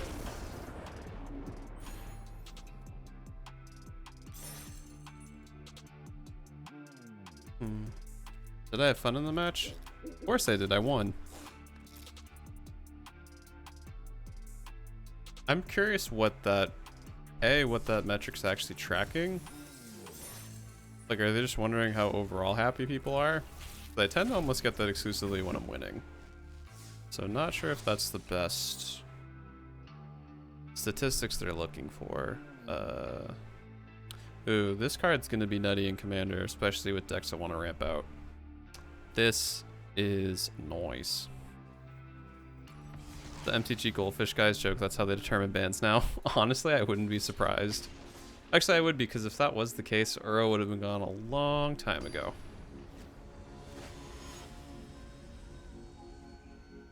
Alright, I think my lunch is here, so after this I'm going to take a quick, hopefully 10 or so minute break, munch on that, and then get back on right on through to the end of stream, maybe even a bit later, because I'm feeling down to clown a bit for a longer stream today. Let's see. Yeah, I'll keep this. We're fairly likely to draw into another land.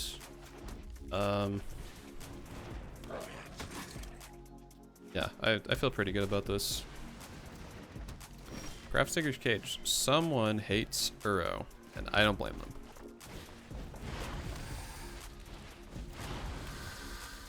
Let's swing on in. Ooh, Azorius Control, perhaps? Part of me is somewhat tempted to get rid of this because for Earthshaker Kenra, we can play it out of our graveyard, but that's only 4 cards in our whole deck, and I don't know what other kind of artifacts they're going to play, so I'm going to hold off on that for now and just kind of see. I'm in more of an information gathering stage at the moment. I don't know exactly what they're playing. I don't know if there's some weird combo that actually helps them. I don't think there is. Okay, wow, they're kind of stuck at the moment. They don't have mana for Settle the Wreckage, so I'm kind of free to just do what I want. Let's swing in. I'll bump up the other Scorch Spitter. Okay, they just got completely cleared off. Alright, so like I said, my lunch is here. I'm going to take a quick, like, 10 or so minute break, munch my face off, and then when I come back, we're going to keep playing some more Arena. Stick around, hang out, vibe out, and yeah, stay hydrated, stretch, do all that fun stuff, and I'll be back when I'm back.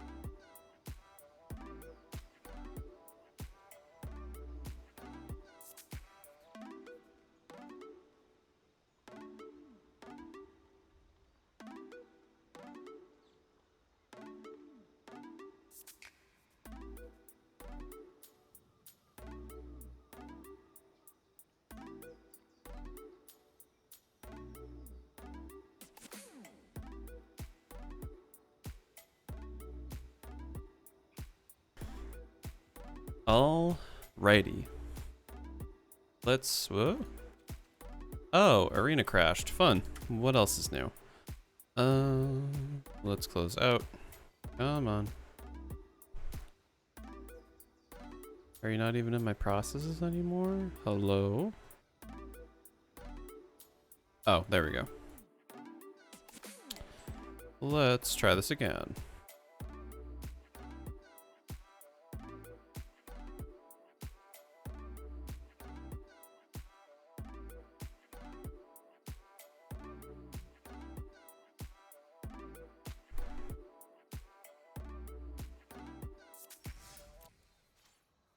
Okay. Let us see here. Alright, good. We're back.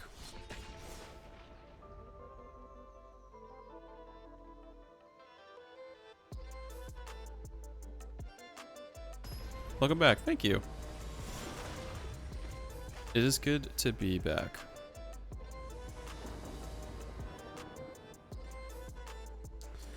Okay. Yeah, I kind of like this hand. Wish the Blood Rage or something else, but we'll go for it.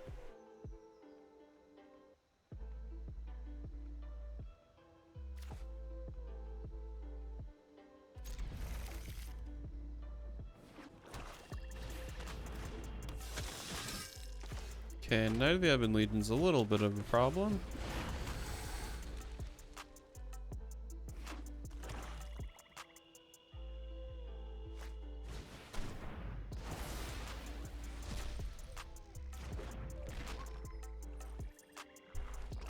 Legit never seen anybody use Legion's End, so that's a thing, I guess.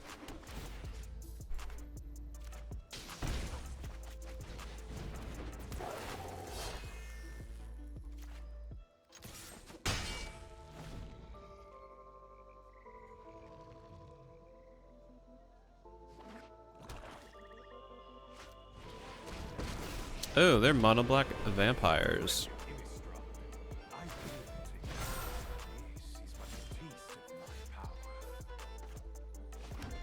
Okay, let's do, we can kill Sorin, which is great news.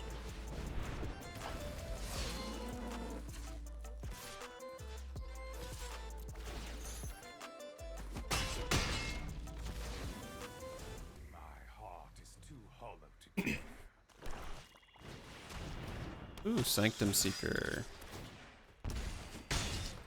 I'm gonna change up the music again real quick.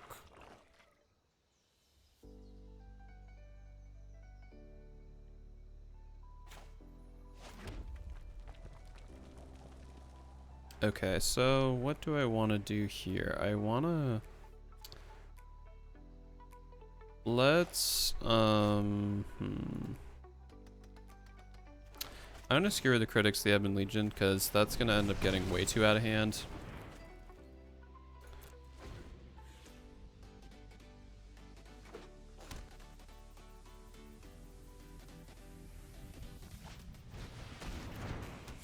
Great, now I wish I definitely would have kept that for Bloodthirsty Aerialist. Actually, I wouldn't have been able to kill it anyway, because they're gonna gain a life.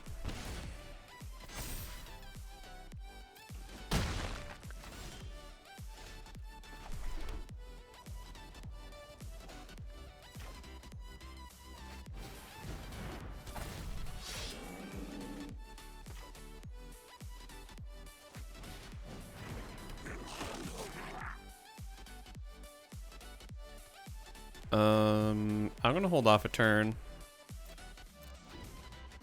because we should be able to do a pretty big swing.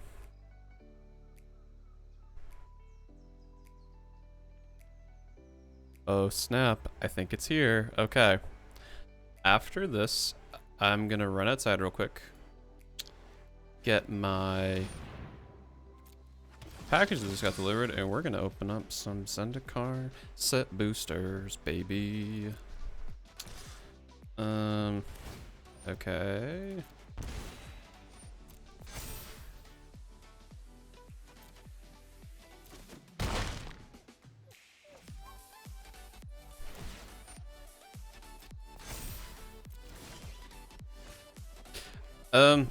I'm just gonna concede.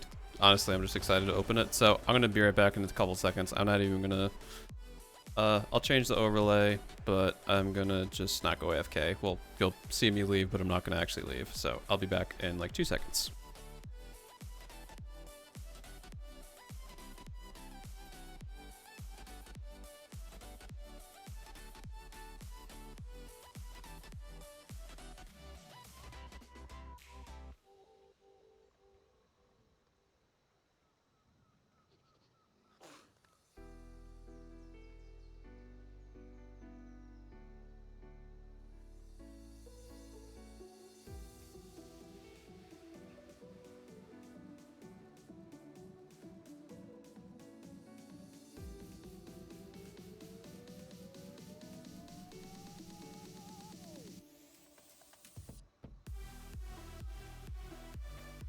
Alright, so, gonna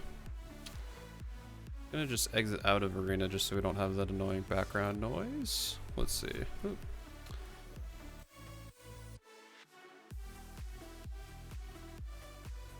Gonna get to see my wonderfully... Actually, I guess my desk's not that dark.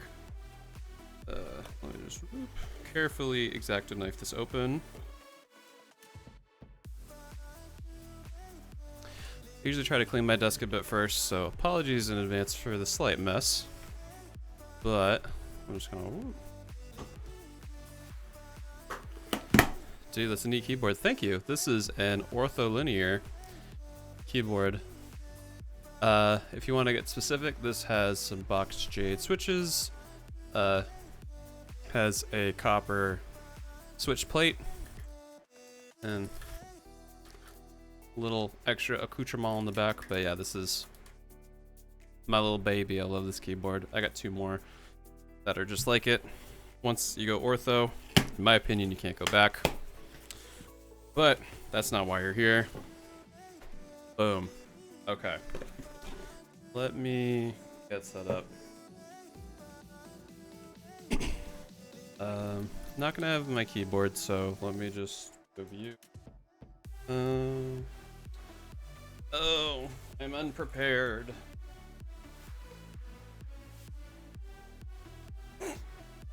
Okay, I'm gonna put some a little not as intense on right now. Let's see. There we go. Some a little more vibeful. Something to increase the vibe. While we open these box of set boosters. Does have the wizard seal, despite being a little... It's a little... Definitely not going to call it resealed, unlike a certain $100 product that for some reason they refused to put branded shrink wrap on. But, oh, we're not going to talk about that. Let me just get this out of the way. Oh, actually, I can't get rid of my keyboard. I have to... It's the title of what I'm doing. Hello, Matt. Glad your brain has caught up with you this wonderful afternoon. Okay. Let us see. So... Are these the new boosters or the standard ones? These are the new set boosters, so I'm doubly excited to open these.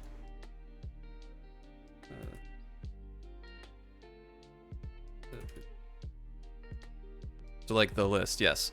The list. Where you could get Enlightened Tutor or a basic land. AKA kind of really gambling. Food chain would be pretty cool to get though, not gonna lie.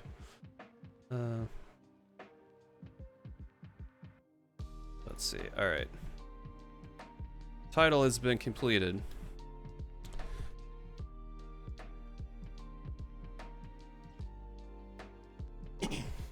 Let me just adjust this so get more of the desk and less of me. That'd be pretty cool. Okay. And I think that's straight enough. Move this over here. All right, gonna move this over here.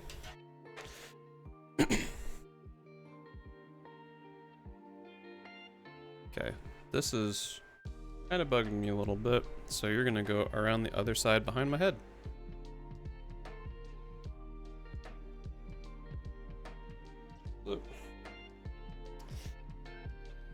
Okay.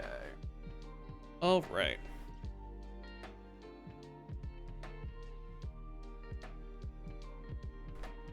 So, we got ourselves the handy dandy, brandy new.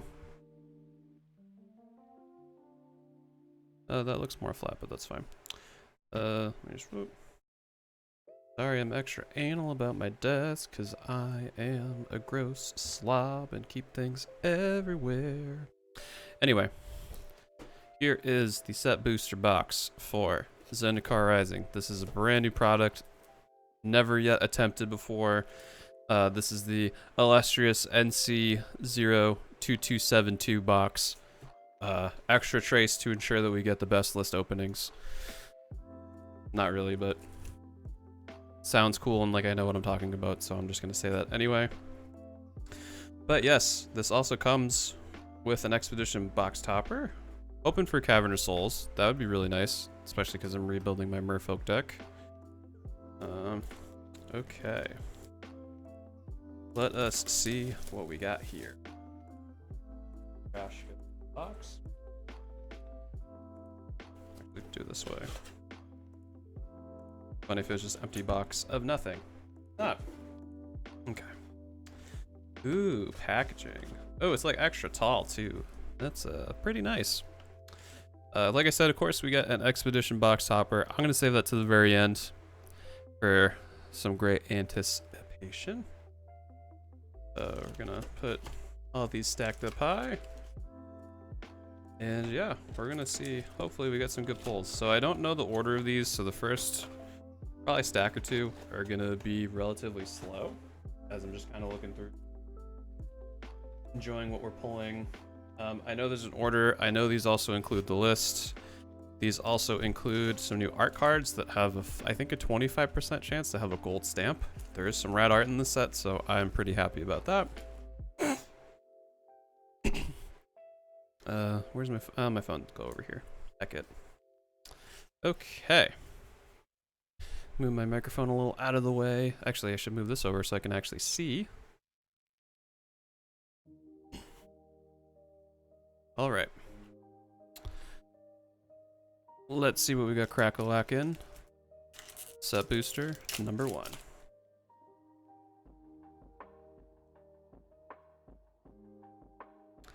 That's the full art card. Oh, it's just basic forest. Pretty nice.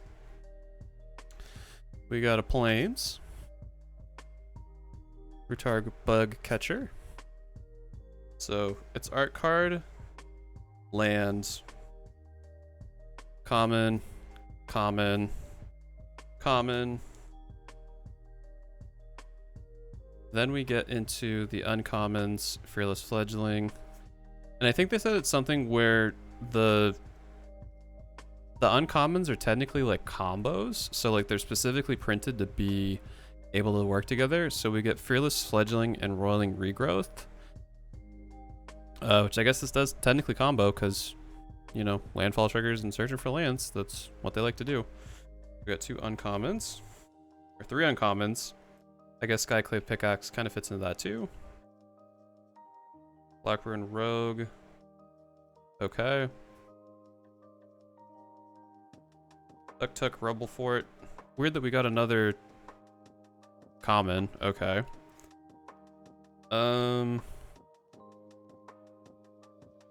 Gnarly Colony. Okay. Myriad Construct is our first rare. And we have Lulmage's Dominion as the foil. We got an insect token. So like I said, I've never opened these before. So these might be a bit wacky as far as ordering is concerned until I get the hang of things. Hey, Paper Scoot Storm, go. Yeah, that is that token, isn't it? Okay, let us see what's next. Okay, first things first. Ooh, the new Emiria art. Very cool. We got art card. We got a foil Swampy. Then we got some commons. 1, 2, 3, 4. Good old Ruin Crab. Landfall. Canopy Baloth. So this is an alt art frame. This is Undacon's normal. Skyclave Plunder is normal. Hey, our first mythic. Turntimber Symbiosis. Other side taps for a land that you pay through life and comes in untapped. This one seems pretty good. It's kind of nice because you can search the top 7 cards, and even if you hit something that's not super good, you still get like, here's an apology to counters. This is for you now. So let's see what's next. We got Subtle Strike, which is a foil common and a construct token.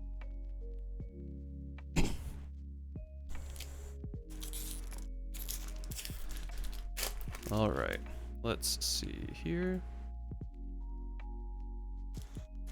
And again, apologies if I'm going a little too slow. My first time with the product, trying to figure out the settings or the layering of everything. Probably once I go through the stack, it'll be a lot quicker. So this time we got Reclaim the Wastes art card. These ones feel nicer than the ones from 2XM because I don't remember them being plasticky like this in the front. I could be wrong because I thought those were matte, but these actually feel pretty nice. Actually kind of excited about the art cards. Okay, we got a regular forest this time. Your Blight Blade. Deadly Alliance. Then we got Skyclave Geopede. Lithiform Blight. Lots of people think this is Phyrexian Oil. That would be pretty cool because we're due to go back there or be involved at some point. Sanctuary Shelter. Spitfire Lagok. Demon's Disciple. Alright, what's the rare? Hey, we got a Pathway Land. And, ooh, foil mythic Seagate Stormcaller. That is quite a pull if I've ever seen one. There's the back for the Pathway, by the way. Very nice. And we end on, ooh, oh, so the token slot is the list cards. So we got, I believe this is a Friday Night Magic edition of a Braid. I think I have this in my Neheb deck, so that would actually be kind of a nice flavor upgrade. You can also still tell cards are from the list because much like mystery boosters, they have this extra little planeswalker symbol in the bottom corner to help differentiate them. Yeah, so this is a game day promo. Cool. Very nice. I'm gonna keep the tokens and all that in its own separate area. Let's see. Okay, fix my piles a little bit.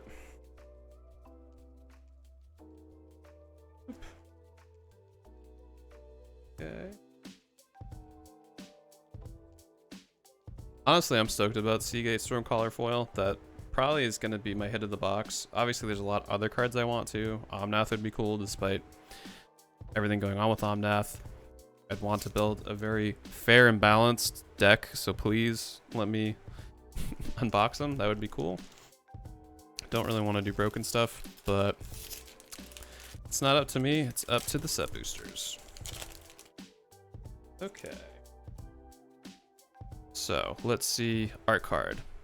All right. Ooh, this is Seagate Restoration, right? Yeah. Seagate Restoration. Very nice little art card. Honestly, I think these will kind of make some cool like commander proxies where like if you don't own the commander but have the art card, you could always write in the back what the abilities are if you need to. Yeah, I think these are just neat. I love them. I hope they come back. All right, we got Mountain, Gnarl Colony, Royal Eruption, Scorch Rider. I feel like they used a different printer for these because I did get some pre-release packs. I don't remember them feeling this smooth.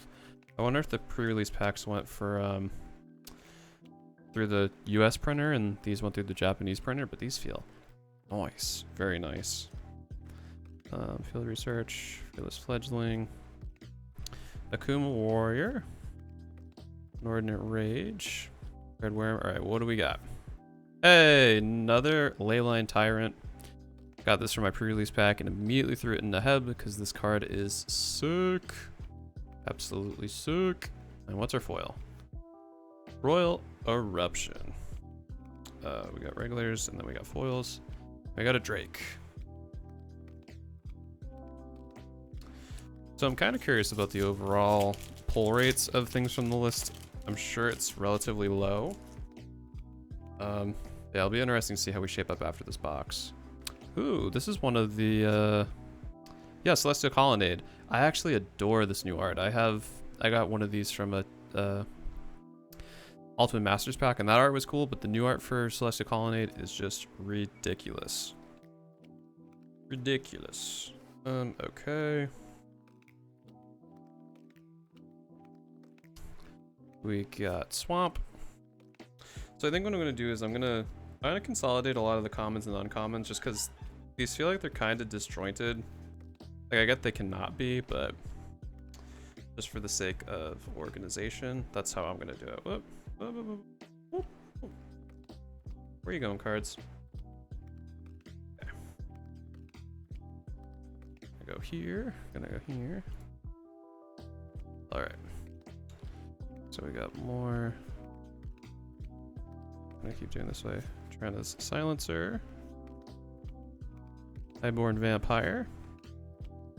Mana Sky Dancer. Relic Golem. Base Camp. Boo, this should have came in untapped. Skyclave Squid is a fancy one. Magician Skulker. Scion of the Swarm.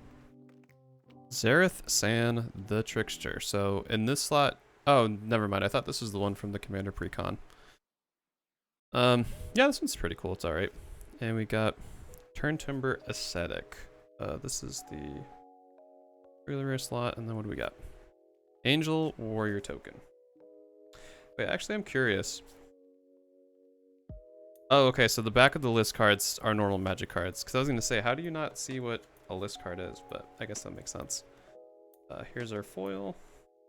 I'm actually going to separate the Seagate Stormcaller just because that's just inherently probably one of the best pulls, if not the best pull we're going to get.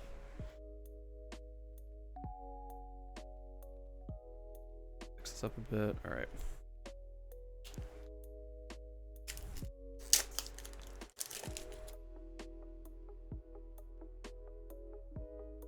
Okay, so I get the feeling these are printed in the ones that have... Yeah, okay, so when there's a list card, they print an extra card to hide it. That's pretty cool, not gonna lie. Ooh, this is one of the new Pathway lands. Oh no, this is just a mountain. Cool ass mountain. The bowl has returned. Pretty happy with that. Into the Royal. Bubble Snare. Spell Shields. Dauntless Unity. Prison Riptide. Roiling Regrowth. Kabira Takedown. Fisher Wizard. Blood Chief's Thirst.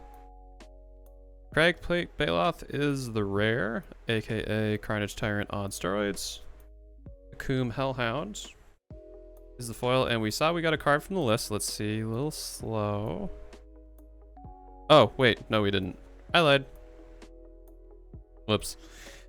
Anyway, so I guess that's just a junk card. Okay. This goes here. This goes in the foil pile. I thought they had it set up that way. So I guess sometimes you just don't get a token then? That's weird.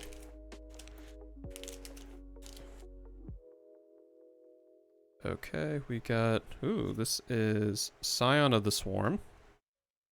Cool artwork there. We get a forest. Bunch of commons. I'm gonna just kind of start flying through these now. Unless something spicy comes up. Hey, Skyclave GOP, and that's a nice alt art. Our classic Hellion. Molten Blast. Blast Pool Mimic is the rare. This is probably, I would argue this is probably one of the most playable shapeshifters you could put in a deck. If not only for the fact you can make it a land if you don't have any creatures. So there's almost no downside. Hey, and we got a foil Soul Shatter. This card is bonkers too. Gets around indestructible. insane art. I think this is Wiley Beckert, I believe is the artist's name. I think this is only like the 3rd or 4th card they've made for Magic, and I hope there's a lot more, because especially in foil, this thing pops. And we got just a junk. Okay. Alright, I'm half debating going halfway through and cracking the expedition.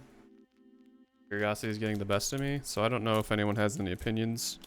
If I should do it halfway through, or if I should hold it off until the end of the box opening. Hello, cards.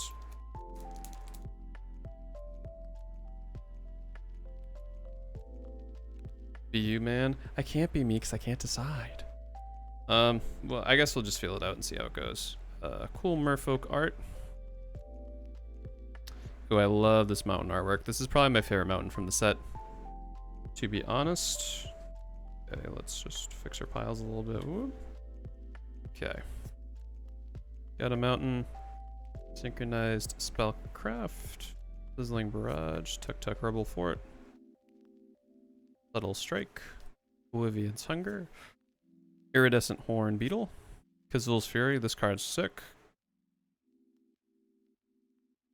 Kindy ox. Tajira snarecaster. What's the rare? Hey, thieving skydiver. Thieving skydiver is sick.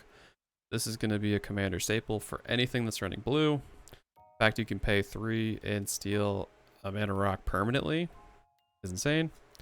And we got Expedition Skulker for the foil and a plant token.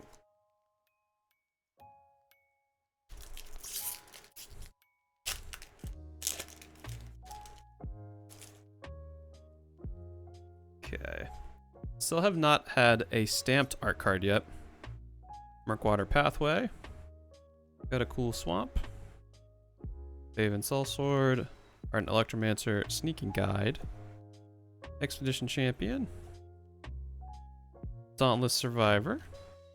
Canyon Jerboa. Red Worm. That's a cool alt art. Hello, what's going on with the pile? Okay. Cascade Seer. Angel Heart Protector. Throne of McKindy. I don't remember seeing this. Put a charge counter on Throne of McKindy. Remove a charge counter. Add 2 mana of any one color. Spend this mana only cast kick spells. Not great. And we got Fisher Wizard as our foil. And what do we got back here? Copy token. Okay.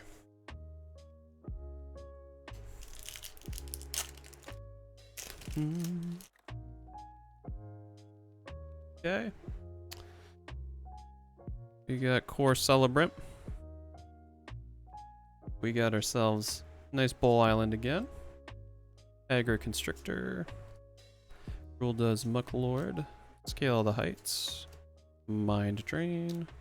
Marasa Root Gazer. Brushfire Elemental. Umara Wizard. Veteran Adventurer. Hey, another Soul Shatter. Not gonna say no to that. Hey, we got Grabbers. So that's our... So why did we get 2 of these? Because Cherek's the Raging Isle is a normal rare. So I guess you just have the chance to get a double rare sometimes. Ooh, Prowling Felidar. That's a nice foil. And then... Hey, list card of Felwar Stone. That's pretty... That's not terrible. It's not bad. So that's gonna go there. I'm gonna separate the list cards now that we got more than one. We'll do this here. Foils will go up top. Okay, I'm gonna keep an ongoing pile of things from the list. I'm gonna keep an ongoing pile of rares. And I'll make a pile for foil rares. Let's just see what I can do to clean this up.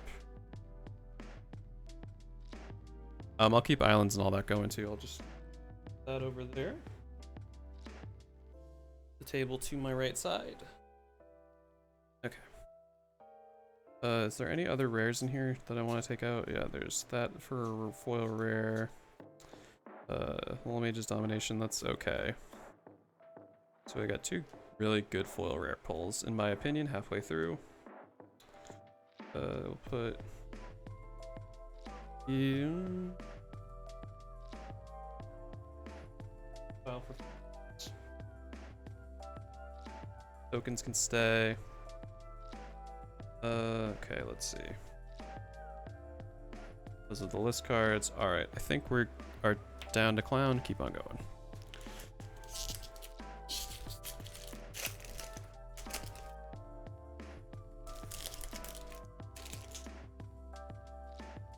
All right. Hey, we got a full art of the sweet new Golgari Nissa Planeswalker. Kind of weirdly cut. I don't know if it's just me. My eyes are bad, but it looks like somewhat miscut because there's like extra. You see this extra white on this side? I don't remember seeing that on the other ones. But maybe slight miscut. Not that I think it's going to be worth much, but let's see. Okay, we got Island Time. Here he's binding. Pressure. Oh, wait, whoops. Put things in the right pile, Matt. Pressure Point. Disenchants. Territorial Scythe Cat. Veteran Adventurer. Umara Mystic. Tangled Florahedron. Strength of Solidarity. Cherry Blade. And what's the rare? Hey, full art. Needle Verge Pathway. Boy, the pathway lands sure do look nice. Full art. Rabbit Bite. And a Drake.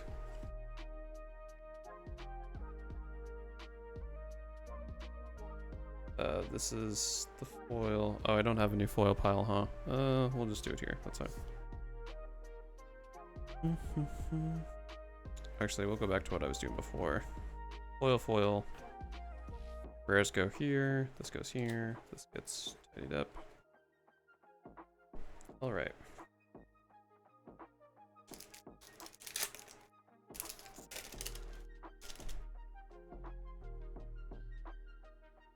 Okay. Highborn Vampire. Pretty cool art. We got Plains. Got Chilling Trap. Practice Tactics. Cleric of Chill Depths. Just want to fix my C real quick. There we go. Cleric of Chill Depths. Expedition Healer. Relic Amulet. Acquisitions Expert. Bayin Veil. Expedition Diviner. What's the rare? Tajara Paragon. Boo. Not great. Hey, Archon of Emeria is actually pretty great. This is a fantastic stacks card. Tajara Snarecaster, excuse me. And then what do we got here? Ooh, Zendikar Incarnate. How fitting. Not really a great pull, but it's on theme, I guess. Okay, this is regular.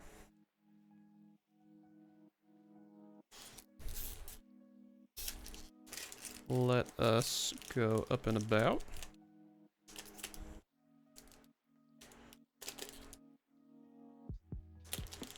I feel like the foiling on these are like extra tough for some reason. This is Skyfire Shade. Okay. That's cool. Oh, we got a foil Plains. This is a nice Plains. We got Kazandu Nectar Pot, Cleansing Wildfire, Pyroclastic Hellion, Spitfire Legak, Hellhound, lots of red, Shatterskull Minotaur, Prowling Felidar, Marauding Blight Priest. What's the rare? Nope, just kidding. Now it's the rare. Hey, another Cragplate Baloth. Cool. Shepherd of Heroes. Cool foiling. Seems like an okay card. And an insect token. Foil.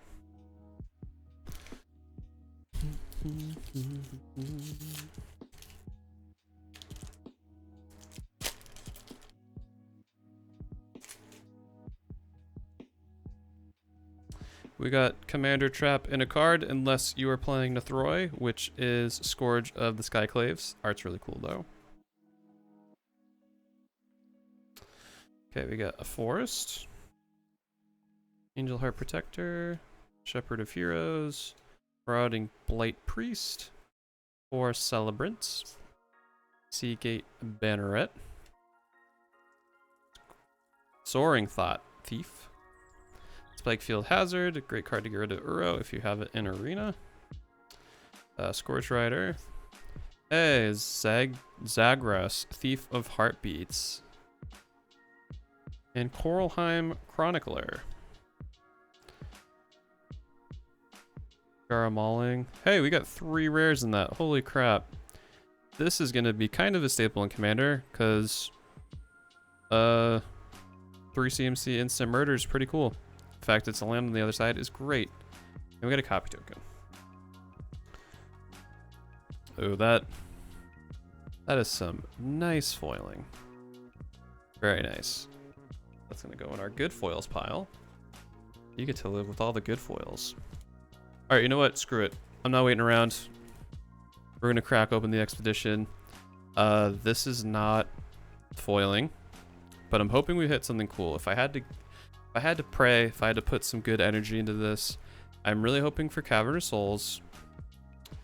I believe Strip Mine is a part of this too. Strip Mine would be pretty cool.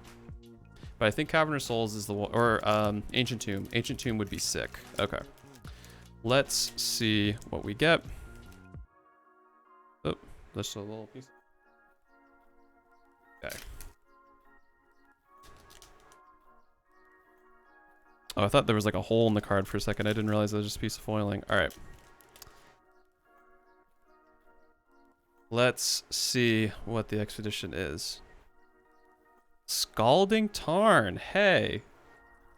Not Cavern of Souls, but Darsh Garnet, if there's not a good expedition to hit, this is probably one of the best. So I'm actually pretty stoked about this. Wow. I mean, I know they need to really functionally reprint fetch lands. This is 100% not good enough. But until Modern Horizons 2, this is arguably one of the best ones I could have pulled. Ooh, there's like extra. I didn't even notice. I haven't had one of these in person. I didn't realize the little extra features were printed with like a different ink. That's actually really cool. Or like a different finish, I should say. So yeah, I'm actually super duper happy with that. Despite not being really what I wanted. This is, yeah, this is a fetch land. Can't really complain.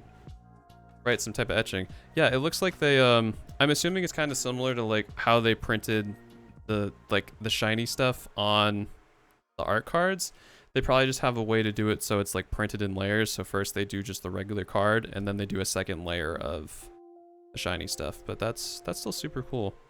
But yeah, definitely not gonna look a Scalding Tarn in the mouth and say that sucks, because that does not. So very stoked on that. You're gonna go up over here because you're a big old highlight and I don't want you to get damaged. Okay. Pressing on.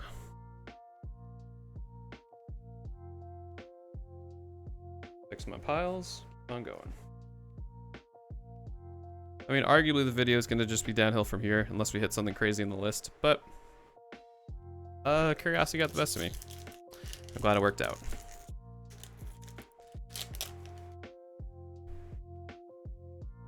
Okay. Hate having the headphone wire behind me, but it is what it is. Okay. Mountain. Prowling Felidar. Tazim Raptor. Mesa Lynx. Vanquish the Weak. Rockslide Sorcerer. Gomafada Vanguard. Valkyria Birth. This card is great. Cliffhaven Kite Sail. Pretty sure this is just better old Kite Sail. Relic Axe. Ooh, our first alt art rare. Skyclave Shade. This all art is pretty. I was gonna say pretty cool, but it's actually just really pretty. Oblivion's Hunger. And a Core Warrior.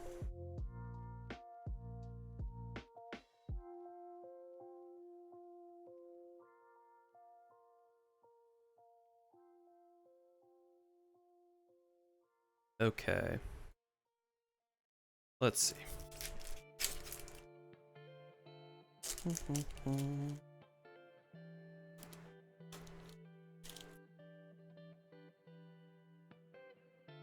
Oh, this is a cool art card. So this is the Wasteland, right? Yeah. Adam Paquette, such good artwork. Got a cool plains.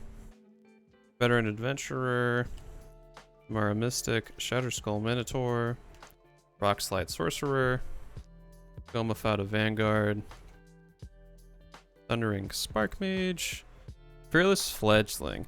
Man, I don't think there's ever been a card art that like the alt art and the regular art are so different, because like this looks sick. The regular art for Fledgling you saw earlier is not that it's bad, but it's definitely not that badass. Okay, what's the rare? Shatter Skull Charger. No, that's fine, I guess. We got Utility Knife. Hey, and the list card is Latchkey Fairy. Cool. Well, so far as I assumed from seeing the spoiler list, definitely more misses than hits, because you could either get a common or you can hit Scroll Rack, and there's nothing decent in between. Scroll Rack would be pretty pog, I'm not gonna lie. I'd actually be shocked if I pulled that, because I have a 1 in 300 chance, and that's if you get a slot in your booster. That's Pillar Verge Pathway. Cool. Got a Forest. Reclaim the Waste. This is Zendikon. Skyclave Pickaxe. Skyclave Geopede. Lithiform Blade again. I think this is actually going to be pretty good in Commander too. Especially if you're playing against somebody that has a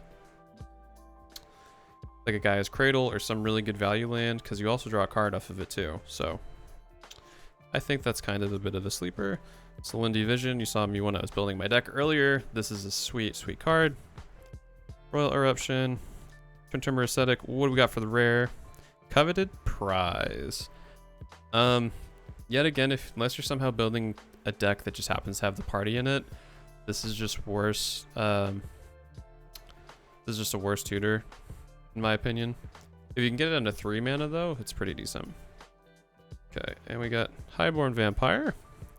And it's just a Magic mini game. What is this? When player reveals a guide, they keep that card. Foils are maps. When a player reveals a map, they keep that card. Players can use maps to peek at one of the cards in the table before choosing a card to reveal. I'm not going through all this right now. This is this seems kind of a little wacky. We'll look at you later. I got packs to crack.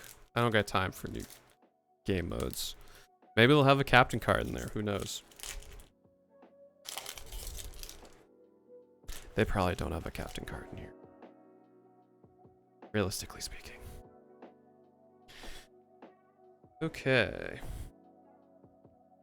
That is Amara Mystic. Kind of still surprising we haven't seen a artist signature card yet. I guess that must be like a really hard thing to pull, or I'm just having a bad half of my deck, but I thought it was supposed to be 1 in 5 packs. Okay, we got a mountain. Look here, Blood Priest. Turner Skitter Sneak. Zulaport Duelist. Cascade Seer. Fisher Wizard. Ravager's Mace. Kalani Ambush. Lithiform Blight again. Hey, Ashaya Soul of the Wild. This is a wonderful pull, because I want to build a deck around this because it seems somewhat fair and green, which is odd for at least a recently printed big green creature. So I think that would be fun to build around. We got Nighthawk Scavenger, great value. Seagate Colossus, which is okay, and a cat. Kitty cats. Okay.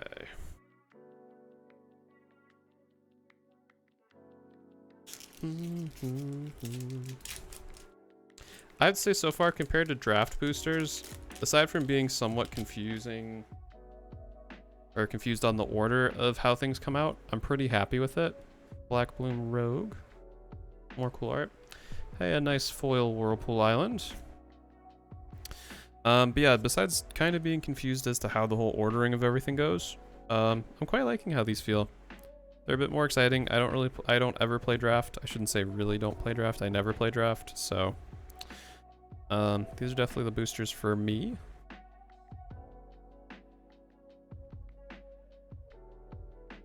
Cocoon Hellhound. What's the rare? Just kidding. What's the rare?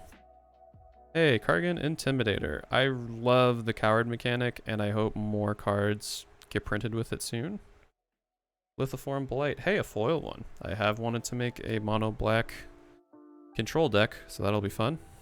And a construct.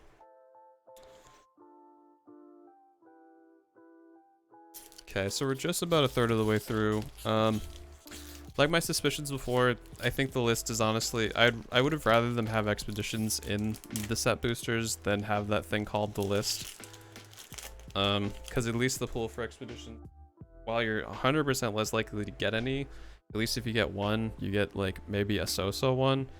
I'd so far say all the ones I've gotten, save for Fellwar Stone, mainly because it's just commander playable, have kind of sucked. Adam Paquette's Island, pretty cool. Regular Swamp, Expedition Diviner, Cunning Geyser Mage, Seafloor Stalker, Farsight Adept, Tazim Royal Mage, Thwart the Grave. I think this is another art. Yeah, this is the same person that did the that cool card I can't remember the name of. Palaka Predation, Kazendu Stomper, Ravager's Mace. Nimble Trap Finder is the rare. Dauntless Unity is our foil. And we get another magic minigame. Okay. Alright. Go here. Down to the final chunk or so of everything. I don't really need an Enlightened Tutor. Honestly, if I got Food Chain or Scroll Rack, that would actually be legitimately insane, given the fact that I had a Scalding Tarn as my expedition, but we'll have to see. Okay, there's one there.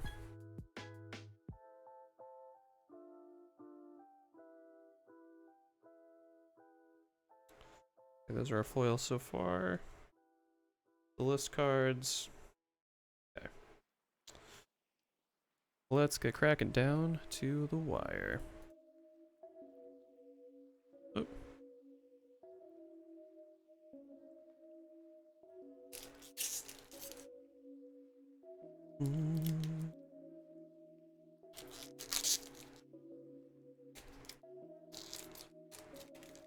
Gee, thanks Amazon for the, what, half-hour late notification that it got delivered.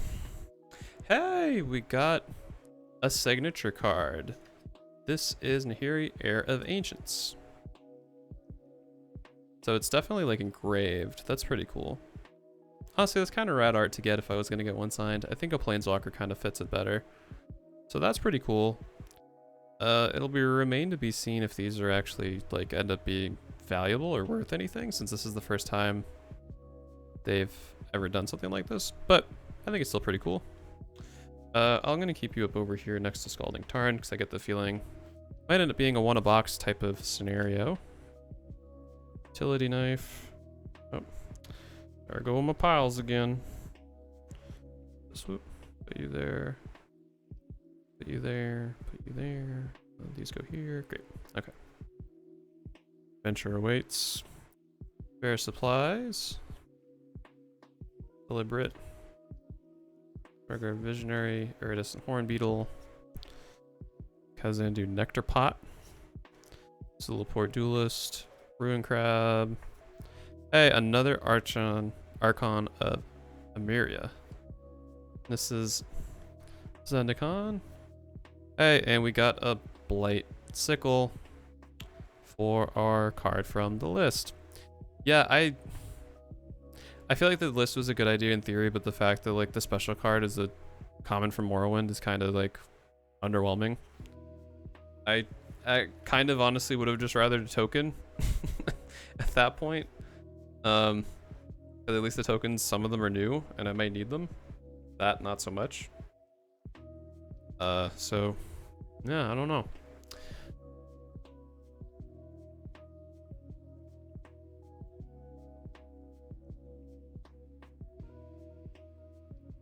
Okay.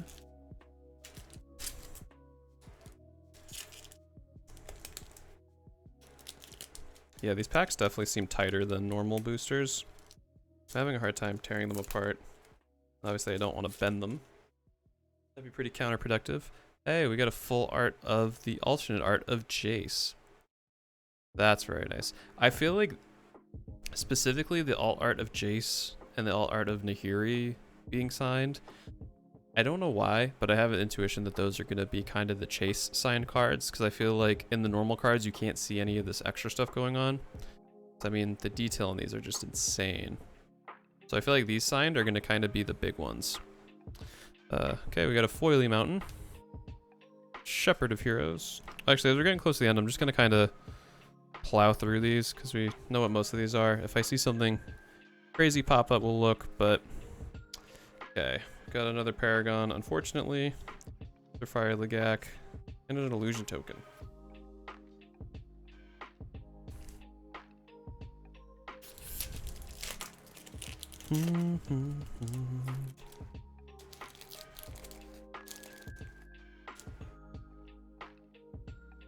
Okay.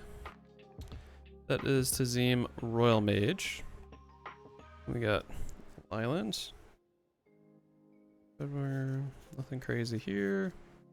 Hey, we got Valakut Awakening. This card is nuts.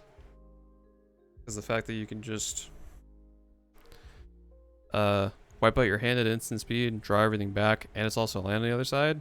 Crazy. Hey, and Wayward Guide Beast. Another cool card. And we got Inordinate Rage and a cat token.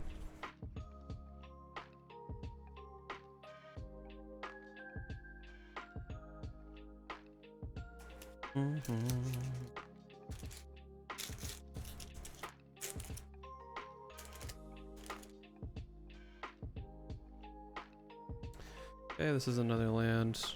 Plains by Sam Burley. Another Plains. Let's see what we got.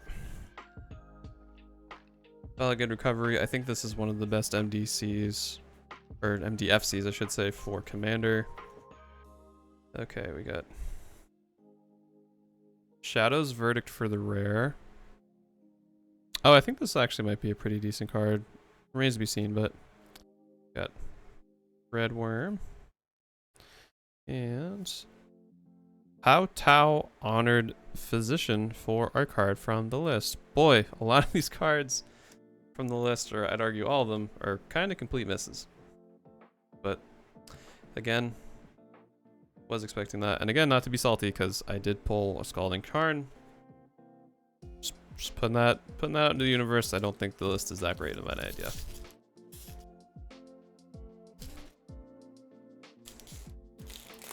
And they said it's going to be an ongoing theme, so expect to see this all through 2021. Ooh. Keep getting tangled up. Okay. Alright, let's see. Hey, here we go, the full art of a Nahiri. Oil Forest. And let's swing on through. Okay. Okay, we got Canyon Jerboa alternate art. That's pretty cool. Okay. Archetype or Arc Priest of Iona. That's okay. I guess it's okay for a 1-drop. Cause yeah, it's okay. We got McKindy Ox. And a Drake.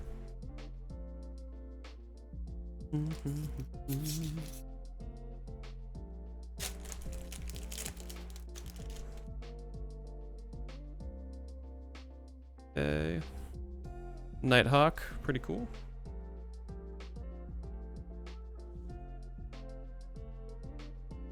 Got a Swamp. Wizard, All Mages Familiar. Okay, we got another Zareth Sand the Trickster. We got Scorch Rider and another minigame card. Okay.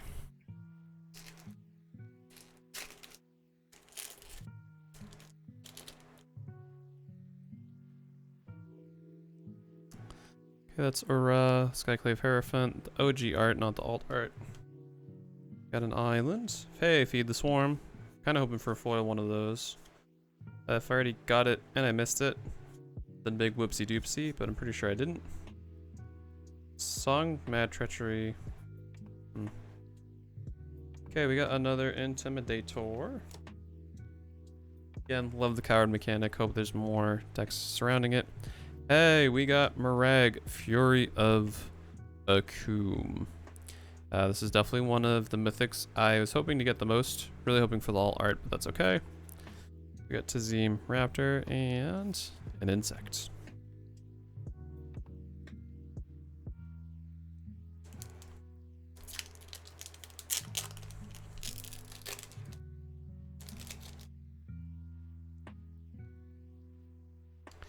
Okay. Forest. Going through this too, I'm honestly surprised we only hit one pathway land. I figured we would have hit a couple. Oh no, we hit two. What am I saying? Never mind, don't listen to me. Okay. Bunch of commons and uncommons. Hey, Nissa of Shadowed Bows. This is probably my favorite of all of the new planeswalkers, and this alt art treatment is nice. Very hot indeed. Oop. Well, kind of spoiled myself there, but I didn't really see what it was. Okay, we got Cliffhanger, Sight Sail, and Fodder Cannon. Sacrifice a creature, Fodder Cannon deals 4 damage to target creature. Great, cool. Not gonna lie, kind of half crap myself because I thought that was Scroll Rack. But alas, it was not. Okay, we got one more booster to go after this, so the dream for a good hit from the list is still somewhat alive, albeit not very alive. Epic pull, yeah, no kidding. Also, hi Thymos. How's it going? Thanks for popping on in. I did get a sick pull earlier with Scalding Tarn. I should have waited till the end, not knowing what it was, but I'm very happy with this box topper for obvious reasons. Okay, Maddening Cacophony, alt art. Yeah, big pogs. 100% big pogs. Okay, we got a forest. Hornet Rage. Just a bunch of commons, gonna blow through these. Cool Lagak. Doesn't do Mammoth is the rare. Okay. Canopy Baloth is a Baloth, and we got a Goblin Construct. Alright. Final pack. Give me your energy for a crazy pull to end this off with. Hoping for something cool from the list. Omnath would be pretty sweet. Okay. When I said Omnath would be pretty sweet, I didn't mean the art card. The art card's cool, but was kind of hoping for the actual card. Regardless, we did pull an Omnath, so I guess RNGesus heard my prayers. Got it there. Base Champ, thank you for all this energy. Alright. Got a mountain. Gonna clamber on through. We hit a rare. Okay, we got Relic Robber. Well, good thing we got that token, because Relic Robber needs the token. Alright. Verizal the Split Currents. Okay. That's something, I guess. Mind Carver. Okay. Are we going to hit something cool from the list, or is it going to be a token? It's neither of those, it's just a filler card. Well, fortunately, a bit of a flaccid end, but I think overall we got some really, really nice pulls. Obvious highlights including Full Art Nissa, Mirag, Valakut Awakening is just a sick card I didn't have. We got 2 of the Archons, which is really nice. We got Ashaya. What else? We got Full Art Needle Verge Pathway. We got big ol' Crabbers, which I absolutely love. Another Thieving Skydiver, which is a must-have for any blue commander deck. Another Leyline Tyrant, which is great. We got Grim Climb Pathway, which is nice. Turn Timber Symbiosis, which I kind of wish was the black one. And then as far as the foils are concerned, we got some pretty good ones.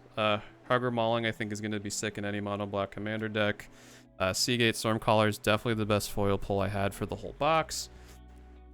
Soul Shatter, just another great card I think for commander as well. And last but not least, the Expedition gave us this beautiful Scalding Tarn. It's not Cavern of Souls. It's not Strip Mine like I was hoping for, but some of the best things in life are the things you don't hope for. So I'm very happy with this pull. I'm going to take a few minutes, clean up my complete mess of a desk that I got going on right now. When I come back, we're going to power through some more arena, hopefully get up into diamonds, and I'll be back in like 4 or 5 minutes just getting all this junk organized and off my desk. So yeah, appreciate hanging out for the box opening, and I'll be right back.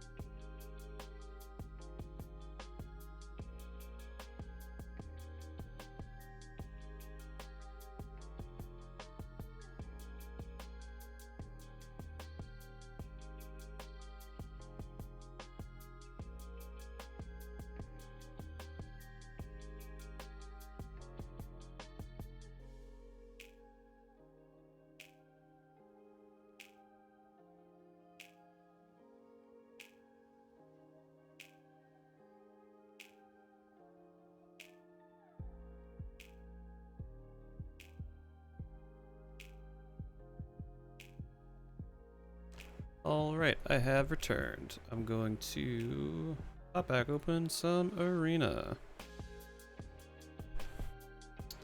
Actually, before that though, I'm kind of curious.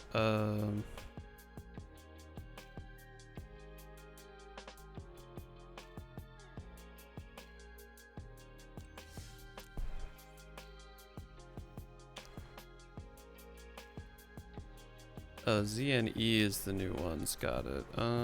Let's see. USD. Scalding Tarn is the number 2 hit. Currently valued at $74. Holy moly. That's even more than the Secret Lair version.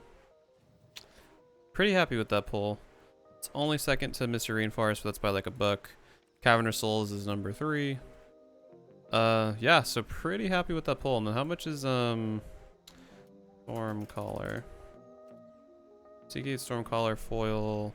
It's only $5. I thought it was a lot more for some reason. Yeah, pretty happy with Scalding Tarn. Definitely gonna find a deck to throw that in. Maybe it'll finally be time to build some Riel.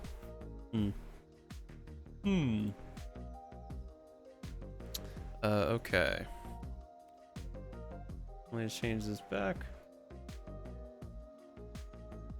to what I'm doing.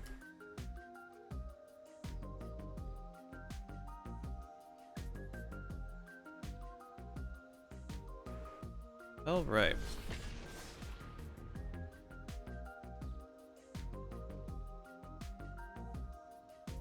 Okay.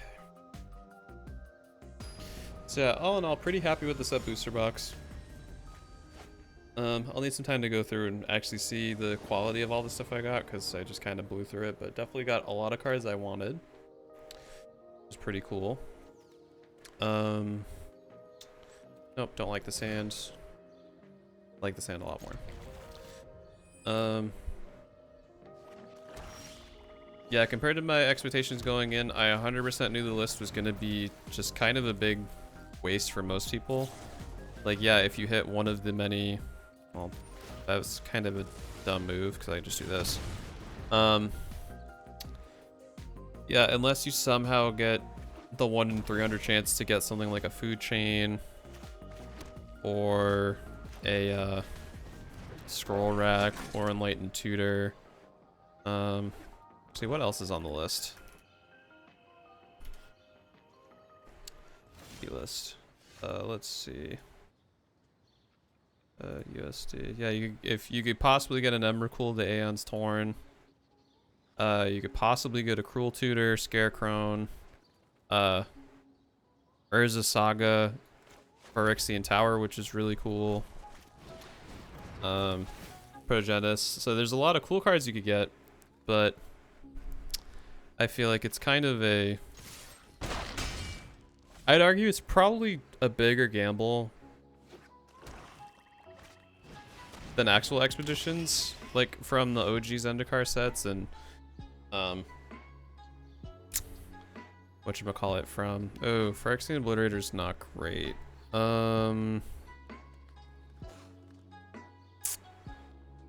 Shoot. Okay, that's a big problem for us. Really big problem. We're gonna get rid of a braid because I'm not hitting you. Yeah, I feel like the list is a bigger... Scam is a really strong word, so I'm not going to use that, but I'm going to say it's a bigger ploy than how the old expeditions were, where you could just randomly get one in any booster box. Because of the implication being that if you get like a booster box like I did, like you saw I got 5 or 6 cards from the list, so I was always kind of like, ooh, maybe there's a chance to get a good one. Maybe there's a chance to get a good one. And I think the list more or less kind of plays with that center of your brain, where you're like, people get into gambling things, especially if you're very prone to like an addictive personality. I could see that being actually pretty bad. Okay, well I just got one hand, or one card in my hand. So yeah, I think the fact that you can chase the list, so to speak, and keep getting like, oh, maybe I'm a step closer to a good one. Maybe I'm a step closer to a good one. But in reality, there's a 1 in 300 chance of getting it. I feel like the fact that it's so frequent in those boosters that it feels a lot worse, but it also hooks you more than the old school expeditions would.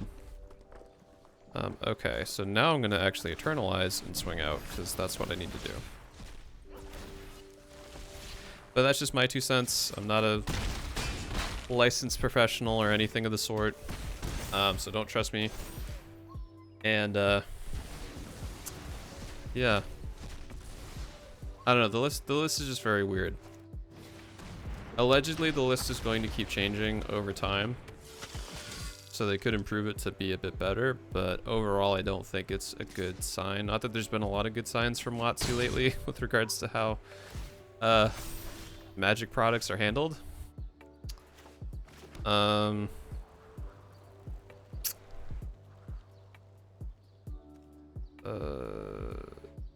Okay, we actually win this turn because we can do this so Knight can't block. It doesn't matter if they make a sacrifice permanents because we're gonna deal enough damage to them directly.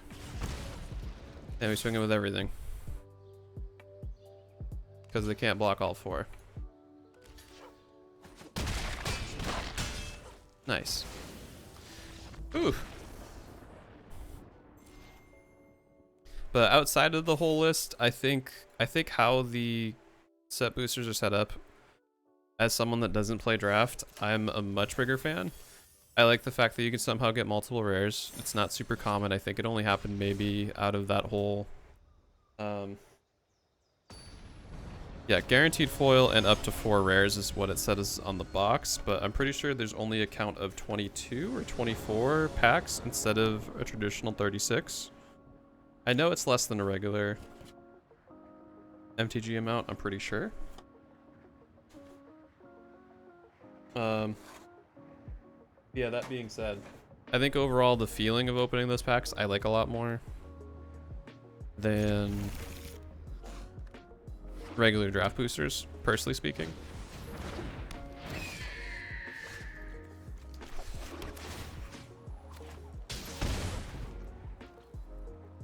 Also, haven't said it yet, but huge thanks to everyone hanging out. Definitely gonna help me hopefully slide into affiliate, which if we do, I have a very wacky stream planned. Yeah,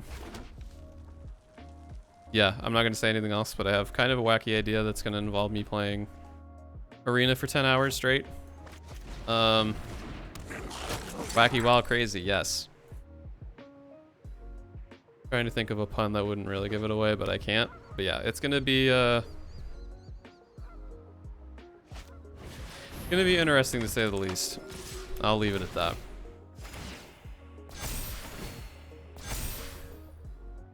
Okay, not gonna block these. Can't wait. Yeah, I'm hoping it's gonna line up so I can do it next Sunday, because if it flips in the next couple of days, I'll have enough time to plan for it. But yeah, I am excited.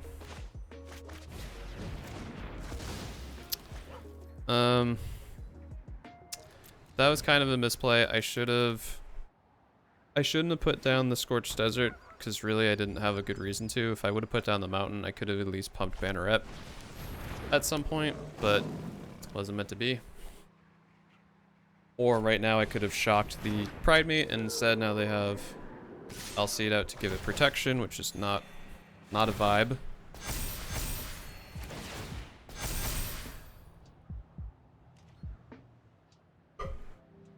They can just swing in. We pretty much lost this. I don't really see us turning this around, sadly. Why does it seem like it's like extra like we're gonna put you there. Okay, let's do this. I mean, realistically we lose. I don't even know why I'm trying to set up how we're gonna win.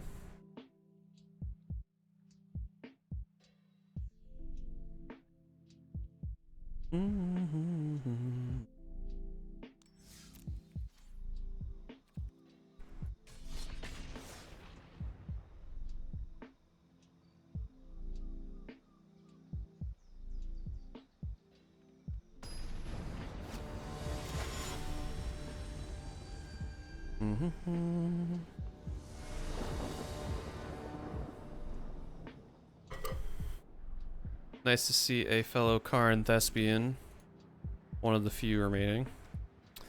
Nope, mulligan. Yeah, we're gonna keep this. I'll put Blood Rage back because I don't really want to discard. I think as long as we don't have any disruption, we'll somewhat be able to make this work. I hope. That'd be pretty cool. We'll do this. We'll do Scorch Spitter. And I'll just swing in.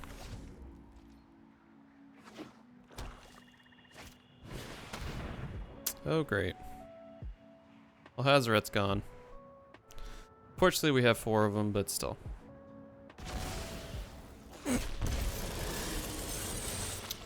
Okay, second Ramanap's not really what I wanted.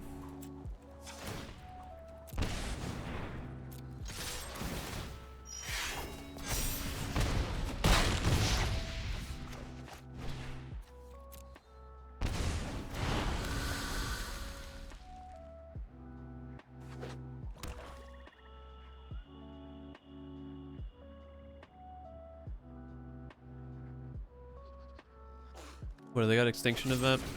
Oh, okay. Huh. Only a land short.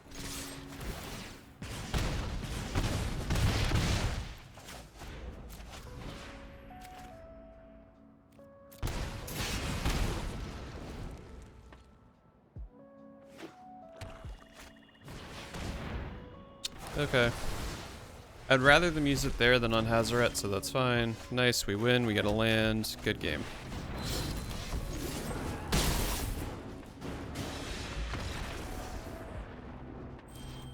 Let's see, we're back up to 3 wins. Hey.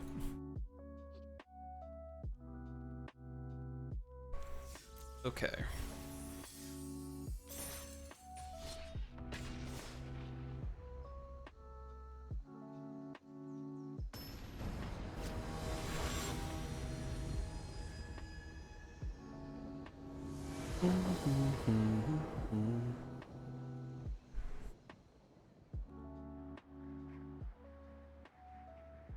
Man, I got quite the itch on my ankle. Jesus.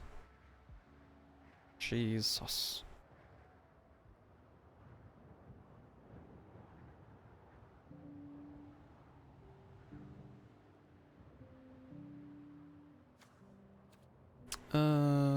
Let's... Yeah, we'll keep this.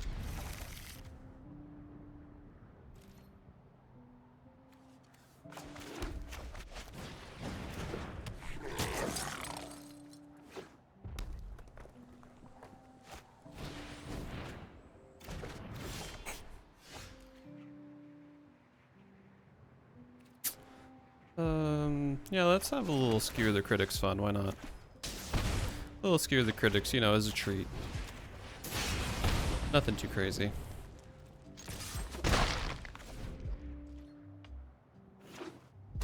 It's not to beat a dead horse with the whole captain thing that's going on, but I'm just never gonna forget. There is someone that actually wrote on Mitch's announcement video of him doing it. Somebody, unironically, I'm fairly certain unironically with the amount of thumbs up it got, they wrote a comment that just simply said, historically, when a government failed to listen to the will of the people, most likely due to desire to cater to the nobility or clergy, the citizens would create a shadow government, cutting out the middleman and creating their own laws. And then they end the statement with, Captain is the commander's shadow government. And honestly, 2020 has been a year, but that is a sentence I had never expected to ever be uttered by someone, let alone unironically. And that's all I really gotta say.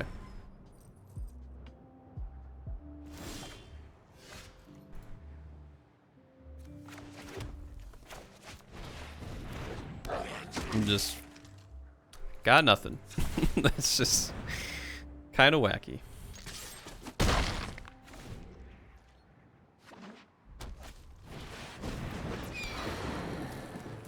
Okay. Yeah, I was gonna say, they're not really in a place to hit me right now, so I don't see that going well. So we're gonna actually crack them twice.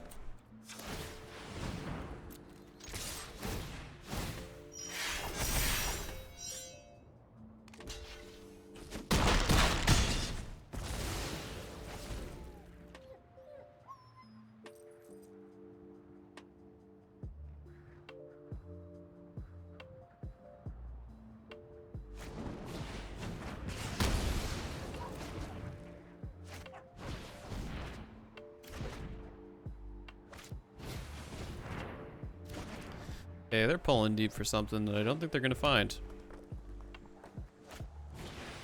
Okay, they found it. Well. Oh no.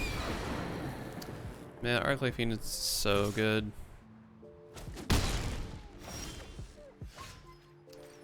Okay. I mean, I'll Reminap to get them down to 2. And then just not attack.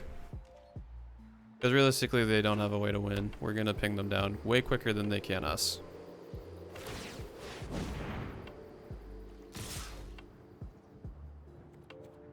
Oh, they might have Ember... No, they don't have Embercleave. Why would they... They probably have another creature or something. Yeah, okay. I was gonna say it. That did not make any sense.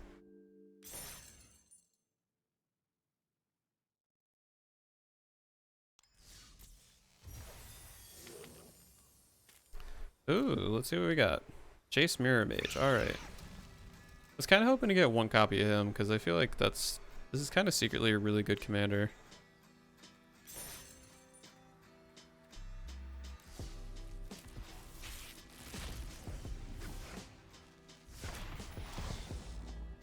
Hey, we got an Omnath, just not in real life.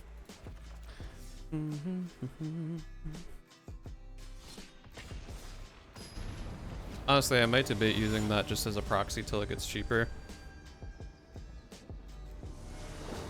The art card, I mean, but we'll see.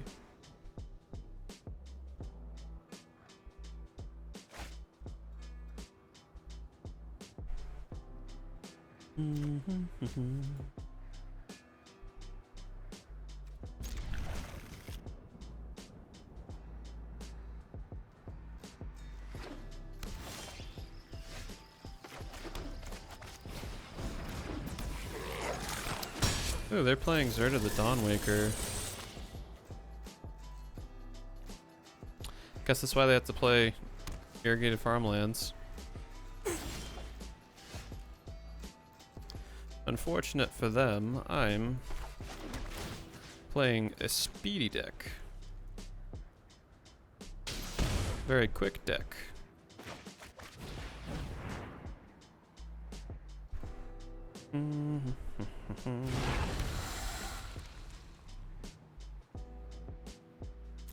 Yeah, we'll just swing in.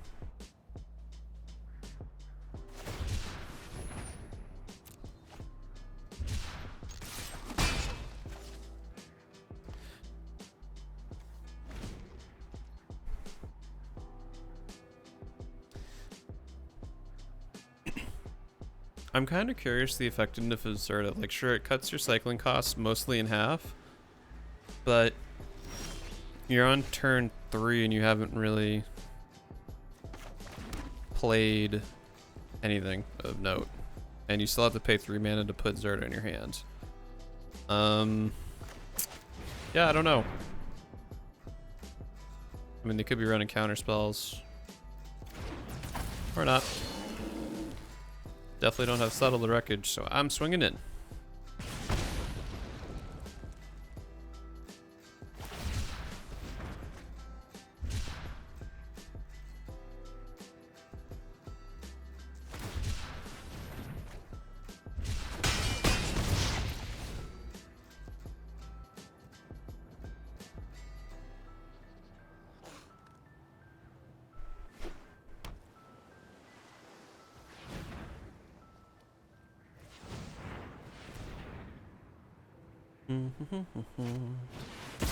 Ooh. I forgot that Sweltering Suns was a thing. Whoopsie. Okay, well, fortunately you're not gonna see the light of day. We're gonna Blood Rage, we're going to spin a mountain, and then I'm gonna swing. Next turn.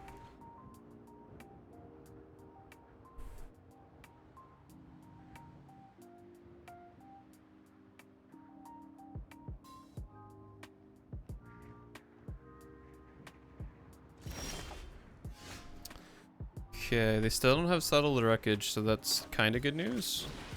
Actually, I should have held this back. I'll know it's a misplay when they wipe me again.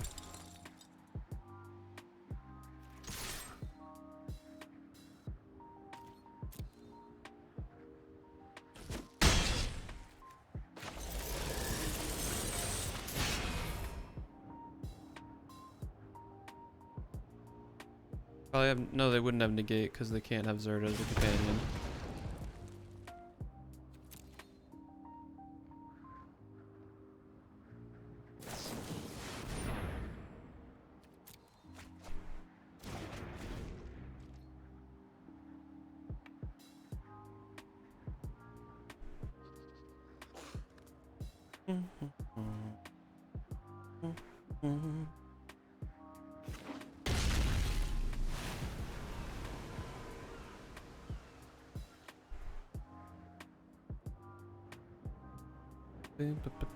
Let's pass. My turn.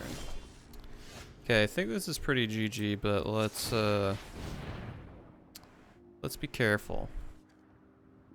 They still can't settle us, which is good news.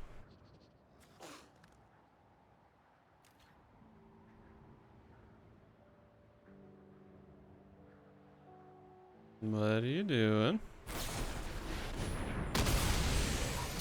Oh, okay.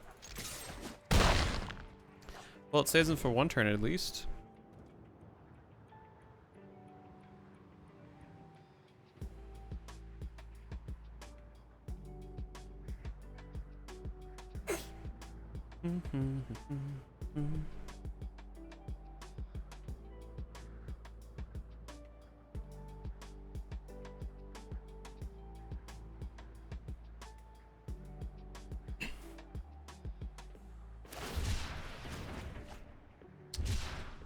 Okay, they're gonna need something.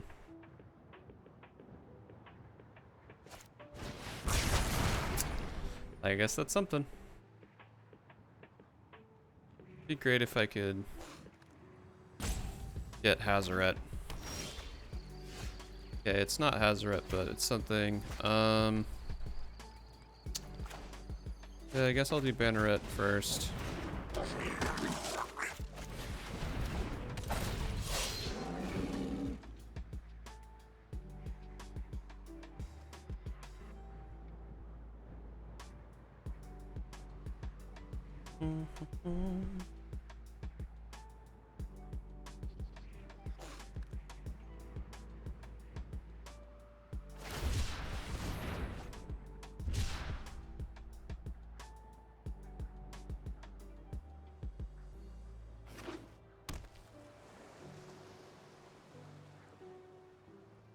Okay, do you have another Wrath of God? What's going on?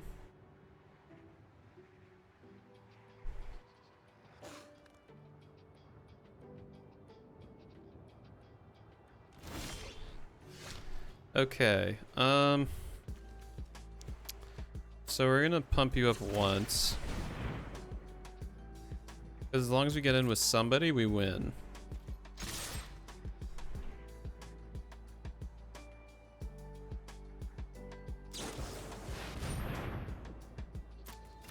Okay, that's good, we still win.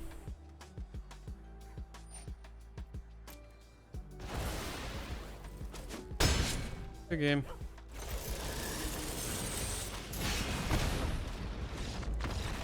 Valiant effort by them, but...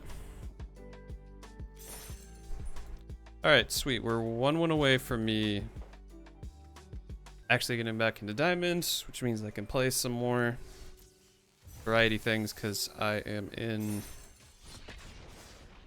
the in the bracket I enjoy.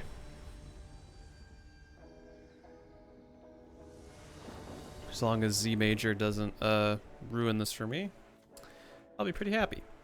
Okay.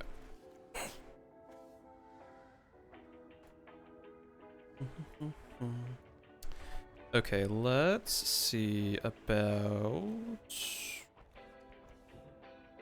I'm gonna keep this.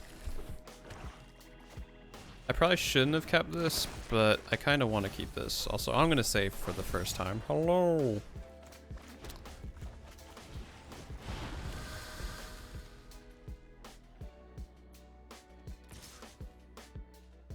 Actually, I can put the bumping music back on. Let us not block.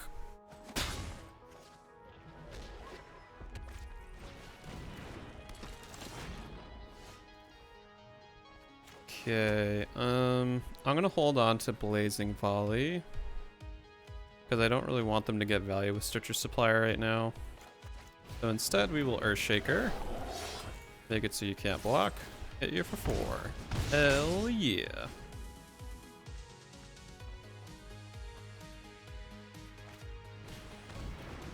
Okay, definitely glad I waited. 100% glad I waited. I'm gonna do this.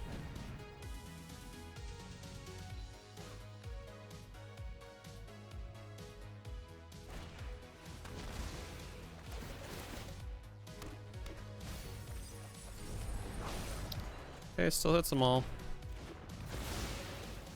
We're gonna do this. I'm gonna discard Remnant Ruins. Next turn we'll be able to hit them for a big ol' wallop. As long as they don't get that 4th land. Great, they did not get that 4th land. At least it doesn't appear that they did. Just kidding. But doesn't matter because they can't cast Croxa.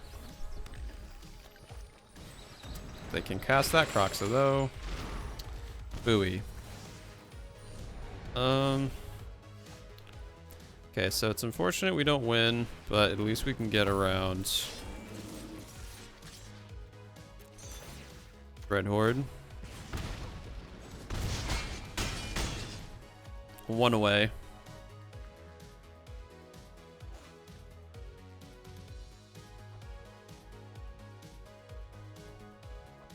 I mean, even if they... Actually, they have to kill Scorch Spitter or they lose.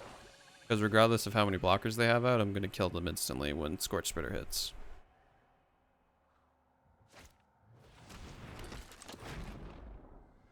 Cool with me.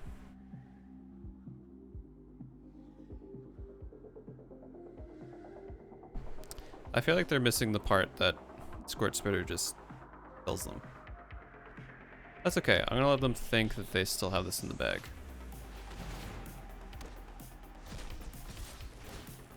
Okay, what 3 CMC spell are you bringing back? Because you clearly wanted to pump them for a reason. Okay, they're gonna use this to kill. Okay, they're not gonna play. That was the incorrect move, because you are not very smart. I'll show you how not smart you are. Hopefully they learned something from that, because even though arguably the Minotaur was more value, Scorch Spitter is the thing that kills him. And we're back in Diamond. Feel dirty and playing Burn and Historic. Hey, you're not playing Uro and you're not playing Omnath. You are the least dirtiest Historic player there could be. Yeah, Cub Warden's pretty cool. Alright, so now that we're back in Diamond finally, I want to playtest more of my Selesnya exploration deck.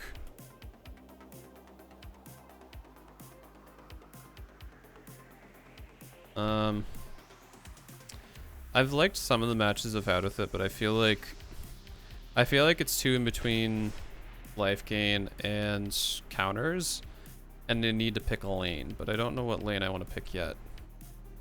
So more playtesting is needed.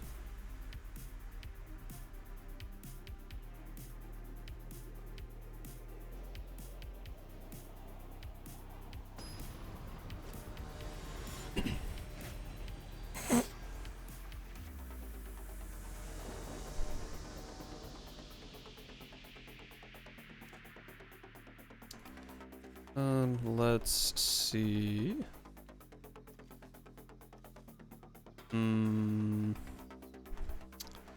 I guess this is fine. I don't love doubled Fabled Passage, but we'll have to make it work.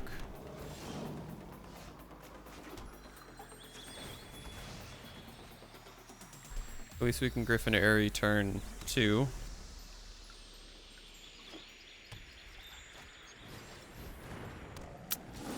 Good old mono white life gain.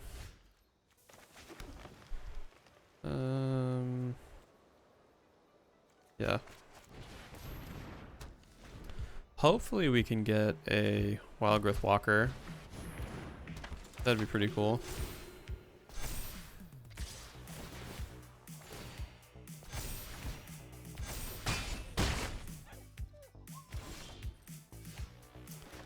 Okay, not exactly what I was hoping for, but that's fine. We'll have to go a bit wider.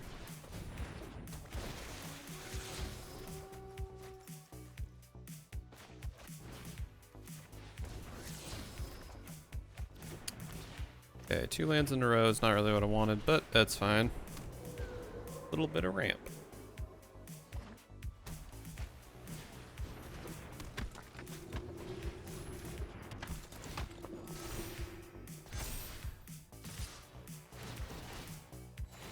Yeah, unfortunately they're moving too quick for us, so I think we lost this one already. Unfortunately. I don't really see us coming back from this.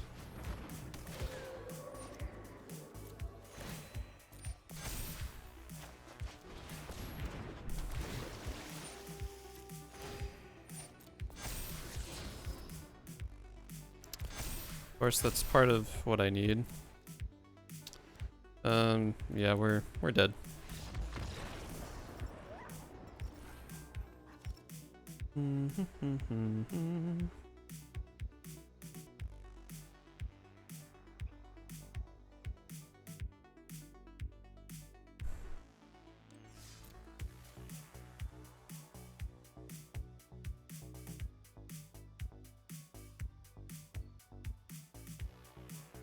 Okay.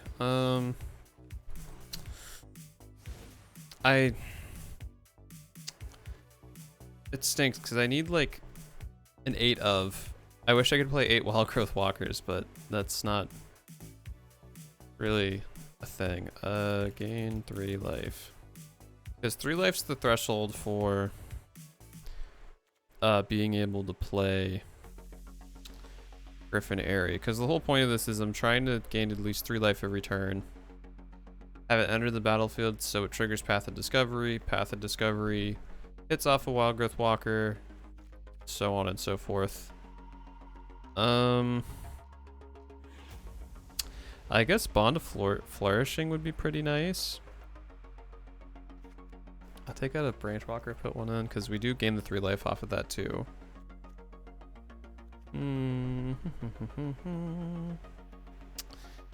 I guess I'd take out a Seal Away, put in a Bond of Flourishing. Couldn't hurt. Let's just see how it goes.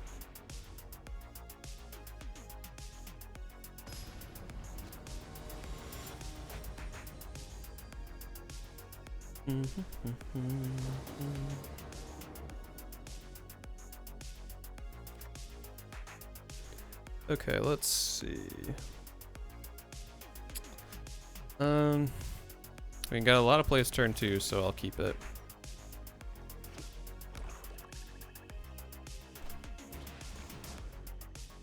Probably gonna take a Heroic Intervention if I had to guess.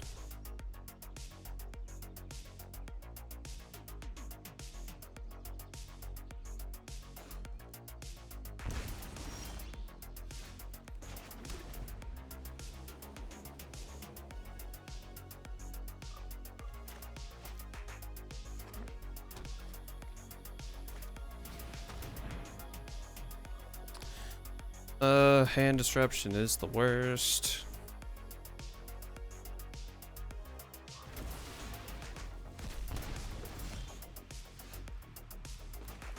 Okay, let's get Griffin Airy out.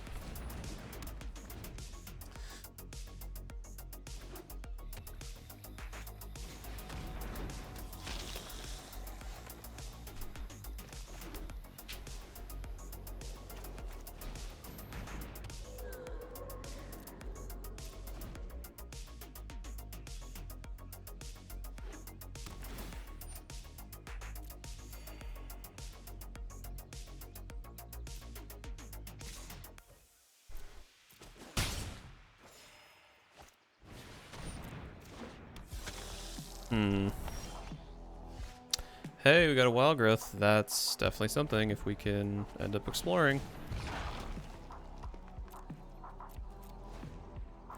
Exploring would be pretty cool. I'm honestly kind of surprised that Explore didn't make a comeback in Zendikar Rising.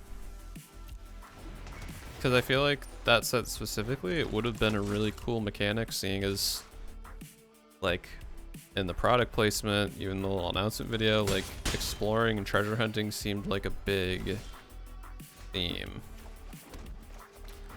Obviously, they probably wanted to get party mechanic out a bit early, which I guess it makes sense. But yeah, I don't know. I feel like Explorer would have been a great mechanic to throw in for Zendikar on top of Ixalan, because I don't think it's Ixalan exclusive. It was only in the newer block, I believe. That's when it came out.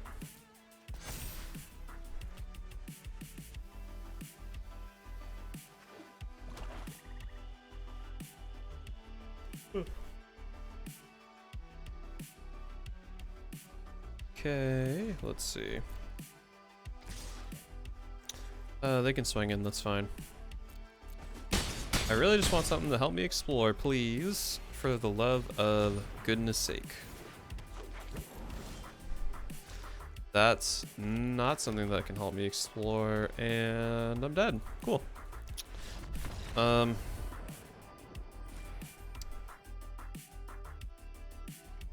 Alright. How many Archons of Emeria did I get? I got 2 in my box, which is cool, but I want to play with those in Arena.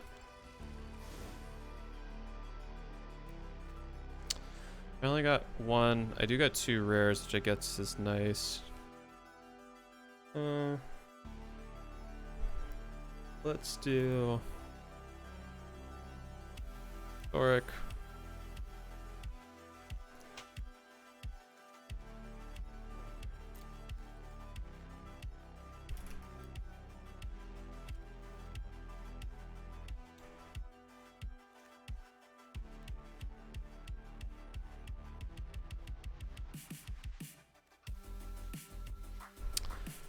I really want to make a mono white prison deck, so I think that's what I'm going to try to do.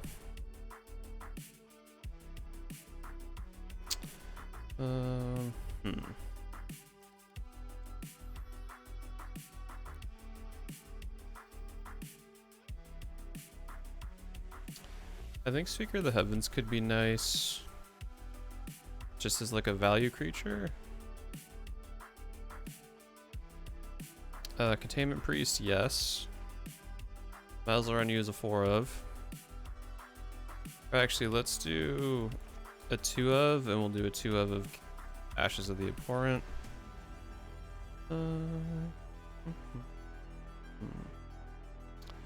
Tide Taker, I think, is nice.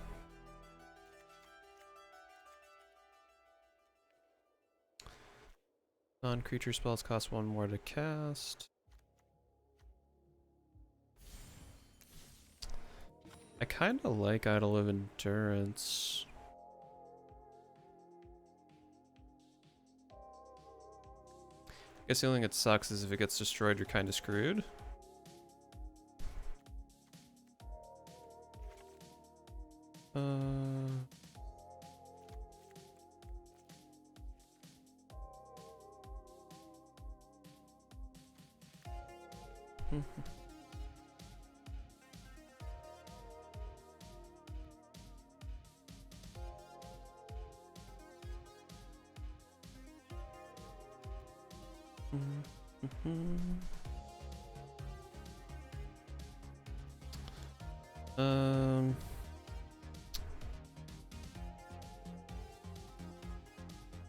Polaris could be cool, but I guess, oh no, I want Laris just as a creature. I don't care about no.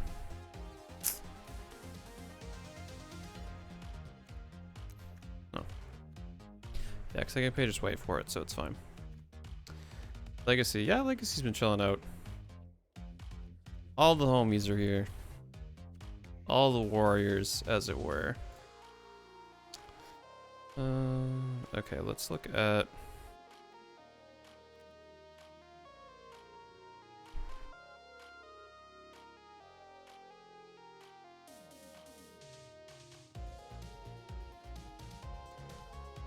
Desert. Oh, isn't there a good desert that I don't have?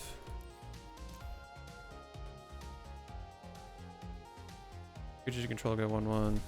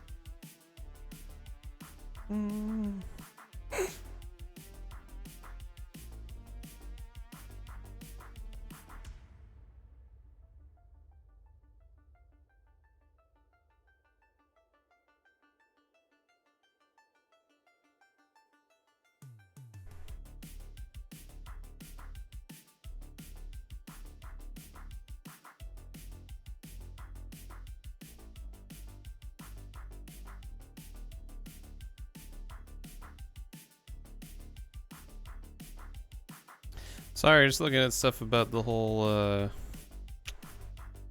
the captain stuff's really taking a turn. Alright, anywho, let me get back to building what I want to try to build. Said could be some cool protection for our important enchantments and creatures that we don't want to die. Let's see. What's the latest to go to a correspondent on the ground? No, nothing crazy. Just I've just been seeing stories that the Discord they made for it's a complete shit show. Not a surprise. Somebody apparently wasn't Mitch, but somebody was saying stuff about basically saying if you're a Nazi, don't say that you're a Nazi because we want people to enjoy the format, but also I don't like Nazis. I don't know, lots of just this thing has just gotten way out of hand. Way out of hand.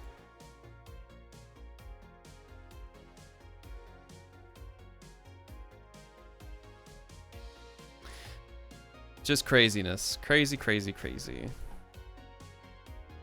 Brought back could be cool, but we don't really have a great... I guess if we ran like some Evolving Wilds could be a way to quote-unquote ramp. I'm willing to try that jankiness. I actually jumped in that Discord. I had to see. Best of luck to you. I had the slightest curiosity earlier, and then the link was down, and I'm like, okay, that's a sign I shouldn't come in here. I had to mute it. Not surprising. Okay. 1, 2, 3, 4. Let's see. Can't. White's favorite keyword, can't.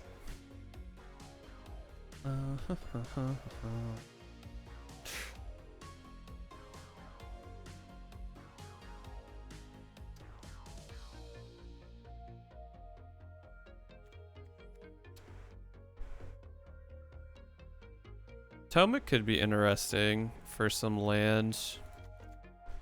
shenanigans. I don't really have a win con, but I'm honestly just trying to Ulanvala definitely.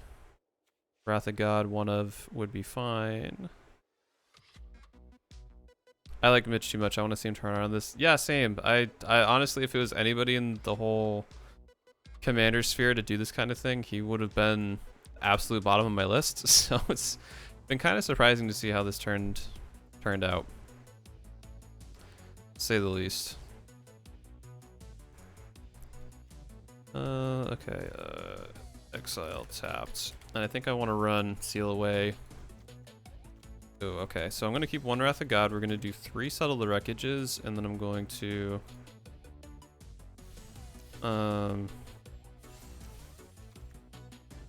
do some Seal Aways.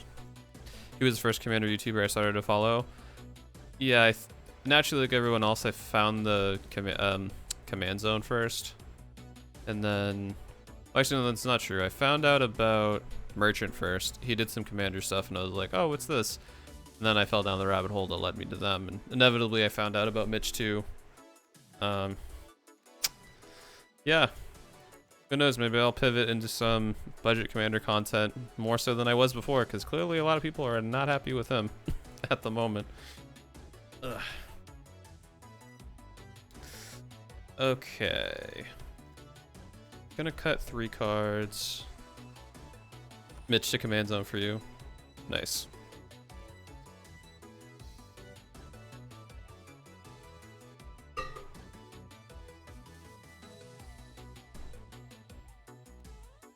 I mean, this deck's kind of going to be a hot mess anyway till I feel out what direction I want to go in.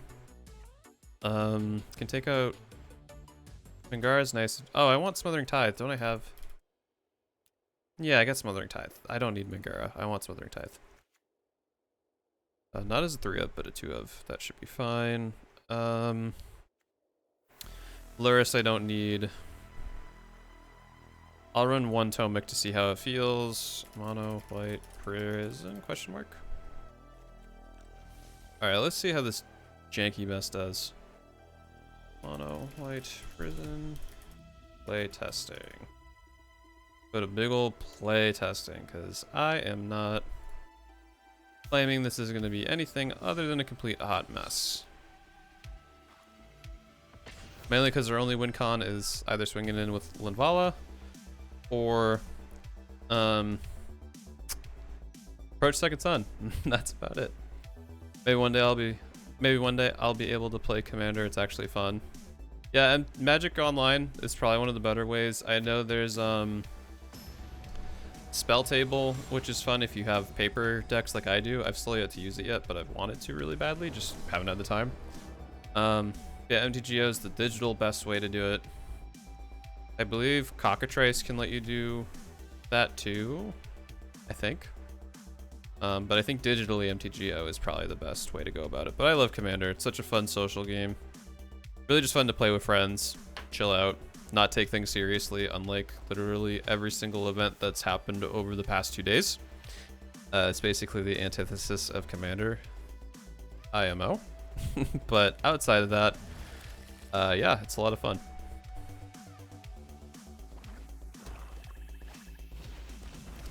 Okay, we got some Death Touch and Life Link.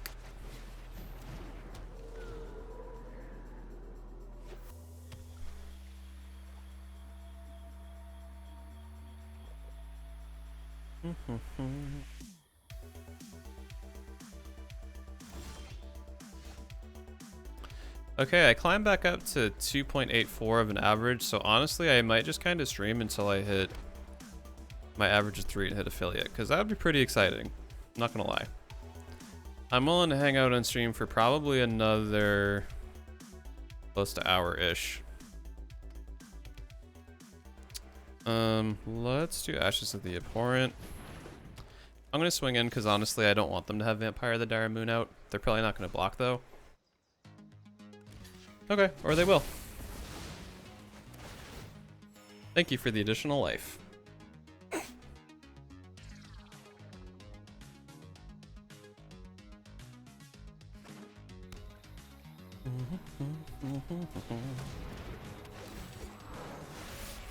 Okay, so we got another land.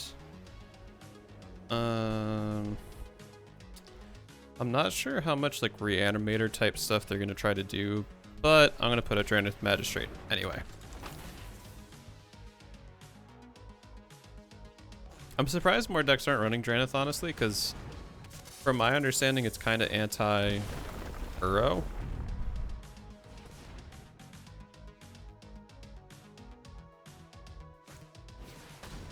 Ooh, Grakmaw.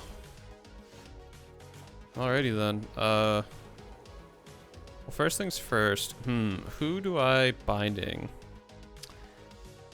I guess Grakmaw is more scary. Despite me really wanting to probably get rid of Lotus Cobra because it's going to give him a lot of advantage. But we'll see.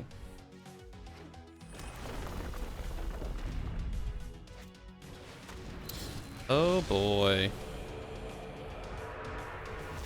Wow, the animation's sick. I don't think I've legit seen anybody play Erebos.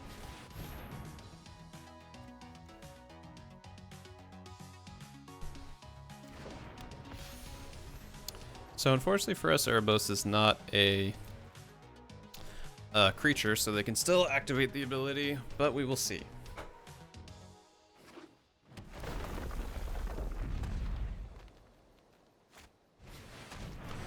Ooh, they're playing Gary? Ew, a multicolor deck? That is not the way to be. Well, I'm gonna swing in with a Linvala because that just makes sense. Whoa, what? I did not hit escape keyboard.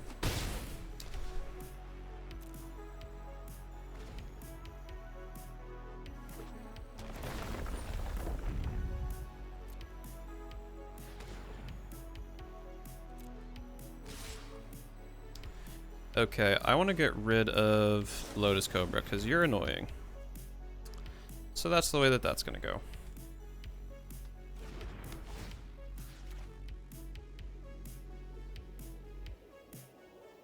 And if they sacrifice it, that's fine. Because I get life. So thank you for that.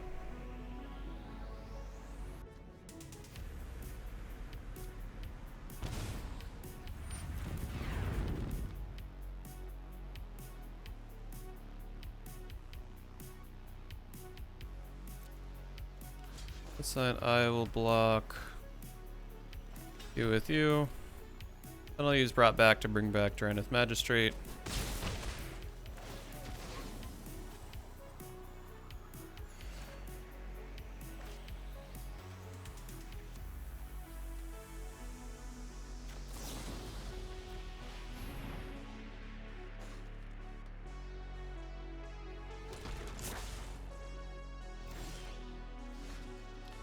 Ooh, we like a good Smothering Tithe.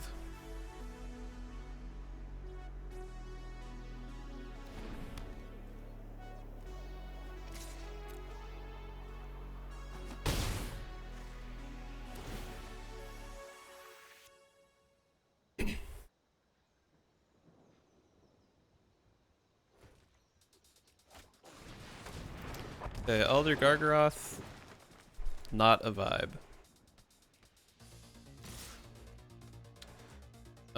Sure. Okay, land is also not a vibe. Unfortunately, they have reach, so I can't attack.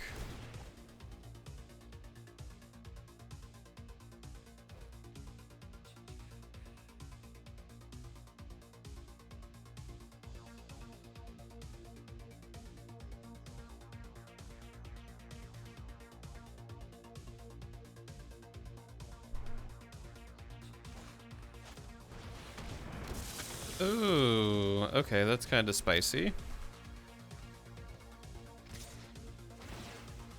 Wrath of God would be pretty cool.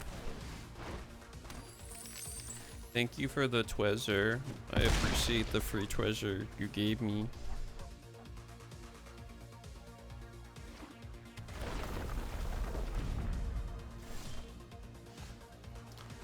Okay, Evolving Wilds isn't really what I wanted. Probably gonna cut some lands.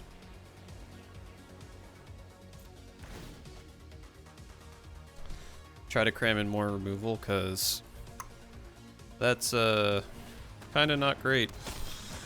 But if we had a board wipe right now, this would be pretty sweet. Okay, Gargaroth has trample, so I'm not gonna block.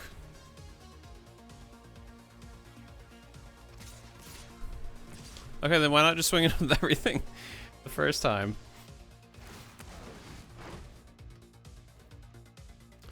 You're gonna block Linvala. You're gonna block...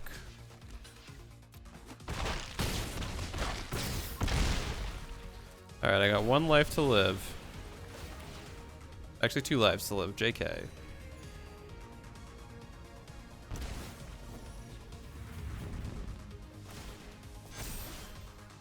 Okay, land wasn't what I needed. So, I think already starting out, I'm gonna need to end up cutting a few things.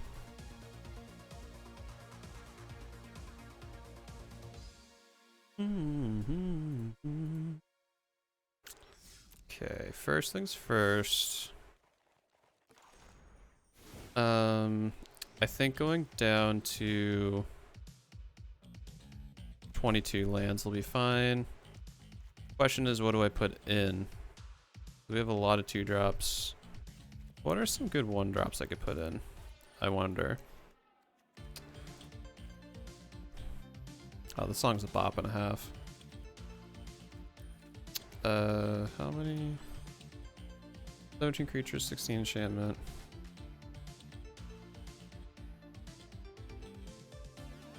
Is there something like mythic rare I don't have? Because that'd be kind of cool. Oh, Mikaeus the Luminarch. That could be... Actually, I don't love that. What about in general? Are there mythics that I don't have? That would be nice to have. I guess I could get a 3rd Linvala, but I don't really need a 3rd Linvala.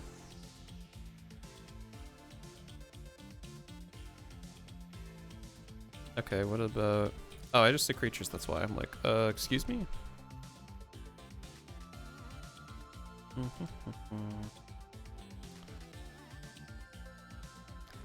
I guess Angel of Destiny would be a good win con for us. Ooh, Overwhelming Splendor would actually be nice.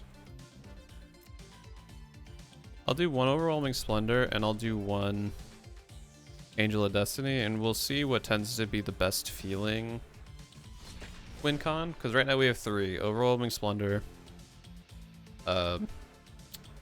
Overwhelming Splendor. Approach the Second Sun, and the new Angel that exiles stuff. Or, not exile stuff, that gains life, and if you have 15 more life than your starting life total, you end up winning. Sure, this is a good start.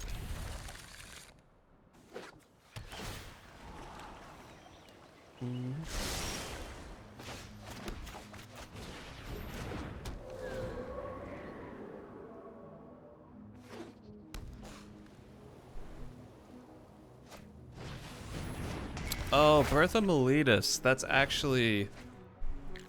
that's actually what I have to put in here.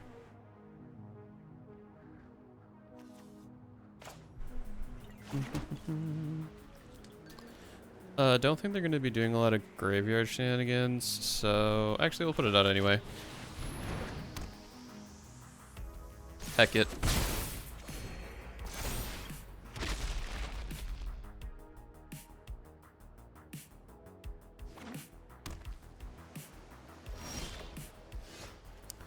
Okay, we got 3 lands. We'll do Drannith Magistrate.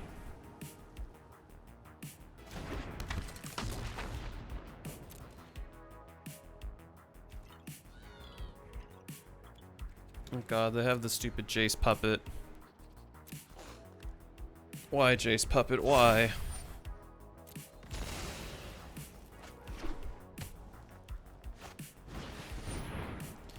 Nyx Fleece Ram. Okay, so they're big old walls. They probably run Approach the Second Sun for a win con. which is somewhat interesting.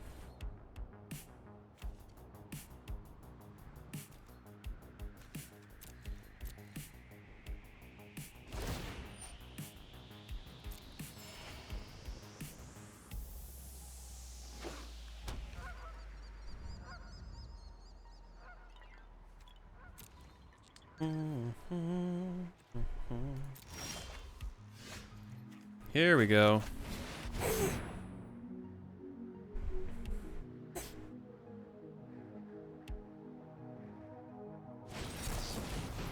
Okay, they did not like that. Not one bit. Ooh, I guess I could put in the dinosaur that makes creatures come in tapped, eh? That might be decent. Ooh, Gideon of the Trials. Fight you want. This ends now.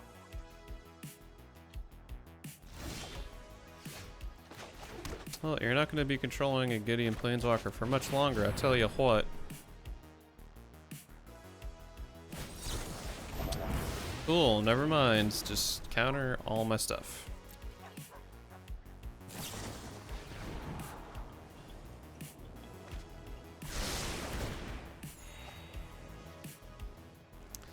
Yeah, this 100% has to be an approach to the second sun deck. You hold no power over me. No, you can just hit me for 4. That's cool.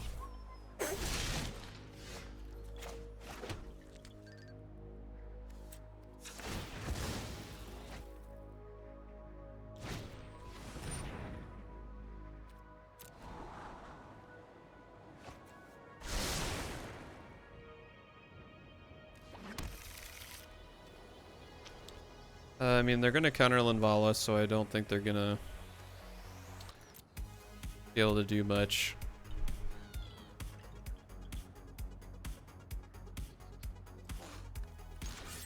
No attacks. End turn.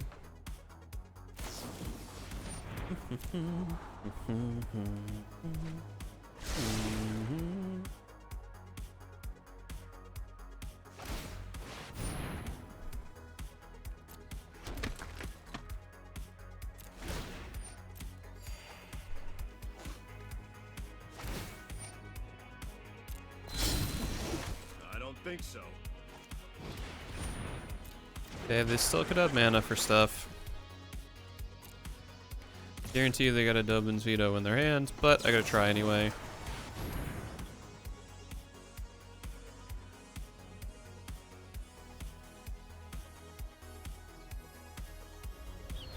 Okay, they don't. I must revisit my training.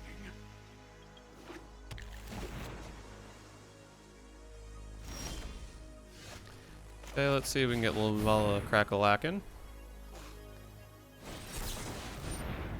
Interesting they didn't choose to absorb the me getting rid of their Gideon, but okay. Go off, I guess.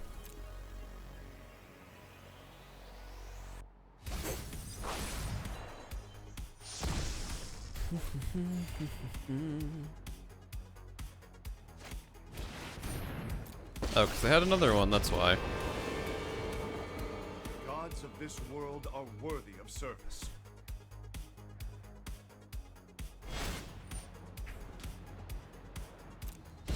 Okay, I guess they wanted to just pump it up.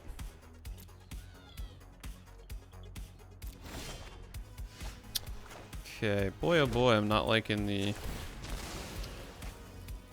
amount of lands we're drawing into. Not one bit. So I think I'm gonna actually cut more lands and put in the what's it? The enchantment that grabs them. Swear to God, if they're able to dig for a Dobin's Veto, I'm not gonna be happy. Okay, good. Thank goodness.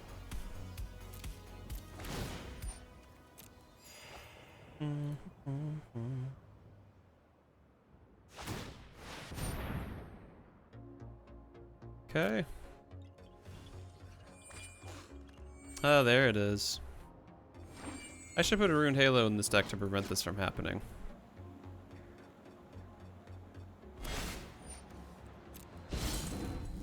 Try getting through me.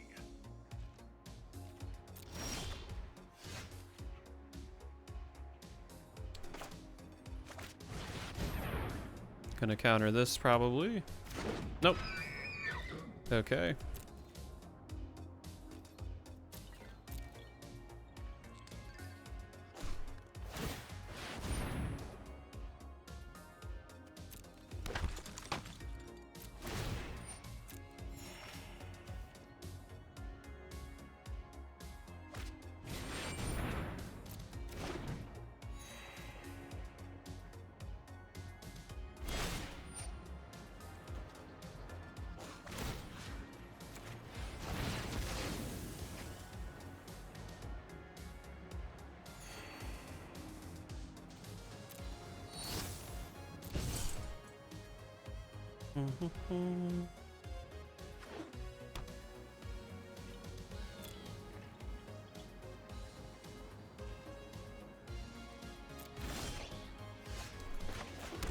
Okay.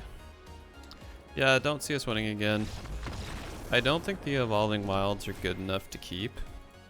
So I'm gonna cut those out and then put in the 1, 2, 3, 4. Search lanes, Breath of Miletus. We'll see if this ends up paying off for us. 18 lands is kind of risky, but we'll just try it out, you know?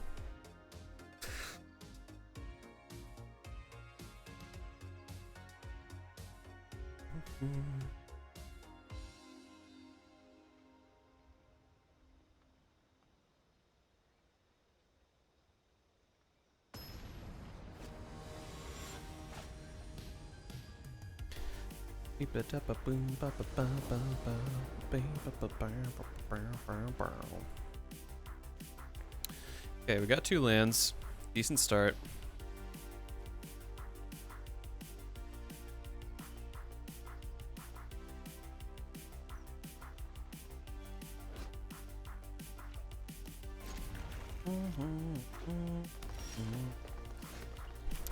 Breath of Miletus, that's a great start.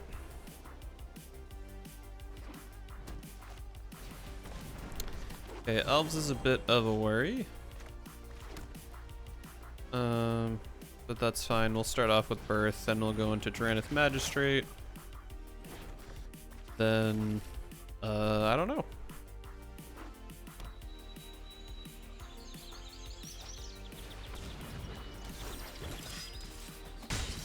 With 18 lands, do you think you'll swing and miss later in the game with Birth at 4x?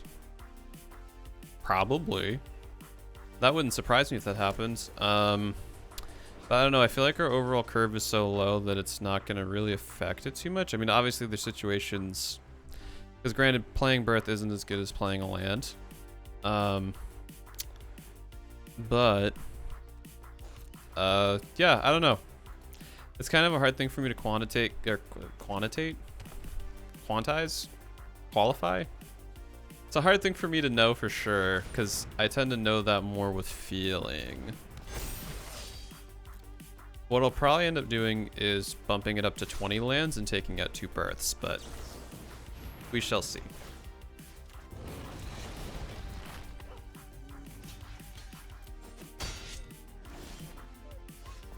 Because see, now even playing 18 lands, we've literally drawn like 3 lands in a row, so.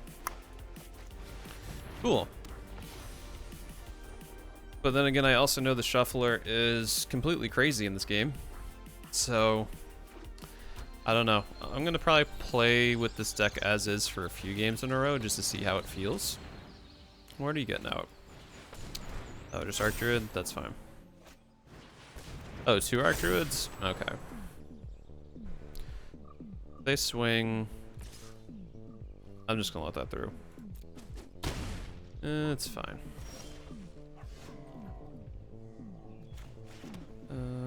Okay, let's see. I'm gonna keep Settle the Wreckage open.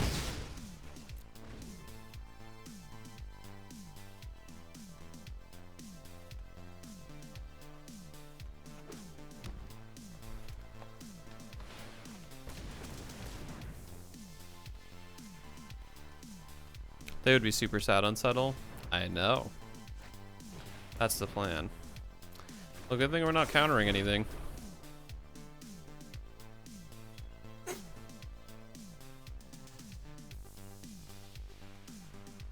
But unfortunately for our friend Dystopia, I don't think they realize what's gonna wallop them. Unless they're gonna just not attack and be very passive, which would also be kind of cool. Okay, nope. Sorry, bud. S in the chat for all those elves, but at least you get some shiny forest out of it, so I guess that helps you out too. Ooh, I just got an idea. There's the concede. Great. So I didn't really want to go Azorius, but I had a thought. Some could say delightfully devilish Seymour. I might splash blue, if nothing else, to put in that new enchantment that came out. Because if it works the Think-I way, the Think-I way. If it works the way I think it works, yeah. So theoretically, say if that same situation happened, they attack with 4 creatures, and Confounding Conundrum is already on the battlefield. They would play 4 lands, but they'd have to return them into their hand. So unfortunately I don't have enough rares, but it might be worth looking into having that as an offshoot, because that's just great. And on its own, Confounding Conundrum hoses landfall, which is always prevalent. So I'm going to keep this white the way it is right now. I'm actually going to bump up the lands to 20. I'm going to take 2. Actually, I'll take 3 out, and we'll go to 19 and see how that feels. But yeah, I might build an Azorius Prison offshoot, because we do get the Containment Priest with the Detain. The one in Azorius, I think it's a Vidalcan wizard that does detain all the same copies of a creature. Can't remember what it's called. It's from Ravnica. But there would be a few decent prison alternatives for Azorius. Laser says pew. I guess it does. Okay, we can seal away. We're a bit higher than I would probably want to be overall in my curve, but we're playtesting, we're fooling around. We're having a giggle, as one might say, so we are feeling things out.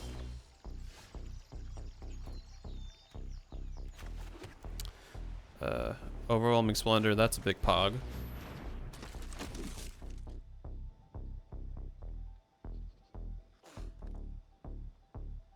Because if it's one thing I'm noticing from the current meta, almost no decks play enchantment removal.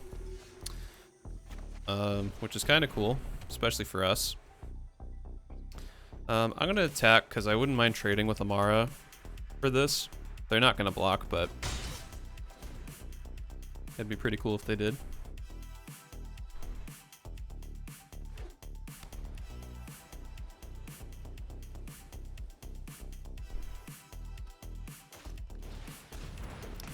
Ooh, Song of Freyalise.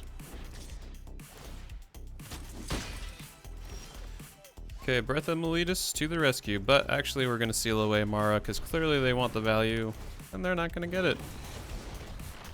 No siree, Bob. Yet again, I'll trade Tithe Shaker with this if it works because we get a token out of it.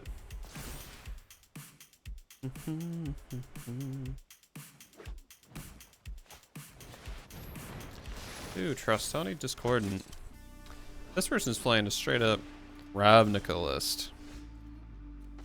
But that's fine, we can birth now, get a land. Not gonna swing in.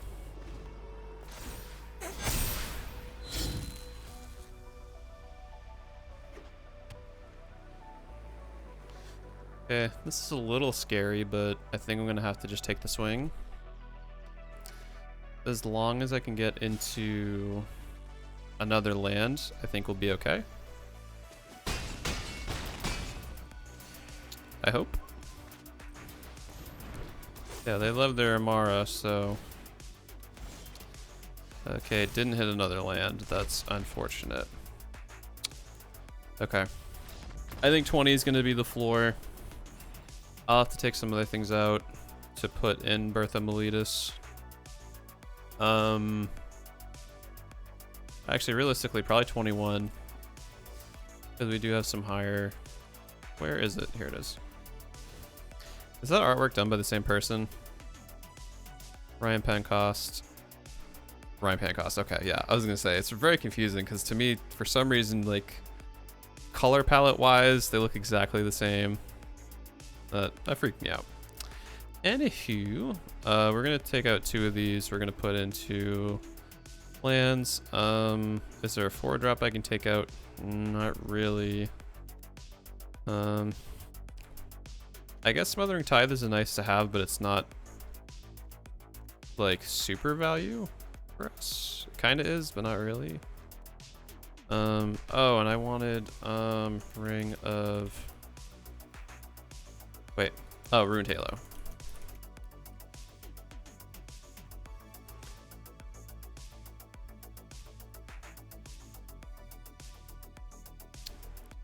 I think taking Tomic out could be... No one's really doing Crucible World shenanigans like they should be with Landfall Snack, which honestly I'm so glad of. Because that would really be oppressive if people realize the power of what reanimating lands do with Crucible Worlds and Ramunap Excavator. Craziness. Because you can scape shift, sacrifice all those lands, put in more lands, play all those lands from your graveyard. Lands. Unfortunately, there hasn't been too many decks, unless they're all sitting up in Mythic, and I'm just not seeing it.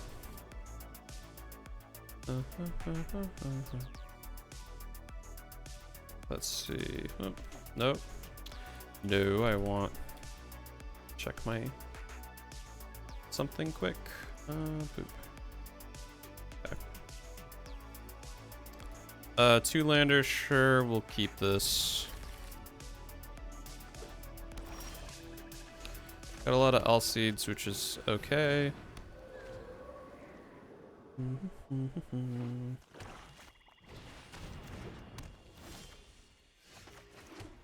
Alright, we'll just pump up the jams, as it were.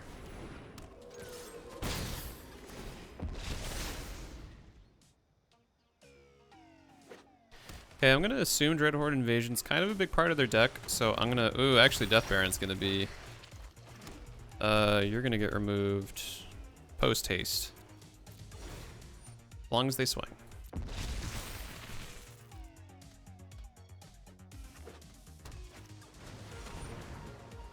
Flaming Overseer. Ooh, Hexproof and Menace? Oh, zombie tokens you control. I see.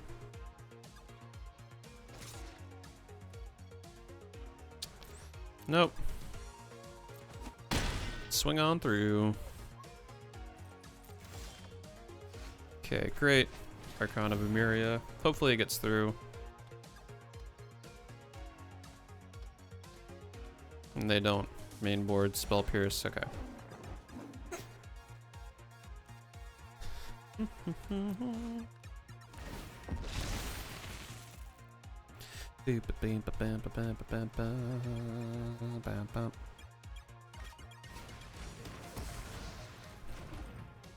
Oh, good thing this missed the Blood Chief. The Blood Chief's cut off there, because I think Archon's gonna be... Oh, they're probably confused, like, why can't I cast something else?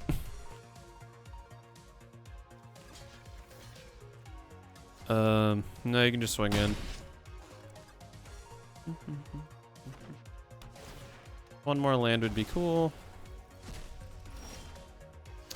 Okay, still haven't gotten one more land. That's not cool. I'm still gonna stick to my guns that I think 21's gonna be enough. 24 was way too much. That I can concede. Not concede to, but that I know for sure. That 24 was too much.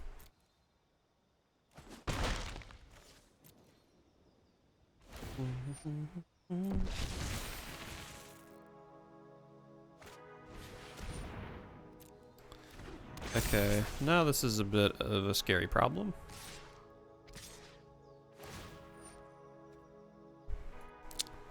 Oh, I see. Okay, well, you're gonna get blocked. You're gonna get double blocked. Because I can't take that much anymore. And then I really need a plains. Plains would be great. Thank you. Okay, so I'm gonna try to make them think I don't have anything. They're probably too intelligent for me to really work around that, though.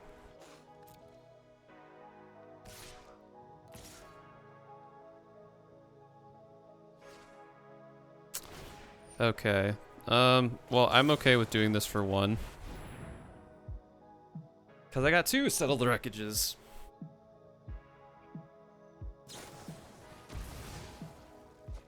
Okay, you just don't get the land then. It's cool with me. Unless they still get the land, which that's kind of dumb. Yeah, I was gonna say they didn't get a land. Sorry I tried to give you free ramp, friend.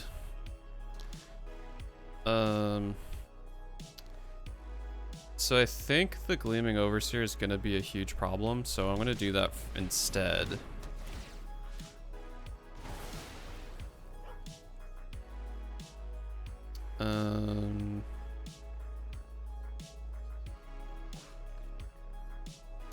Yeah, I'm gonna swing in just to swing in.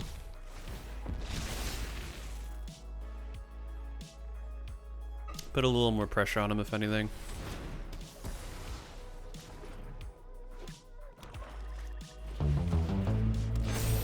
Hey, the Bubbles Brigade is the Bubblet Brigade has arrived.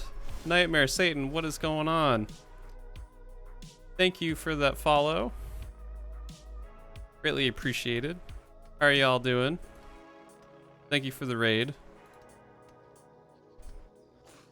Yeah, I'm currently getting my face slapped by some Zambambos, so it's not a vibe, as they would say.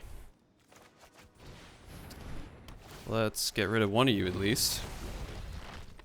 You get to be less scary. Twitch has a new thing where if you're a small streamer, it doesn't say you rated, so we tried. What? It doesn't say that you rated? That's weird. Well, I know you rated me in my heart, so thank you, even though I just got crushed by a bunch of skeletons. How's magic going? Good. It's a lot of fun. Which, by the way, shout out to Satan Bubbles. They're wondering, how was your games and demos? Did you have a lot of fun with your stuff?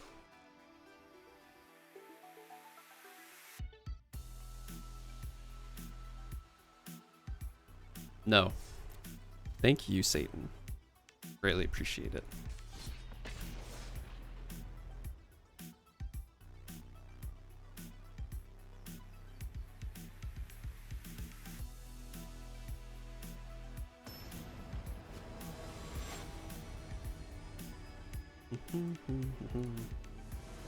Yeah, we played a visual novel game today for Cozy Day and read some Edgar Allan Poe for spooky season. Ooh. Kind of bumming a little I missed that, not gonna lie. But that sounds like some great spooky Sunday fun. So I'm glad that that went well.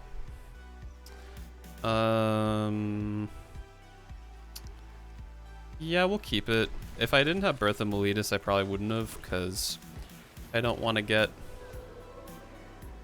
land screwed, so that helps.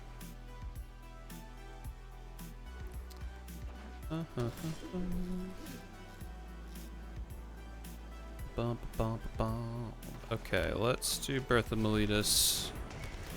Hopefully we're not up against Azorius control again, because we don't do too well with that.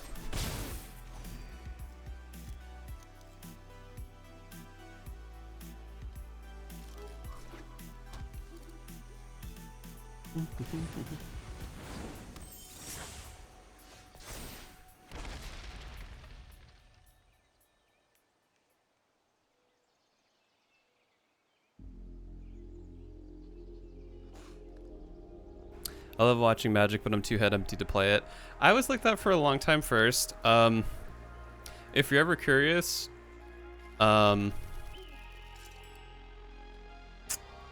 Arena's definitely the way to go. It's free, which is nice.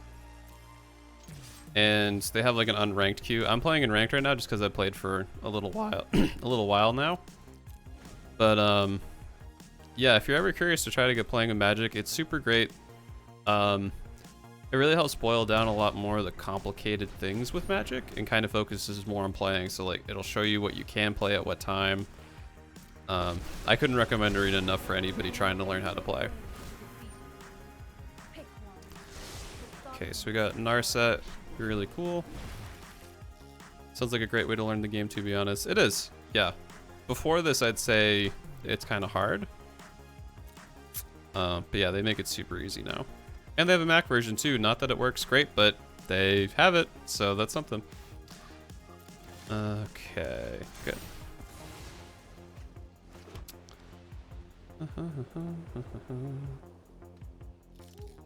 Mobile coming soon, TM, yeah, soon. Well, damn, I might have to try it out. It is. It's not super crazy on the requirements either, which is always nice. So, I played this a ton on a potato of a laptop before I started streaming it. So you can totally make it work on pretty much any PC. And the community is mostly awesome, other than a lot of BS that's happening in the community over the past 4 days. Outside of that, it's usually a great time. Not that I'm not having a great time today, because I am. And thank you all again, by the way, for hanging out, chilling with me. Yeah, community is great outside of Legacy R. Oh, you quit it. That's phenomenal. Cut it out. None of that phenomenal talk. You're wonderful too. Even if I don't play MDGO and hate having a time with it. Joey Class, don't cut it out shelf. Hate to raid and run, but I'm gonna grab some food. I'll be lurking. Totally cool. I appreciate you even popping on back in. It means a lot. Enjoy your tasty food. Have a wonderful lurk. And yeah, that's about it. I guess the question is, do I cleansing Nova before they do anything? No, I'm gonna do Ashes of the Abhorrent to hopefully get some life back.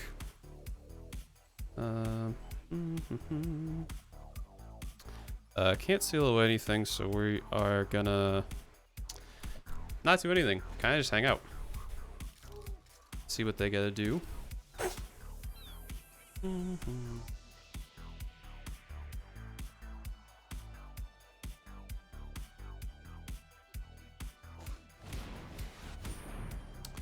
If Aya wishes again.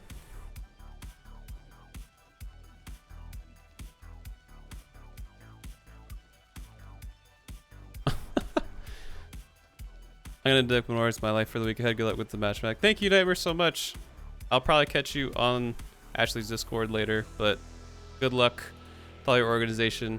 Appreciate the follow and you hanging out for even a few minutes. It means an absolute ton to me, so thank you. Genuinely, thank you. Okay, gonna pass. So, some interesting developments in the overall Captain Gate, as I'll probably end up calling it now.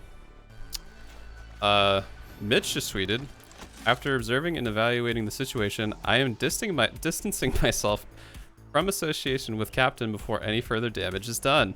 I intend to inspire positive change with this action, but I've realized there are better and more productive ways about doing so. I want to reiterate that I never intended to create what Captain, and specifically its associated Discord server, has become. I feel I need to accept responsibility for mishandling the launch of the Captain Discord server and apologize for the negativity there.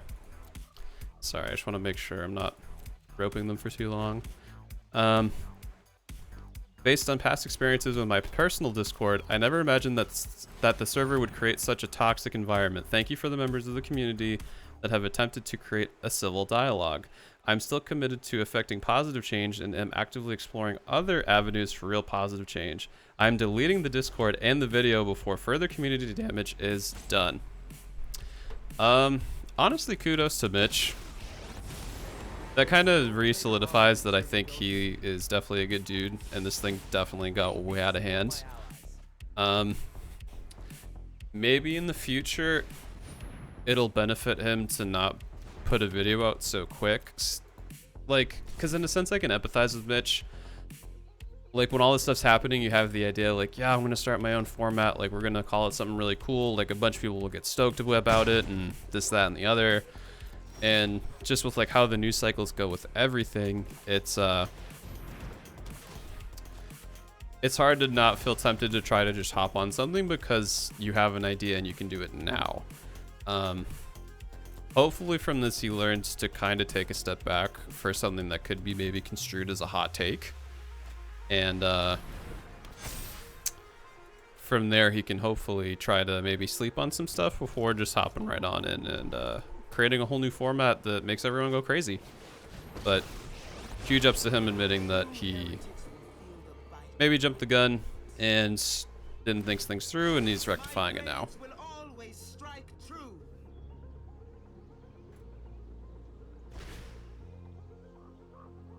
You could tell from the previous day's video how hurt he felt. Time away would have probably avoided the whole thing. Yeah, I agree. Full disclosure, I didn't watch either of the two videos he put out, but I could just tell from people's reactions to it that he was pretty emotional. So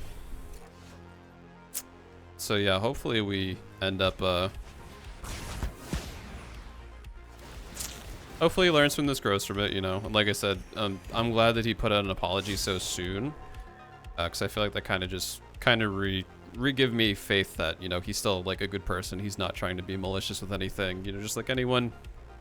People make mistakes, and that's totally, you know, water under the bridge, as it were. But I'm glad he did act quick, because if this would have went on like through tomorrow, some stuff probably would have went down that wasn't so great. Wow, they really sacrificed the Mirari's Wake just to get High Alert back. Interesting.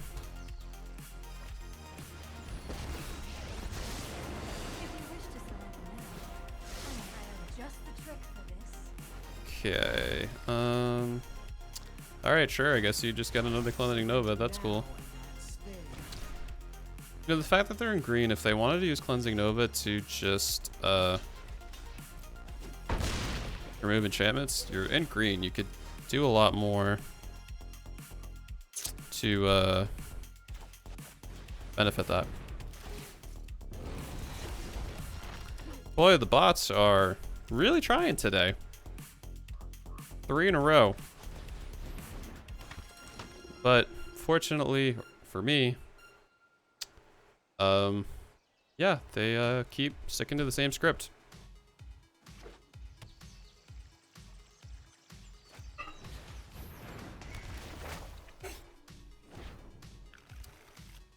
Okay, I have my win con in my hands. It would be super cool if I could actually get the mana to cast it. Maybe 7 mana is too much.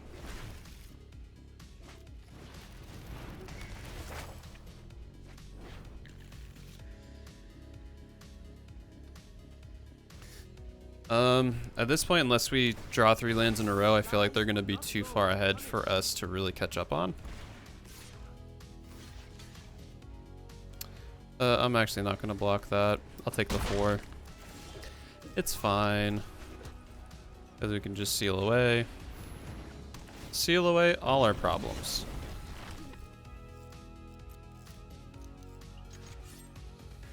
Who's low enough? I want to get rid of you. I have witnessed enough destruction.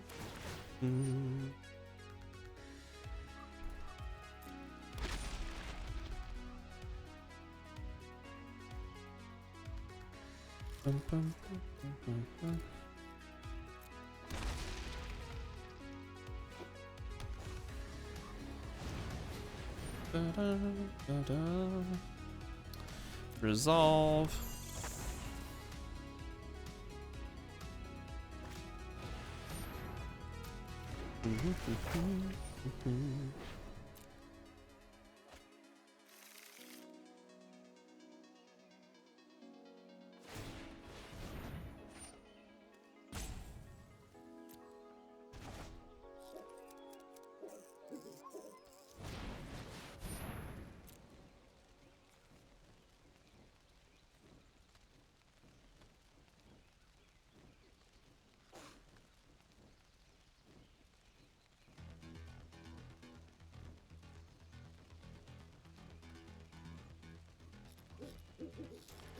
Okay, not sure what you're trying to dig for, but it'd be cool if you could speed things along a little bit. That'd be cool. Emergency powers. Who runs this? Just get sphinxes, whatever the hell it's called. To the wall. Okay, I'm gonna concede because we're clearly not drawing the lands we need. I gotta hit the restroom real quick. Gonna be real. I was not planning on streaming this long, but things are going so well I don't want to hop off yet. But I'm gonna take a 2-second break, hit the restroom, and I will be right back.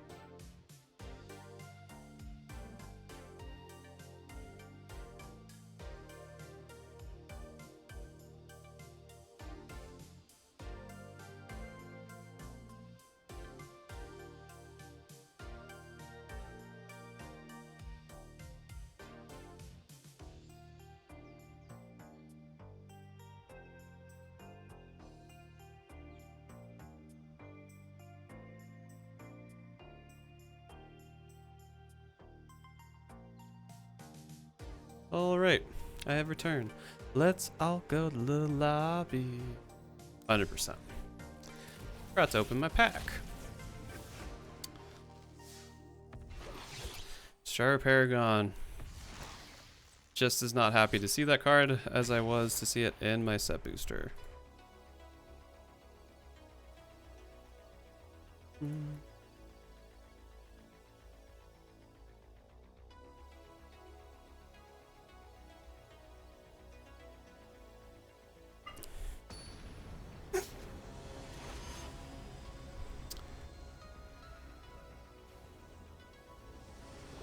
Wait, why am I playing against somebody that's in Mythic rank when I'm in Diamond? That doesn't feel right.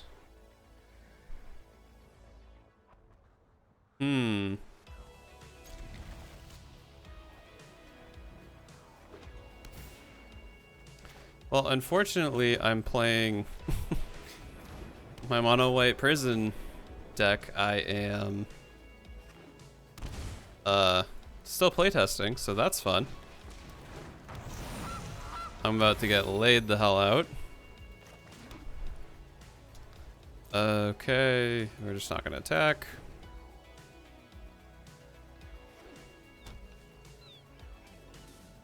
I guess it's cool to play against someone that's in the top 100. Unfortunately, I'm in diamonds, and playing something that is not super great, so a bit worried to see what we're up against.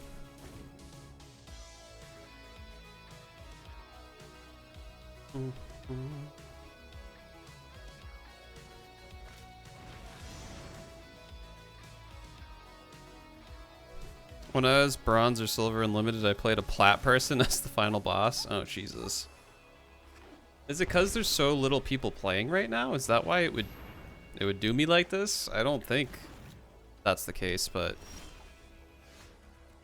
okay, let's Archon it up, I guess. I guess in limited to try to match you with someone else going for 7 wins. Yeah, like I guess that could see, or even in like traditional constructed, if you were playing that, I could see that. But this is just best of 1, so I'm a little confused, slightly confounded, and confuzzled.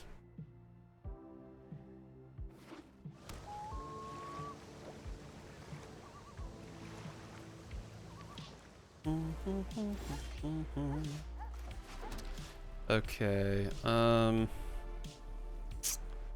gonna hold on to Ixalan's Binding because I don't really know what I'm gonna do.